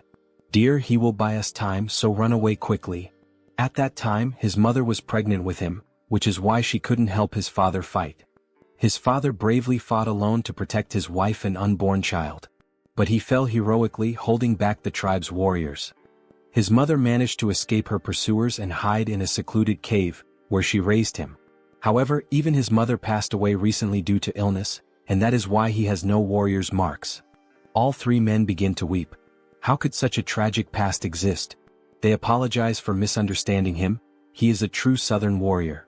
He never expected such a sorrowful backstory. Of course, it was obvious that everything Harley had just said was a complete lie, but his performance was insane. Alright then, to our new brother, cheers. Everyone raises a large mug of beer in celebration. By the way, Hyungnim, this place is pretty far from the south, isn't it? What brought you all the way here? Well, there's a story behind that too. After his mother passed away from illness, he was left all alone in this cruel world. It was just him and his own body. He was completely lost, unsure of what to do, how to survive, or what path to take. And then, the only person who didn't just walk past him but actually stopped and spoke to him said, "Excuse me, do you need help?" That person was a young merchant named Hubert, who ended up becoming very close to him. Today they are best friends. Hubert was the only one who truly made an effort, who worked hard to help him get settled. A benefactor and a true friend. But later he found out that Hubert was in serious trouble. Apparently he was being threatened by some bandits. There's no way he could ignore the struggles of someone who once saved him. That's why he came all the way here, to help. One of them slams the table. That's awful. An enemy of our brother is an enemy to all of us. We'll do everything we can to help our brother's brother as well, everyone. Thank you all so much for your help. Harley embraces them all. Alright then, as soon as I use these bastards to silence the fools threatening Hubert, it'll be time to kickstart my real creative economy project. He plans to import a ton of pimenta de terra since it's a rare and valuable spice in this world. In exchange, he'll distribute magical tools, which are common here but scarce on Earth. A win-win trade where everyone benefits. And in the process, he'll also secure a hefty profit, using that income to pave the way for even more explosive growth. Very well, Hyungnam. Let's first head to your friend's shop. We'll make sure the place is well protected. You can count on us. Alright, then I'm counting on you all, guys. Having reliable subordinates really makes life much easier. Now that Hubert's problem is being taken care of by them, it's time for him to move forward and begin his debut as an elf. Then, in front of a castle, we see someone standing. Good morning. This is the Great Temple of Rosalia, correct? I am Harris, a skilled mercenary and close friend of Harley, who in turn is a close friend of the Holy Knights Order. I've come here after hearing that the elf envoys are present at the moment. Would you be willing to grant me an audience? Of course, he also brought a proper letter of introduction. Then we see a piece of paper with a message written on it. This elf is definitely my friend. He would appreciate it if you allowed him to enter. That ridiculously sloppy, no freely expressive, handwriting, and even the scribble on it, leaves no doubt that this is a handwritten letter of introduction from Sir Harley. Please come in. They will guide the elf to the accommodations for the elf envoys. Here we are. We've already informed Lord Rayfury, so just wait for him to arrive. Alright, thank you. Excuse me, it's a pleasure to meet you. I am Rayfury Grandwood, a high elf from the Elf Kingdom. Please have a seat. He heard that Harris was a fellow mercenary of Sir Harley? Yes, I am Harris. Thank you for taking some time to meet with me today. It's a bit difficult to pretend not to recognize familiar faces every time. But more than that, it's honestly fascinating. Seeing him through the eyes of a high elf, his eyes truly seem to shine even more. The longer he looks, the more and more he feels like he is being drawn in, as if he is being sucked directly into them. What a strange feeling. This must be because I'm in an elf's body now. He knew that Harris is a close and dear friend of Sir Harley, seeing him wear the bracelet that he gave him. Seems to be true. Then the bracelet begins to glow. I'm sorry, he says. I accepted the gift because it was from someone of your kind, but if it offends you, I'll return it immediately. No, not at all. On the contrary, I'm happy, even honored, that a relative is wearing it. More importantly, he heard that there is something Harris would like to ask him. Yes, that's true. It's nothing urgent, but he would like to learn how to harness the power of nature and form contracts with spirits. He never had the chance to grow, form contracts, and become stronger as an elf, since he spent almost his entire life being alone. I understand, he says. The potential of this person, there's no doubt about it. We see an immense amount of power leaking from his body, as if he were the very embodiment of the world tree. Alright, would you like to go outside and get some fresh air? Oh, of course, it would be an honor. You asked me to teach you, but unfortunately, it won't be possible. He is leaving this place soon, so he wouldn't have time to help. However, would you consider coming with us to the Elf Kingdom? Pardon? The Elf Kingdom, the land of the elves, located on the Enchanted Continent. It's where the Institution for High Elves is located. It would be an honor for him, but would there be any special qualifications or requirements? Yes, originally it is a place reserved only for the children of High Elves, only they are allowed to enter. But there is an exception. This is a lot of pressure. And this exception is a person who possesses the qualities of a high elf. You feel something when you look directly into my eyes, don't you? Look directly at me now. Is happening again, this sensation, what is it? It feels like he's being pulled in, as if he's being sucked into them. Where is this place? Is it some kind of mental realm like the one where he fought against the Society of Divine Retribution? No, the energy here is much purer and cleaner than in that place. Then something catches his attention. He doesn't believe what he's seeing. Could it be? A beautiful elf with pink hair? Could that be the elf goddess? No, is that the world tree? Then the elf descends from the tree, gently approaching him. Hey, wait a second, I am? The elf gently touches his face. Why is this beautiful elf doing this? Why is the goddess doing this? Oh, poor child, come to the realm of the elves, says the beautiful elf, speaking in a strange language as she gently strokes Harris's face. Then she vanishes right before his eyes. That leaf, that aura. Is she the world tree itself? More importantly, what did she even say? I didn't understand a single word of that strange language. Maybe it was the language of the elves. Hey, wait a second, he has no idea what that meant. Don't just leave. Before he can finish his sentence, he snaps back to reality. What did she mean by that? Then he returns to the garden. She's already gone, isn't she? What the hell is going on? He felt the presence of the world tree. He saw an elf. That was the world tree? So that's the form she chose to appear in. It seems she greeted him in the most familiar way she could. It seems that the world tree has a special interest in you, Harris. Seriously? Wait a second. First the divine, and now even the world tree is paying attention to him? What the hell is going on here? The next day we see a shop open. Hey man, he's sure he made it clear last week. He told him to close the shop and leave town. We see 3 men with strange tattoos intimidating Hubert. Yet he's still here. Well, excuse their rudeness. This week, a truly excellent tea has arrived. How about it? Would he like to have a cup with him? We see that Hubert is truly a gentleman, dressed in formal attire, wearing gloves and glasses. So, it seems he didn't understand a single word of what he just said. Then he taps the cup. He'll be giving up this place and leaving today. Or does he really prefer to die here at their hands? My God, so they don't like tea, huh? Well, either way, his friends seem to enjoy it even if they don't. What the hell is this bastard even talking about? Before he can finish his sentence, Harley lands a solid punch right to his chin. He's sent flying from the impact. Get the hell out of our sight, you piece of shit. What the hell are they? With just one punch he took down our leader. Where the hell did they suddenly come from? Then Harley and his friends charge forward. The 2 enemies are beaten like gangsters' wives, their screams echoing from inside Hubert's establishment. So, at the end of the day, alright, cheers. Thanks to you brothers, Hubert is safe now. The drinks are on him tonight. Eat up, don't hold back. We see a feast laid out on the table, meat, barbecue, beer, bread. That was way too easy, don't you think? And more importantly, after watching him fight today, he's convinced. He really needs a crest.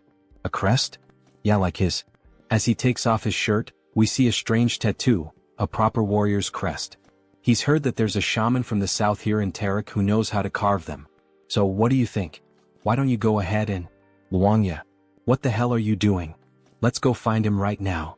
Harley takes off running with Luang in his arms. But he hasn't even finished at least one dry ink. Elder, you old fool. Has age taken your hearing too? He's sure he told her to have the protection money ready by today.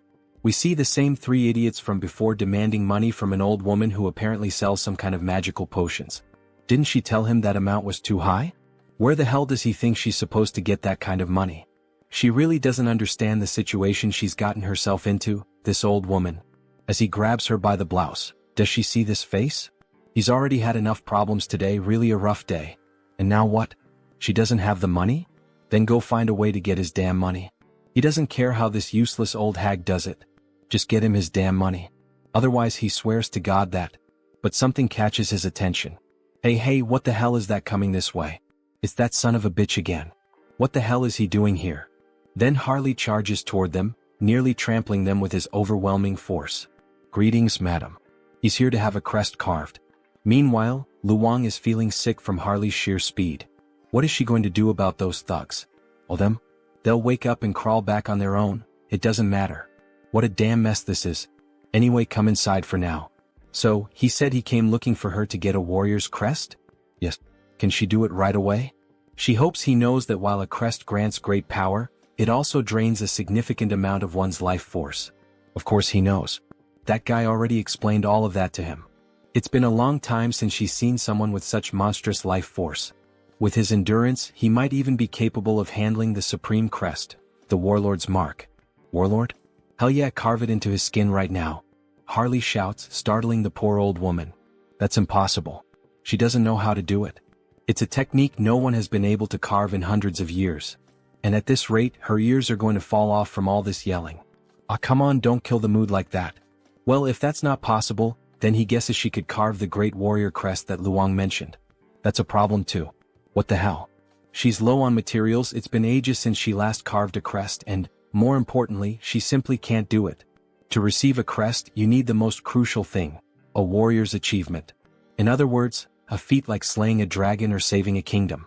If he wants the great warrior crest, then at the very least, yes, beyond the Iron Fortress in the northern mountains, he would have to defeat the ogre that rules over that place alone, killing it with his own hands. An ogre? Does she even have any idea what kind of monster that is? No one would dare face that thing. Is she trying to get his brother killed right now? Just the head of that beast is as big as his brother's entire body. How the hell is he supposed to deal with that alone? However, while they were talking, Harley started rummaging through something at the portal. Did she mean this? Then a massive skull appears. That's the ogre's skull? Don't tell her he hunted this thing by himself. Aha, of course he did. An ogre is nothing to him. Alright, she can see that he's an impressive warrior, but even so, come back in a few days. Lately, she's been low on energy and her body isn't in the best condition. She needs strength to carve a crest, but she hasn't even been eating properly. Food. Leave that to him. Restoring vitality is his specialty. What does he mean by that? Then, before she even realizes it, he's already vanished from in front of her. He really just left. So, she just hopes he doesn't cause any trouble. You little shit, it's him again? We sure are running into each other a lot today, huh? You again? Then he throws another punch at the thug, making him groan in pain. What the hell is he? Who sent him? Why is he doing this to them? You messed with the wrong people. You're the ones who laid hands on our shaman. Huh? Shaman? That old witch is the southern shaman. Sorry, we didn't know. We thought she was just some random village healer or something. Harley raises his fist, threatening another punch, but this time he slams it into the ground instead. Alright. We won't do it again. Please stop. Yeah, you better not. Keep that promise. Hyungnim, I've wrapped things up on my end too. So now what? He knew that a bandit hideout like this would have stuff like this lying around. Luong, get over here and help carry these crates. We're having a barbecue feast tonight with that old lady. As they return home, we see the old woman sweeping the street. Grandma, they're back. She is surprised by their sudden return. My God, what the hell is all that in their hands? What did she mean by all that? It's all meat and alcoholic drinks, to eat and drink together. So what did she think? Isn't that enough for Grandma to eat, recharge and stay healthy? Then we see a flashback as if Harley were another young man. What a shame. If her son were alive, he would be the same age Harley is now. At her age, meat? Seriously? She can barely chew. What? So you're not going to eat it? Maybe she'll try a little, since he went through all the trouble. Then we see the old woman biting into a piece of meat and downing a bottle of wine by herself. They knew that women from the south had big appetites, But still, she ate everything by herself and didn't leave anything for them. Ah, that was so good, the food and the drinks were delicious. Alright then, now that our stomachs are full, shall we begin the engraving on Harley's skin? The engraving process is painful, you know. So she lays Harley down on the bed and starts getting ready with the needle to pierce his body. Is Harley mentally prepared? Aha, of course he is. Don't worry, old lady, he was used to going through procedures like this on a bed, a reference to when Hans used to perform experiments on his body. However, before he could finish that thought, the old woman put a stuffed bear in his mouth. Her son bit down on that toy when he had the engraving done on his own skin. So she knows it's going to hurt, so keep it in his mouth because she's about to start. Alright, here we go. When she presses the needle against his body, the needle snaps. Damn it, his skin is so tough that the needle broke and she can't pierce through it. Wow, I can't believe it. Isn't there another way to do the engraving on his skin? He knew that Hyungnam was exceptionally tough, but this is insane. There's no way we're going to use another technique. Don't worry about that. She shifts the angle of the needle, and the markings on her arms start to grow stronger. She's going to make sure that all that meat and alcohol she ate and drank will be paid for, in full.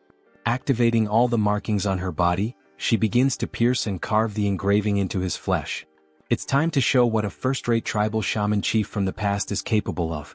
Then we see the mark that was made, a fiery sun, resembling the symbol of the Sun Pirates from One Piece. Captain Fisher Tiger. System notifications. The entity has fulfilled the conditions and attained enlightenment. He has acquired the skill, Chaco-style combat symbol. Current symbol, Great Warrior. We see a large marking on the right side of his chest. This is truly impressive. It's far more efficient than enhancement through bio-aura. At this level, even without using the body mutation ability, he could defeat an ogre in a barehanded fistfight to the death. This is perfect. We see the old woman, completely exhausted and worn out. Harley is even concerned about her condition. What's the matter? Is she alright? Is she feeling anything? Don't worry about her. It's just that it's been a long time since she used that kind of strength and those engraving techniques. She's just out of shape. She'll be fine after resting a bit. Lock it in, brother. We've just found more work to do. And what would that be, Brother Harley? Meat. He shakes the old woman, shouting in desperation. We need to find more meat. She can't be in pain if we're going to finish the other crests. We need to keep her alive and well. That damn stubborn bastard. Let her rest a bit before continuing. In the next scene we see Heinrich lying in bed, his body completely wrapped in bandages. Meanwhile, someone is standing in front of his body, praying and speaking divine words. A paladin approaches from behind and asks if she's still praying for him. Cardinal Pion, if she continues praying and using divine power without resting, it will certainly have serious consequences on her body. So please go easy. Yes, she knows the consequences. But her heart won't let her rest. She can't forget what happened, the last vision she had of him. In that moment he stood firm against the immortal king, refusing to back down until the very end. Yes, it was like witnessing the birth of a new hero. Wait, Sir Heinrich, a new hero? The saint's face turned slightly red. Oh, your eminence flatters me by speaking that way. Sir Heinrich, you're finally awake. We were worried, you've been asleep for many days. Is the pain bearable? Thanks to the saint's care, your body is doing well. Sir Heinrich, we now proclaim you not just as a champion of our great divine order, no. We proclaim you as the hero of Out Erica. Finally, says Heinrich with a mischievous smile. Now he can say that both the hero and the demon king have officially been cast in their lead roles. Let's create a Taoist, the one who will play the demon king Hans. Now that the hero has been born, he believes it's time to fulfill his duties as the demon king. With the power of his perfectly refined contagious ministry magic, he will spread his infamy even farther than before. He sees it clearly now, the filthy stains of wrongdoers. He prepares to begin the night hunt. He will drag every one of them into hell. Quick, move and keep going. This patient came first, get out of the way.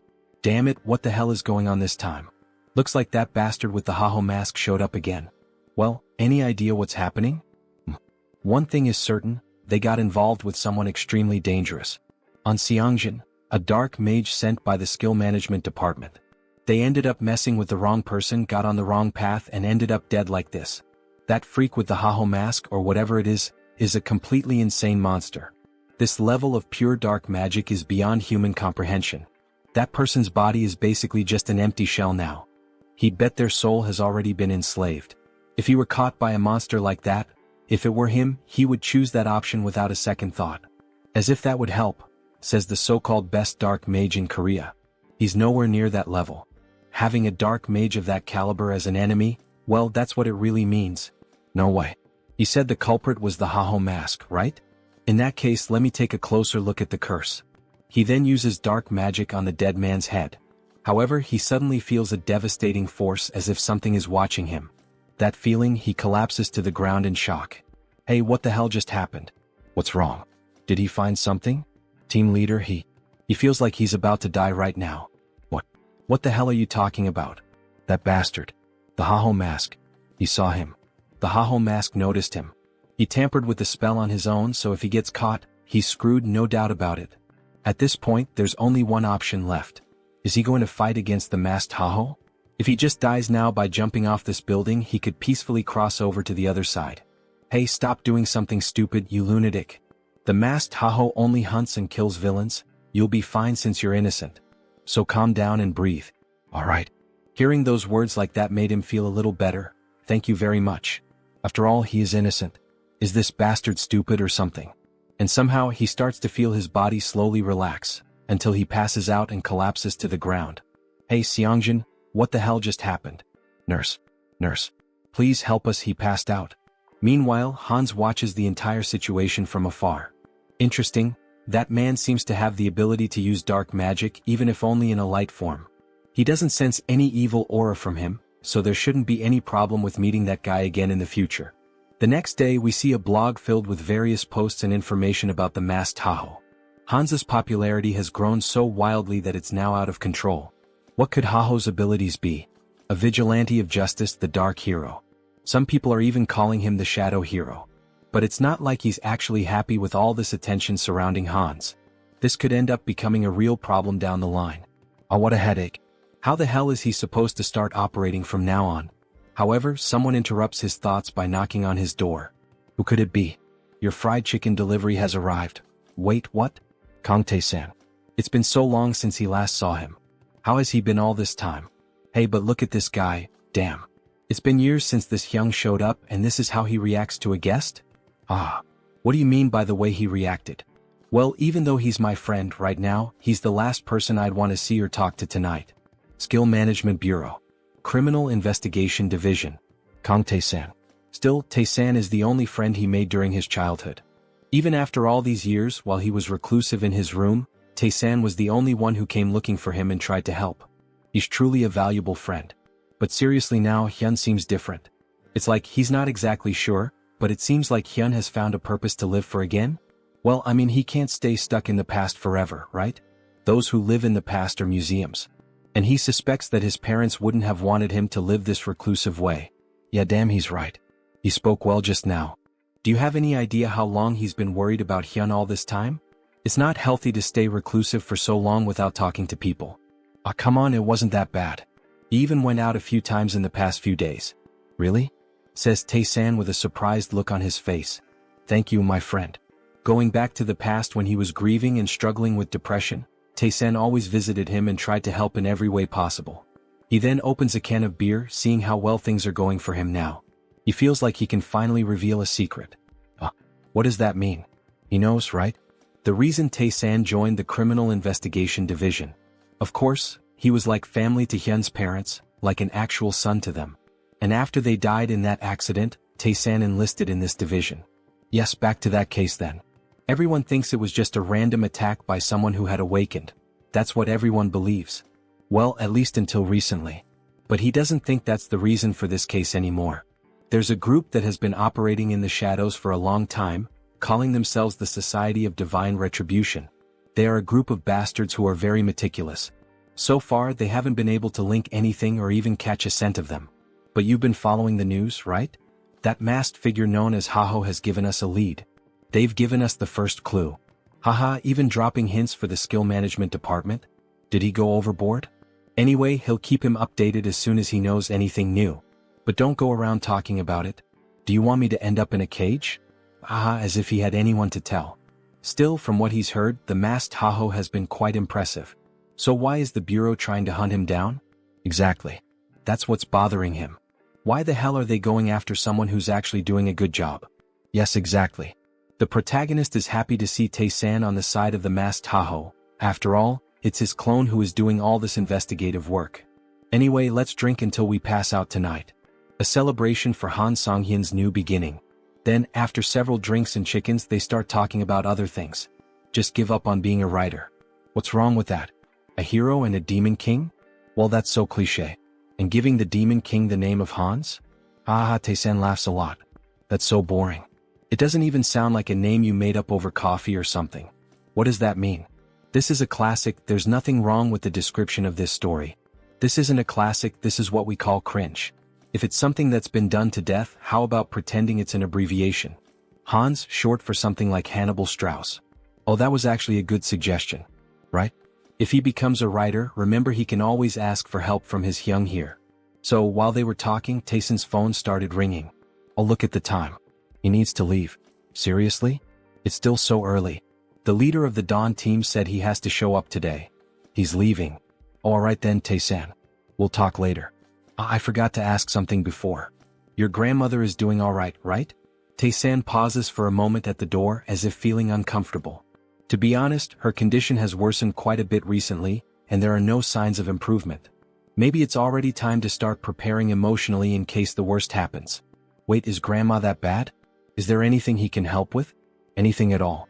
Hey dear writer, just focus on writing your material.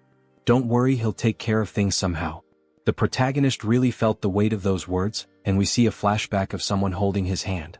Is this okay? If you feel like eating something more, tell your grandma, alright? Tae-san's friend is no different from his real grandson. He knows, yes, grandma. Tae-san's grandmother.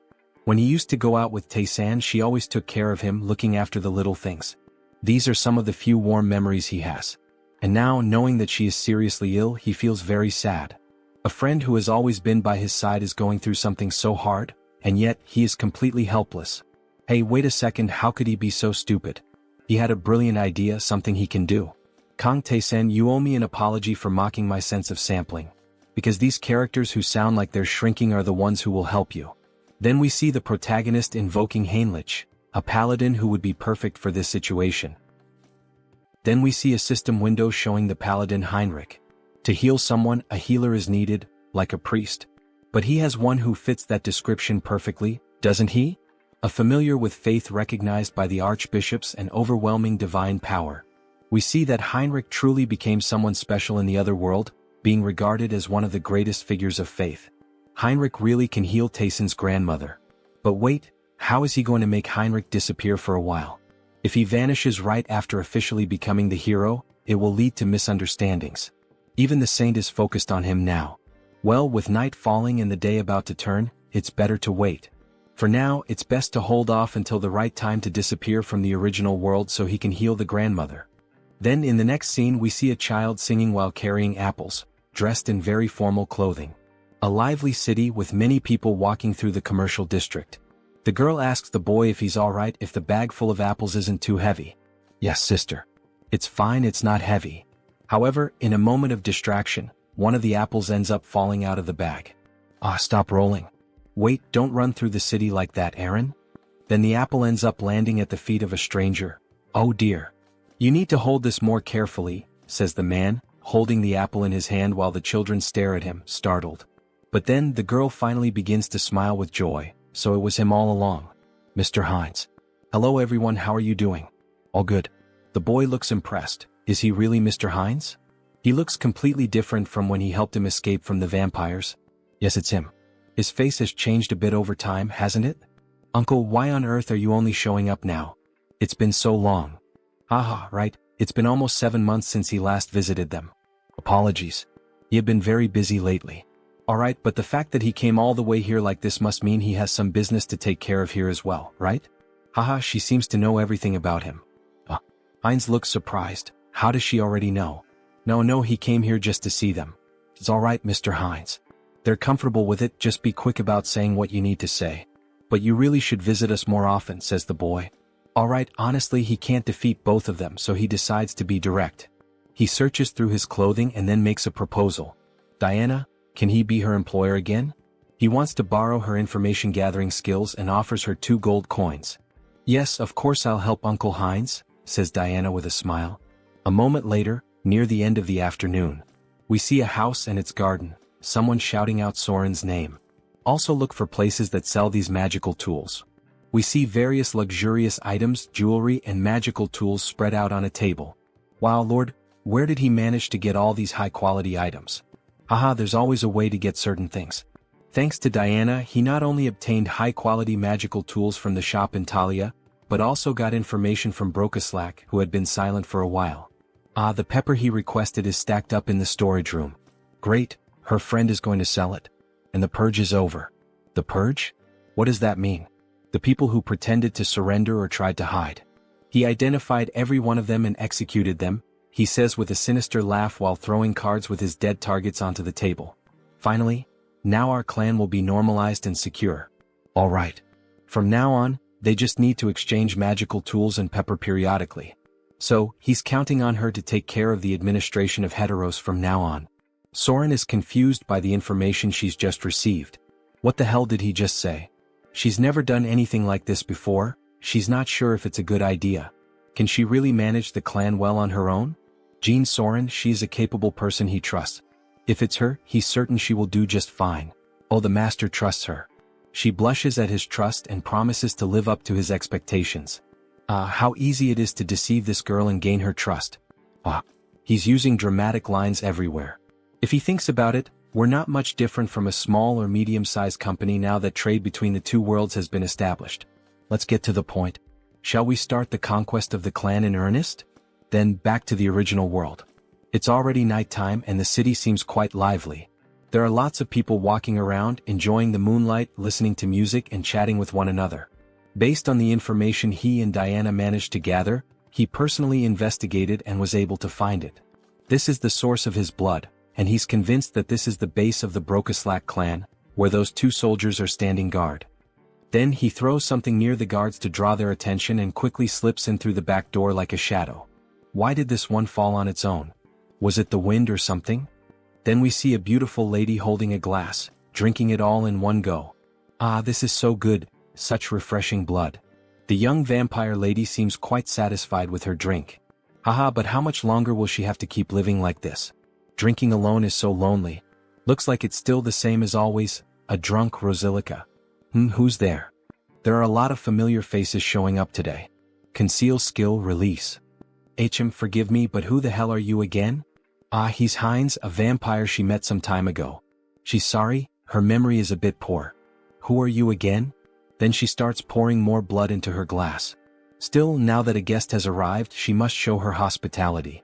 However, while pouring blood into the glass, she cuts her fingers slightly to infuse the drink with her own blood. Here, freshly squeezed blood. Please have a sip. No, it's fine. Upon having her offer refused, she becomes uneasy and slightly furious. This is high-level blood magic. How dare he invade the sanctuary of Brokaslak? Then, throwing the blood-filled glass, she begins to manipulate the blood to launch an attack at Heinz. She doesn't know who the hell he is, but she won't let him get away with this. So she goes all in, attacking him with everything she has. However, Heinz only laughs at the situation. Then he counterattacks by controlling her own blood. How is her blood being turned against her? To freely manipulate another person's blood. That's at least in the realm of true blood. He then forms a rope out of blood and leaves her immobilized. This is Brokaslak territory. The intrusion of an outsider is a violation of the treaty. This girl really doesn't seem to recognize him, does she? Well, instead of clearing things up, should he take advantage of that? What violation of the treaty? He is also part of Brokaslak's indirect bloodline. Please don't lie, you coward. Imprisoning a girl like this, there's no way that could be true, is there? Now that she thinks about it, she recalls hearing something about a clan that was persecuted in the past. Could that be true? Yes, he is from that very clan that was mentioned. Now she will cooperate willingly and he will grant her power. Even if he's from a branch family, she has no reason to listen to him. Sorry, maybe I misunderstood, she says, then he grabs her mouth firmly. She has no choice but to obey and will do exactly as he commands. Then, holding a crystal in his hand, he pushes it into her, making her moan in pain, so much so that people near the house found it strange. Then back inside. She is in ecstasy. What is this sensation? It's overwhelming. The crystal is taking hold of her body and flooding her with more energy and power. And at the same time, it feels as if her master has changed. Now let's see if she can reveal everything she knows. Damn it, she can't disobey his command. The true blood that oversees this region of Thalaria is Lady Frisia. If she had to describe her defining trait without a doubt, it would be as a user of demonic eyes. Then we see a beautiful woman with very pale skin, blue eyes and slightly pointed ears reminiscent of an elf, sipping a cup of coffee. The butler then offers her another cup of tea and asks, "Lady Frisia, are you also enjoying the human world today?" Yes, it's always interesting to observe it. The way they struggle to live with such humble bodies. Then we see that they are well above the houses and buildings high up in the mountains. However, he has heard that the recent Protestant denomination is expanding its influence in Rafalashi. Don't worry. This kingdom already belongs to Brokaslak disguised as human nobility. A simple pressure on the kingdom will resolve this quickly. However, before she could finish her sentence, the butler's head is ripped off, and a jet of blood sprays out. Alright, so you are Frisia? Her expression changes now she begins to question. She has never seen this vampire's face before. He is a complete stranger. Pure blood. He doesn't seem to be of true blood. Meanwhile, Heinz savors the butler's blood. Let's assume he's from a branch bloodline.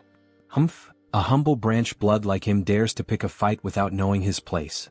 She makes a scornful face and takes a light breath. She's going to make him realize the mistake he just made, so she activates the demonic eye, which turns completely dark. However, the protagonist quickly repels the attack with ease. That's impossible. How did he dodge her demonic eye? He already knew how her ability worked, the fact that it doesn't work against him. She knows what that means, doesn't she? Now, who is the one that doesn't know their place? Oh, so he is a true blood after all. Attacking them right in the heart of Brokaslak territory, what is his goal? She asks angrily. His goal? Isn't that obvious? He says with a laugh. Everything you have in Brokaslak. He will be the one to take it all and become the new king of the vampires and the cities. She bursts into wild laughter, unable to believe what she just heard. I don't know if he's stupid or just bold. Alright, I get it loud and clear. But he should have one thing in mind, she is also of true blood. Then she awakens both of her eyes, increasing her speed. Even Heinz can't keep up with her and takes a punch to the stomach. Her hand is reinforced with magic and martial arts, making him spit out blood. He really thought his nonsense would work with skills so weak that he can't even dodge? She laughs as we see her arm massive and full of veins. This woman, is she a martial artist? What the hell? She's using her demonic eyes, so he thought she would rely on magic. This is so different from what he expected. Then she starts to summon the blood from her umbrella, using a blood strike toward the protagonist. It lands squarely on him. So, she's a physical fighter, huh? He's under pressure, spitting blood. Impressive, he can still stand. Let's see if he can block this too. Then she charges at him full force, wielding an umbrella. She even handles a sword with flawless technique. That umbrella wasn't just for show, huh? He tries to dodge the quick attacks. The dodges won't help him forever, especially since he's being injured little by little. Alright, this next blow will definitely crush him. It will leave him with nowhere to escape. Then she summons a sea of blood against the protagonist. Is this an AoE ability? If that's the case, he'll cut his way through this blood tsunami. However, something feels off. She's vanished from his sight. Where did she go? Then suddenly his vision distorts as if the angle has shifted. We see her appear, delivering an elbow strike that breaks Heinz's neck. He flies several meters from the impact of the vampire mommy's hit. Look at that arm. How annoying. So this is the end? We see Heinz's body on the ground, covered in blood, while she watches from above. But then he starts to get up and responds, "The end? What the hell are you talking about? Who said she gets to decide when it ends?" Then we see Heinz's head regenerating after the impact. For him, the fun is just beginning. He's perfectly fine as if nothing had happened. His neck was definitely broken. What happened? Injuries like that heal in an instant for him. He has something called hybrid evolution, she observes. This is insane. Aside from the master, she can count on one hand the number of people who have faced her attack head-on and survived. She's astonished. He admits it, she has some good talents and tricks. Of course, she still has some flaws, but with those beautiful eyes. He thinks he could make her stronger than she is now if she followed his path. Have you ever thought about following me? What kind of nonsense are you saying? How dare you insult me, of all people? She will turn him into a pincushion so full of holes that he'll never get up again. However, before she could attack, her body stopped moving. What is this? We see a massive pentagram made on the floor with blood, layered with profane magic. If that's the case, then he has no choice. He'll have to use force. Then he starts moving the blood around. Blood magic from the blood on the ground? When did he do this? Then she is bound by strands of blood around her neck. It's true, he's not a martial artist like her. He's more of a blood specialist, a kind of vampire mage, we could say. She's completely covered in the strands of blood. And also, he can do this sort of thing. He turns his finger into a magical crystal, and as it penetrates her neck, she begins to undergo a mutation. Raffalashi injection. She starts crying out in pain, screaming that it hurts so much as the crystal starts to take full control of her body. Sorry, but for a high-ranking vampire like her, a small dose wouldn't be enough to control her body. Then she begins to transform even further, emitting a huge red aura. Finally, it ends. She lies on the ground, devastated. What the hell did he do to her without her consent? She will never forgive him. This is so ungrateful. She should be thanking him, not lamenting. Doesn't she feel it? That sensation, that strength, as if she had been born again. He's right. Every sense in her body feels completely different from before. Her strength, reflexes, flexibility, all her physical attributes not only improved but evolved to a completely new level. Well, starting to feel like thanking me now. She thinks she is. So that she could give him the power to finish him off. Then she tries to make a quick move with a direct punch at Heinz, but her body stops before reaching him. She can't move. What the hell is happening? Her body doesn't want to move. What did this bastard do? It's as if her whole body is bound by iron chains, or rather, chains of blood. This is the power of his blood domination. She has no choice left. She will move exactly as he wants her to. No way, not even with sacred blood would this be possible. Too bad for her because he can. Now, finally, he can ask the most important question, the reason he came to her. Frisia, where is the clan master? Does he think she'll answer that so easily? It's the Duke Bright's mansion. Wait, what? What the hell? Her mouth moved on its own. Good. A little servant so obedient. Our protagonist has gotten himself a nice slave, haha. You bastard, take your hand off me. The gold of the Duke Bright's mansion, huh? It's impossible for a clan lord not to notice that a true blood is being captured. I think it's time to end this quickly and cleanly. Time to begin the massacre. Then at night they arrive at the Duke's house. Master, it's Frisia. She has something urgent to report. May she enter? Yes, please come in. Really now, sir? Couldn't he have at least lit a candle or a lamp or something? Isn't it a little dark in here? He's not human. He simply doesn't need such things. He can see perfectly well in the dark. More importantly, she said she had something to tell him? Yes, well, forget it. She thinks she already understands. It's because of that uninvited guest who's after you, isn't it? So he's already noticed. As expected of a clan master, excellent perception. Well, yes. It would be a shame if the head of a clan couldn't at least notice that. Deactivate concealment ability. What a disappointment, he laments as he closes the book he was reading. Frisia, oh beautiful woman, why did you do this? Then she became a traitor. He releases a murderous aura. He's ready to kill both of them. He is deeply disappointed in her, Frisia. To think that she would dare betray him and serve another master. Mullo is boiling with rage, almost fully transformed. Frisia tries to calm him down while Heinz watches the situation unfold. Lord Mullo, this is a misunderstanding. Please calm your anger. A misunderstanding? You both come to his house at this hour of the night and try to attack him, not to mention the different scent I smell on her. Frisia, you treacherous woman. He spent 100 years with her. Did she really think he wouldn't notice that her blood scent had changed? That something had been altered? That rotten stench of betrayal is contaminating his study. How could he possibly remain calm like this? Then he lunges at Frisia. Die, you traitor. However, before he can finish Frisia, Heinz blocks the attack. That's not going to happen. She's my subordinate now. Mullo is caught by surprise. After all, this was shameful. With just one hand, Heinz had been able to block his punch. He had been planning to resolve this situation in the most peaceful way possible, but it seems that will no longer be an option. Violence will have to speak for itself. But who the hell is this arrogant vampire? Peacefully? He really dares to move his lips so freely in front of him. As Mullo speaks, he summons a ball of blood in his left hand, as if it were absorbing everything around it. He will cut off that snake tongue of his, along with the traitor. Then, a massive circle of blood appears above them both. He is like Heinz, a magical vampire. Come to me, children of Brokaslak. Several vampires begin to emerge from the magic circle, summoned by his spell. Go and feast on the blood and flesh of these traitors. Kill them for him. Offer the blood of the traitors to Lord Mullo. How dare they? This is no place for people like them. They're nothing but a bunch of puppets who think they're vampires. Then she begins killing them one by one using the umbrella. Something's not right. There are only about a dozen people summoned here. And yet, he has hundreds of vampires spread across the entire capital. Are you telling him this is all that's left of his subordinates in the capital? Mullo is stunned by the weight of that information. Meanwhile, Frisia continues slaughtering the weak vampires. Frisia, what the hell did she do in the capital? What happened to all of his subordinates there? Frisia remains silent. After all, she has a new master now. I'm sorry, Lord Mullo. And as a sign of respect, leaning on the umbrella, she informs him. Most of them are now subordinates of Lord Hines, to whom they have sworn eternal loyalty as their new lord. He doesn't understand. She's saying that his subordinates accepted a new bloodline so easily, without even trying to resist? That's no different from cannibalism within their own kind.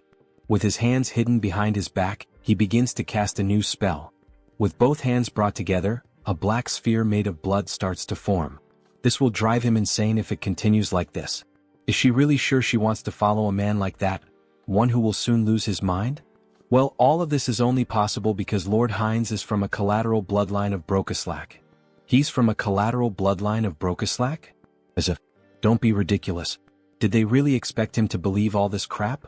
As if he were stupid. Brokeslack, magical blood technique. Blood mist. Bear witness. He is visibly shaken by the fact that he's lost all of his subordinates in the capital. So this is the infamous barrier of a blood sorcerer representing Brokeslack. What is this pressure? Is this Mullo's domain? Feels like his head is being crushed and his body is twice as heavy as normal. It's far too early to be this surprised, Hines. No matter when or where, they will always answer the call of their master.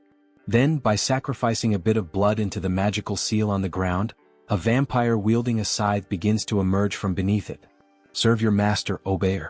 Ah, what a headache being woken up so suddenly. Then we see that it's actually just a vampire child holding a massive scythe in their hands. Why did you summon him so suddenly to this place, Lord? Even though he can see a lot of blood scattered across the floor along with some vampire corpses, what the hell is going on here? Why was a child summoned alone this time? Damn it, Obeyer is already realizing this is a complete mess. No time for chit-chat. Obeyer, kill those two bastards right now. Leave no trace of them behind, wipe out their very existence. Alright. Understood, just give him a moment. He's still waking up from the deep sleep he was in, but he quickly comes to and suddenly appears behind Frisia and Hines, both of whom are caught off guard by his sheer speed. So this is Obeyer, right? Hines had noticed how fast he was, so he must be some kind of pure-blood vampire assassin. Obeyer tries to strike Frisia first, but she dodges the sudden attack. However, he can't afford to be held up here, so he activates his ability, Acceleration. Now it's Hines who appears behind Obeyer, who is taken aback by his speed. Hines grabs him using a blood claw. What is this? A binding spell? How are you using blood magic inside the Lord's domain? Meanwhile, Hines charges toward Mullo, who is also caught off guard by his acceleration ability. However, Obeyer manages to break free from the claw and shouts, asking where the hell he thinks he's going. Their fight isn't over yet. He then quickly attempts to strike Hines again, but Hines narrowly manages to dodge the furious swing of the scythe. Holy shit, he was right in front of him. He could have killed Mullo if it weren't for that damn kid. Looks like he has no choice now, he'll have to deal with that bastard first. So he uses the acceleration ability again, and the two begin fighting all around the area. All that can be seen are flashes of light moving rapidly. Not even Mullo can clearly follow what's happening. Unbelievable. Obeyer's agility is simply the highest ever recorded, not just in Brokeslack, but compared to any vampire they've ever known. And even so, that other vampire is keeping up with his speed? Seriously, who the hell is that guy? In the heat of the moment, while the two were locked in combat, Frisia took the opportunity and attempted a surprise attack on Obeyer, which ends up being successful, allowing her to completely overpower Obeyer. That damn child, she never liked his irreverent attitude, not even back then.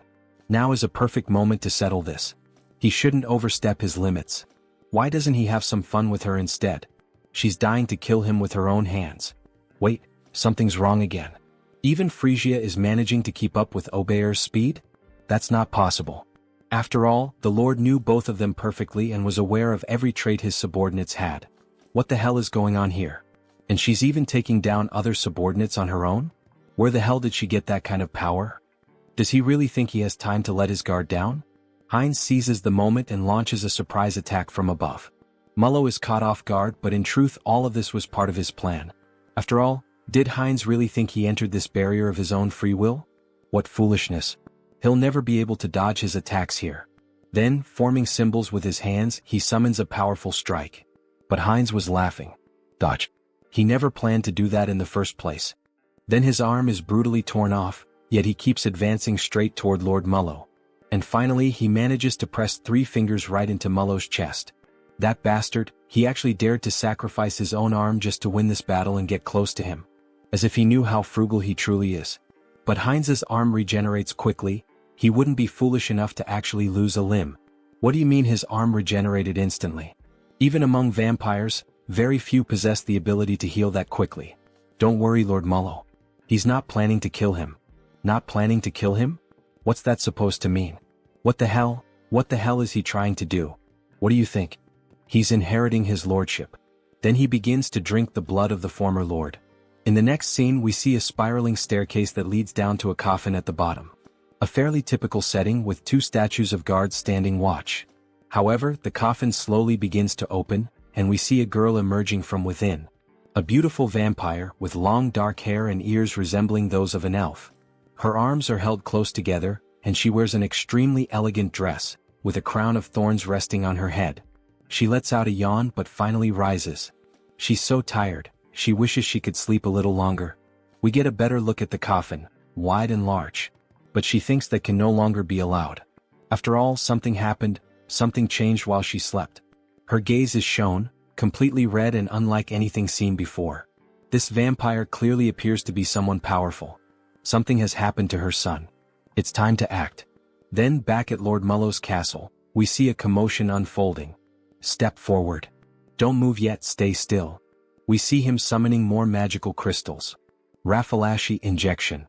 Both Mullo and Frisia watched the process they had both gone through, but now it was time to do the same for the remaining subordinates. Those who have finished, step back, there's still much work to be done. Next. Finally it's over. He took an eternity to finish marking all the remaining subordinates. So this means all the subordinates in the capital have been accounted for? That's right. The rest can be summoned in order. It will be more efficient that way. What? Watch your tone, alright? Ahem, it will be more efficient. Heinz takes the opportunity to tease. As expected, having a clan lord nearby really does make things easier. This visibly irritates Mullo. His hypothesis about the marks was correct. Injecting a Raffalashi into a high-level vampire seemed too risky, so he forcibly drained their blood, which ended up lowering their level. And finally he extracted the Brocaslack, the source of their blood. It feels like just yesterday that he was bitten and accidentally became a vampire. And now, he's rising from the very bottom all the way to the top of the hierarchy. It really seems like a whole different world. Along the way he's gained numerous useful allies, ranging from simple vampires to ladies and lords. Hey Mullo. Yes. He will be responsible for gathering the remaining Brocaslacks from all the regions. Understood. And one more thing. Damn it. Alright, and now what else do you want him to do? Then Heinz begins to move the globe of the world map. He wants Mullo to start gathering information about the continent. Wait, information about the continent? Yes. He wants him to build his own intelligence network, or make a deal with an existing one. How he does it is entirely up to him. This is an important task, so he is counting on him to carry out this mission. As he leaves the room, Mullo seems restless and finally he asks. He heard from Frisia that he said he would unite all the vampires and become king. He has already proven his abilities well enough, Lord Heinz, so he will give him his full support. Good to hear that. So he is counting on him. As he exits the room, Heinz pauses for a moment and becomes thoughtful. Why the hell did he say something like that? About becoming the king of vampires? He probably just let it slip in the heat of the moment. Well, he thinks having more subordinates to command isn't such a bad thing. Lately, he's been saying a lot of these catchy phrases, whether with Hans or now with Heinz. The path of the vampire king? It might be time for him to start laying out a serious game plan. One where he dominates all the vampires and maybe even becomes the Holy Blood. Then, snapping back to reality, we see our protagonist excitedly fiddling with something. Yes. Almost perfect. Define the jawline sharply, shape the orbital bones so they curve upward nicely. Now that's just right. He was using the new customization option to modify Hans. After all, he is the immortal king, so this is the least he can do, to have a fearsome appearance. And let's be honest, my subscribers, doesn't this new design for Hans look amazing? What do you think? Comment on the video and take the chance to leave a like, as it really helps the channel keep posting this manhwa. Well, I finished customizing Hans, now let's focus on something else. Finally it's done, right? The conquest of the Brokeslack kingdom by the vampire Heinz, it's all coming to an end. Or at least this is just the small beginning of what's to come. Which means now the long-awaited moment to profit. Karma Shop. When opening the Karma Shop, we see that he managed to accumulate quite a lot of money thanks to Heinz's conquest. As expected, he amassed a considerable amount. Well, normally taking control of an entire clan is something most people couldn't even dream of. What will he do if he upgrades this time? He's wondering. Then he presses the option, Upgrade Exclusive Skills. However, something strange happens this time. 2 system windows appear simultaneously. 2 status windows appeared? Does this mean he's receiving 2 updates this time? What? The usual increase in the number of avatars isn't here? Actually, another window showed up instead. Media selection. The avatar's potential will increase drastically. The entity's growth rate will become even faster. I can't believe it. This enchantment cost 900,000 in the Karma Shop, after several days of saving up his hard-earned money. This isn't right. Just as he was starting to enjoy collecting different races. What a shame. Then he analyzes the second update he received. What is this? Entity projection. Entity projection. It can be used once a day. It allows the user to project one of their avatars onto their own body. What did that say? Does this mean he can use the power of all the clones he's created so far directly with this body? Right? Surprised by this new update, which allows him to become one of his clones through a specific power, he begins to look through all the information about his clones. Hans the Immortal King. Heinrich the Paladin. Heinz a vampire. And even Harley and Harris. All of them are available for use. Seeing them all together makes him very proud. After all, he built each one from scratch.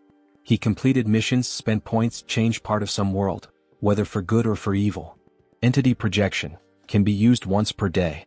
Allows the user to project one of his avatars into his own body, so he can become one of his own clones. What a spectacular ability. Wait, if he uses this skill wisely, does that mean there could be 2 immortal kings at the same time? That's incredible. Having 2 Heinrichs at once, even Heinz. This is definitely a skill he'll be using a lot in his future plans. But this could turn into a complete disaster if he's not careful. So Hans is out of the question for now. Having 2 of him at the same time could mean the end of the world. Well, as expected, the first one to use this ability will be him. He will transform into Heinrich. Then he taps on his notification window. His body begins to undergo a transformation. Even the armor and weapon are exactly the same. The hair, the voice. This is incredible. However, not everything is perfect. The divine power is about half of what it was in Out Erica. Is this what it feels like when an awakened one returns to Earth?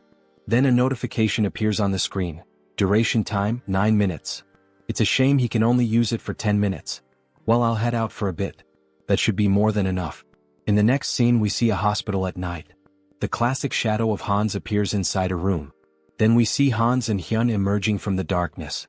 So, shall we begin the work? Before Hans leaves, he gives a like. Just like you, subscribers of the channel, make sure to subscribe, like the video, and comment if you want us to keep making videos about this manhwa. Then we see the hand of an elderly woman. Grandma, he's finally here. We see how weak she is, needing machines to help her keep breathing. He holds her hand tightly, almost in tears. She remembers him, right? He's Sunghyun, the one who used to play, go out, and party a lot with Taesan, her grandson. He had wanted to visit her a bit earlier, but he was only able to get out and come here now. Starting today, he'll begin visiting more often, so she'd better not get tired of seeing his face. Then we see him beginning to use identity projection. Target selected, Heinrich. So please just hold on a little longer, Grandma. Let's activate the Uterican divine technique. He holds her hand as he takes on the form of Heinrich and begins to pray for her.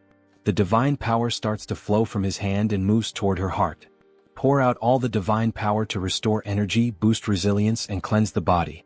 May God save this poor soul. As he says these words, the room begins to shine even brighter, as if a miracle is unfolding through Heinrich's hands. After the light fades, we see that the grandmother is still unconscious, but her skin already appears more radiant. It looks like the 10-minute time limit has ended, and he begins to lose the transformation. Even with divine power, there is still a limit to how much can be done to treat age-related illnesses. He seems exhausted. After all, taking on one of his powerful clones with just his ordinary body can't be easy. But this should help improve her condition. Now, he can only rely on his grandmother's willpower. Grandma, she needs to stay strong. We see the sunrise. He stayed the whole night watching over her, and makes a promise. He will come with Tae-san next time. Then, back in the world of Out Erica, we see images of a forest. We see the elves within the forest. So, is Harris one of Harley's friends? Yes, that's right. We see Cecily quite curious about the relationship between the two. Meanwhile, the other elves continue walking. It was a brief meeting, but we got along so well that we became like family. She begins to sniff him. Is that why? She senses a familiar scent coming from Harris. Harris is caught off guard. She's saying the same thing Diana says to Hines. They're not going to figure out we're the same person, right? It's a scent similar to what she smelled on the branch of the world tree. She knows that scent well since she spent the whole day with it. Ah, I see. Phew, at least it's not because of being the same person. It's just because the body is made from the same material. After all, it was created from the world tree. In any case, we'll get along well. He's a friend of Harley, so she's going to take good care of him. Yes, thank you very much. Granwood watches all the commotion from a distance, and he lets out a soft smile, as if he were watching two children playing and interacting. Alright, let's take a break and rest here. He said he still hasn't formed a contract with a spirit, right? Shall we practice some spiritual techniques? Miss Cecily is clearly very excited to have a new friend. So they move a bit farther away to begin training. Cecily starts trying to summon a spirit with great effort, and eventually it works. She manages to summon a water spirit. Cecily is overjoyed as it's one of the first times she's been able to perform the technique on her own. Harris, look at this water spirit, look how cute it is. But he doesn't respond. He has a depressed expression. What happened? What's wrong, Harris? What? Why doesn't it work for him? We only see wind and a leaf moving around him. Even after reaching the maximum value of his affinity stat, it still didn't work. Is something wrong? Is it because he's a false elf? Spirit mages and spirits are companions who grow together. Rayfury, he's going to help us. Before summoning them, it's important to form a bond with them first. Reveal the power of nature that exists within you and show it to the spirit. He had tried to form a bond after summoning the spirit, but it seems he got the order wrong. He's glad he followed the elves after all. First, focus entirely on affinity and release the overflowing power of nature. Then he begins to channel nature's energy, which emerges in its purest form, glowing a vibrant green. He gathers all the natural energy around him. But what is this? Why is he so good at it?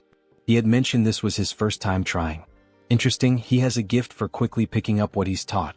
Maybe he has strong potential. Wait, he feels something pulsing in his hand, an electric sensation. Then system notifications begin to appear. Through repeated training, the entity has reached enlightenment. You have acquired the skill, Spirit Magic. That's it. We see that an electricity spirit has appeared, resembling a Pokemon. At this rate, the two of you will soon be on the same level. He's growing so fast that she almost feels betrayed. Ah, thank you. He has also taken a step forward as a spirit mage. From now on, its name will be What? A reference from real life. The What symbol, W, is the unit of power in the International System of Units, SI. It measures the rate of energy transfer. Alright, let's take a break here. Then he places his hand on the tree. From this point on, he will open the path. All forests and trees are connected to the mother tree, the world tree. And among us, the high elves who are the closest to nature, are able to travel anywhere there is a forest, opening a path that links them. We see the magic surrounding Rayfury, reflected in the intensity of his eyes. Cecily can definitely do this as well. Seriously, she can do that too? Maybe not right now, but in the future, without a doubt. A path connected to all forests. In other words, it's a vast natural teleportation network, isn't it? This is far more efficient than the portals of the Great Divine Order, which require physical installations. This is the power of the world tree. Alright, we've arrived. Harris is amazed by what he sees. There's no way this place is Real World 3. We see a massive tree with a structure built around it and a bridge leading directly to it. There are several houses and other buildings nearby. It's much larger than I imagined. It's your first time seeing the world tree too, right? But Cecily doesn't respond to him. Upon coming into contact with the true tree, she enters a deep trance. Then, with no control over her body, she begins to float toward the tree, while Harris and Rayfury watch in silence. She moves toward the tree which radiates natural magic. This must be the first time you've seen this as well, Mr. Harris. Watch closely and admire. This is the eye-opening ceremony of a high elf, an event that even other elves rarely witness. Cecily is awakening as a high elf, her new eyes are beginning to appear. The eye-opening ceremony, what a spectacular sight. Everything is being reborn, an overwhelming force of nature converging in one place. Then some elf spirits begin to appear. Wait a moment, what is that? The fruit of the world tree. It is handed directly into her hands by the elves. Then she takes a bite of the golden fruit, which resembles an apple. Cecily is truly becoming a genuine high elf. Wait, this is not the time for him to just stand there admiring. He can't let this kind of pure natural energy go to waste. So he begins to channel and meditate. Absorb as much as possible into your body, make it mine. Then something catches Rayfury's attention. His energy flow, something strange. New system notifications appear. The individual has met the conditions and reached enlightenment. You have acquired the skill, affinity with nature. There it is. Now he can grow stronger simply by absorbing natural energy just like the other elves. Mr. Harris. Sir Rayfury, he wasn't just relaxing or anything. Don't worry about that. Look to your side. Then we see a plant floating nearby him. It seems the world tree is quite interested in you, Mr. Harris. Wait, is that for him? Yes, it's a gift from the tree. Really? Normally, sacred relics like this are only granted during the eye-opening ceremony. It's an extremely rare occurrence. They can even be transformed into weapons or accessories. So you must have received a sacred relic during your own eye-opening ceremony as well, Mr. Rayfury. Could it be? No way, that accessory he gave, is it? He should return it now. I know that's definitely not the case. His sacred relic was transformed into a ring, which he used to propose to his wife. Since then he passed it down to his daughter. Proposing marriage with a sacred relic, huh? Mr. Rayfury is more romantic than expected. Look, the eye-opening ceremony is over. Miss Cecily will probably remain asleep for a while now. It's a period during which the rapidly increased energy stabilizes. Really, what a relief. He's at the age to start thinking about retirement, and now a new high elf has appeared. What? Of course he's not going to retire immediately since we're short-staffed. No need to worry. No, that's not what he means. Retirement age? What age does that guy have? In the next scene we see the capital of the elf kingdom, Drasha. After the eye-opening ceremony, he ended up staying at the academy thanks to Mr. Rayfury's help, and as it turned out, the environment was very different from what he expected. He thought everyone here would live like true fairies, peacefully like the trees in nature. The imagination of an elf village. But what the heck is this? What? It's an elf from the continent. Harris, you're from the continent, right? Tell us stories about the continent. He is surrounded by female elves eager to learn everything about him and the continent. After all, most elves remain isolated in this land for eternity. She heard that the continent is so wild that it's impossible to live there. Scary. Didn't the humans also kidnap Miss Cecily? The humans from the continent are completely evil, right? They keep bombarding Harris with questions. If he answers wrong, he'll be hated from day one, won't he? Well, yes, it could be dangerous. But he had good companions with him, so... Companions? He was traveling? Yes, during his time as a mercenary he met quite a few people. It's too noisy, she can't concentrate. Hey, could you guys keep it down? We see a beautiful elf with blue hair, one hand on her hip, clearly showing authority. Sorry, Lady Shapiron. We were making a lot of noise, weren't we? Sorry about that. See you next time, Harris. Finally, a little peace and quiet. Thank you. Thank you as well. Then he is interrupted by her. How low class. As she makes a haughty face, bringing some worthless mercenary from who knows where. Why is she so annoyed with him? Right. There's always at least one character like that in a school setting, isn't there? Will I really be able to get along here? Maybe she's the classic tsundere of the Manhwa, Elf Kingdom Royal Capital. And that concludes the report on our interactions with the Great Divine Order. We also disclosed information about the new immortal king to the other races of the enameled continent. An immortal king who can move freely through space, huh? That means this time he might even cross over to our continent. Still, it's truly a relief that Lady Cecily has appeared now. For me and for His Majesty as well, isn't it about time to start thinking about retirement? Indeed. Thanks to her, one of our greatest concerns has been eliminated. Then we see the Majesty of the Elves, a beautiful elf with yellow hair and golden eyes. Her skin is pure white, adorned with flowers in her hair. On second thought, she heard that the person who came with Lady Cecily is also quite remarkable. It's true. He has already caught the attention of the World Tree. His talent is exceptional and his growth rate is incredibly fast. If we provide him with proper education here in the Elf Kingdom, he will undoubtedly achieve great things. Sir Rayfury, you seem exceptionally enthusiastic. Ah, do I really?